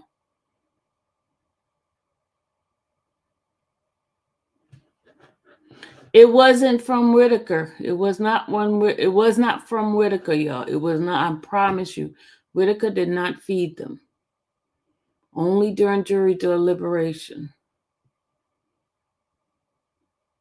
They said when Whitaker got there, they was fed once per week. Okay. When Whitaker got there. But it wasn't from Whitaker. You know what? Only the federal trial, they feed them throughout the whole trial. State, they're very stingy. Oh, I'm not getting into the snack stealing stuff. I'm not even discussing. I ain't got nothing to do with that.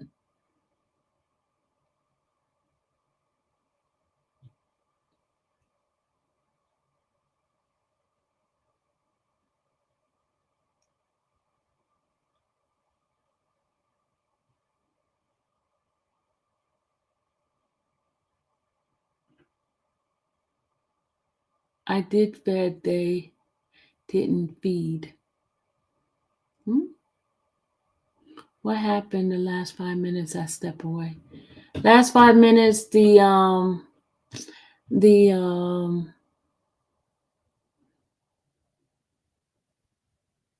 last 5 minutes, the judge just talked about what they were going to do tomorrow.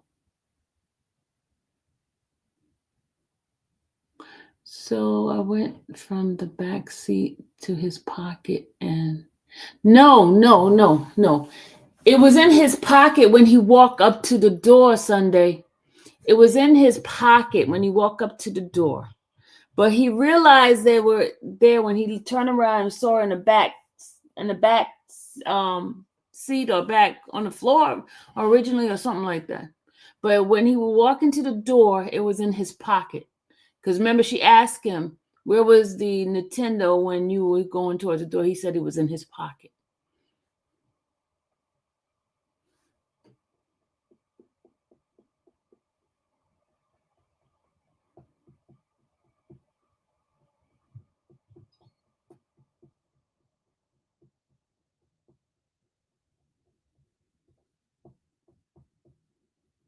Yeah, the feds, they fed them throughout the whole time. The feds, they were nice. And then see, the thing is, I'm trying to understand why they get angry when the people feed the inmates in Fulton, where the feds, the attorneys was bringing food to the client. So I don't understand how they get upset.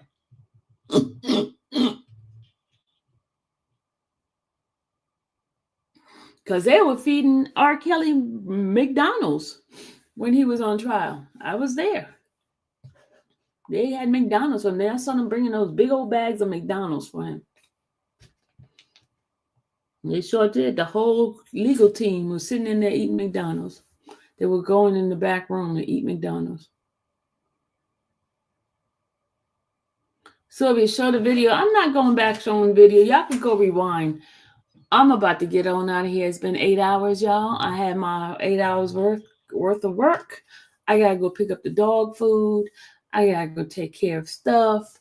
And it's showing Sylvia show video. Man, you guys have a good night. I'll see you guys later. I was talking about the jury. I'm going to bed.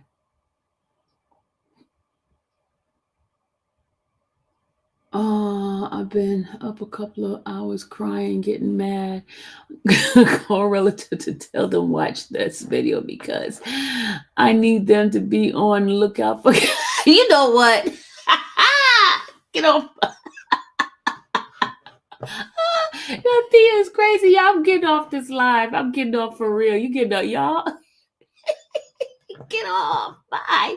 8 hours on this live. Bye, y'all. See y'all later. Y'all, I'm telling you, y'all, get off my live. You guys, may the Lord watch between me and thee while we're absent one from another. Later. Bye.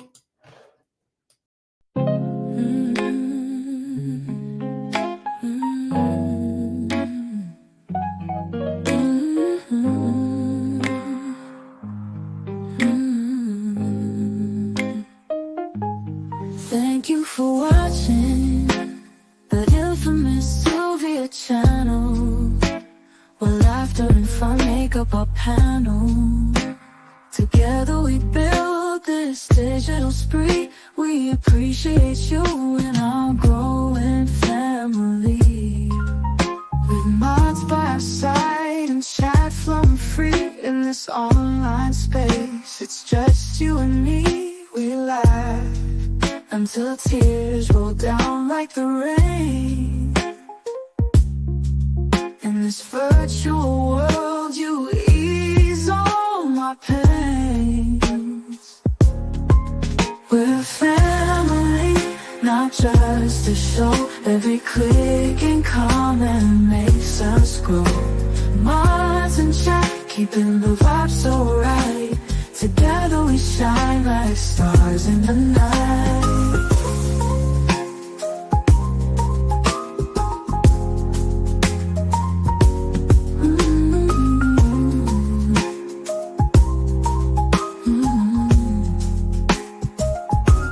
We cherish the moments, the highs and lows, from the latest gossip to stories untold. You're more than a viewer, you're part of the crew in this space of ours.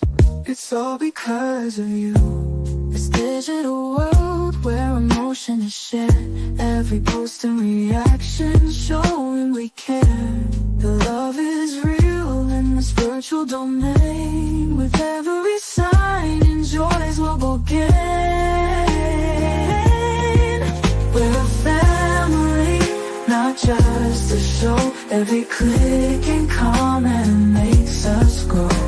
Mods and chat, keeping the vibe so right. Together we shine like stars in the night. We're a family, not just a show. Every click and comment makes us grow. Mods and chat, keeping the vibe so right. Together we shine like stars in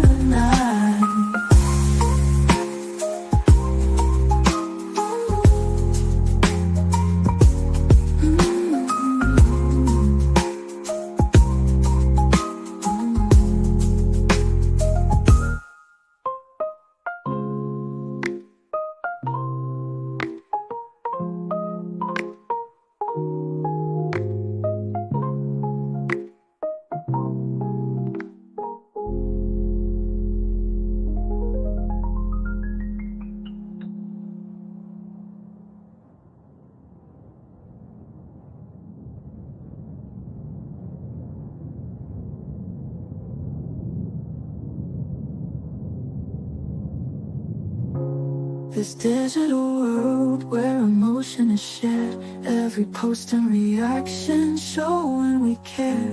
The love is real in this virtual domain. With every sign, enjoys what we'll gain. We're a family, not just a show. Every click and comment makes us grow. Minds in check, keeping the vibe so right. Together we shine.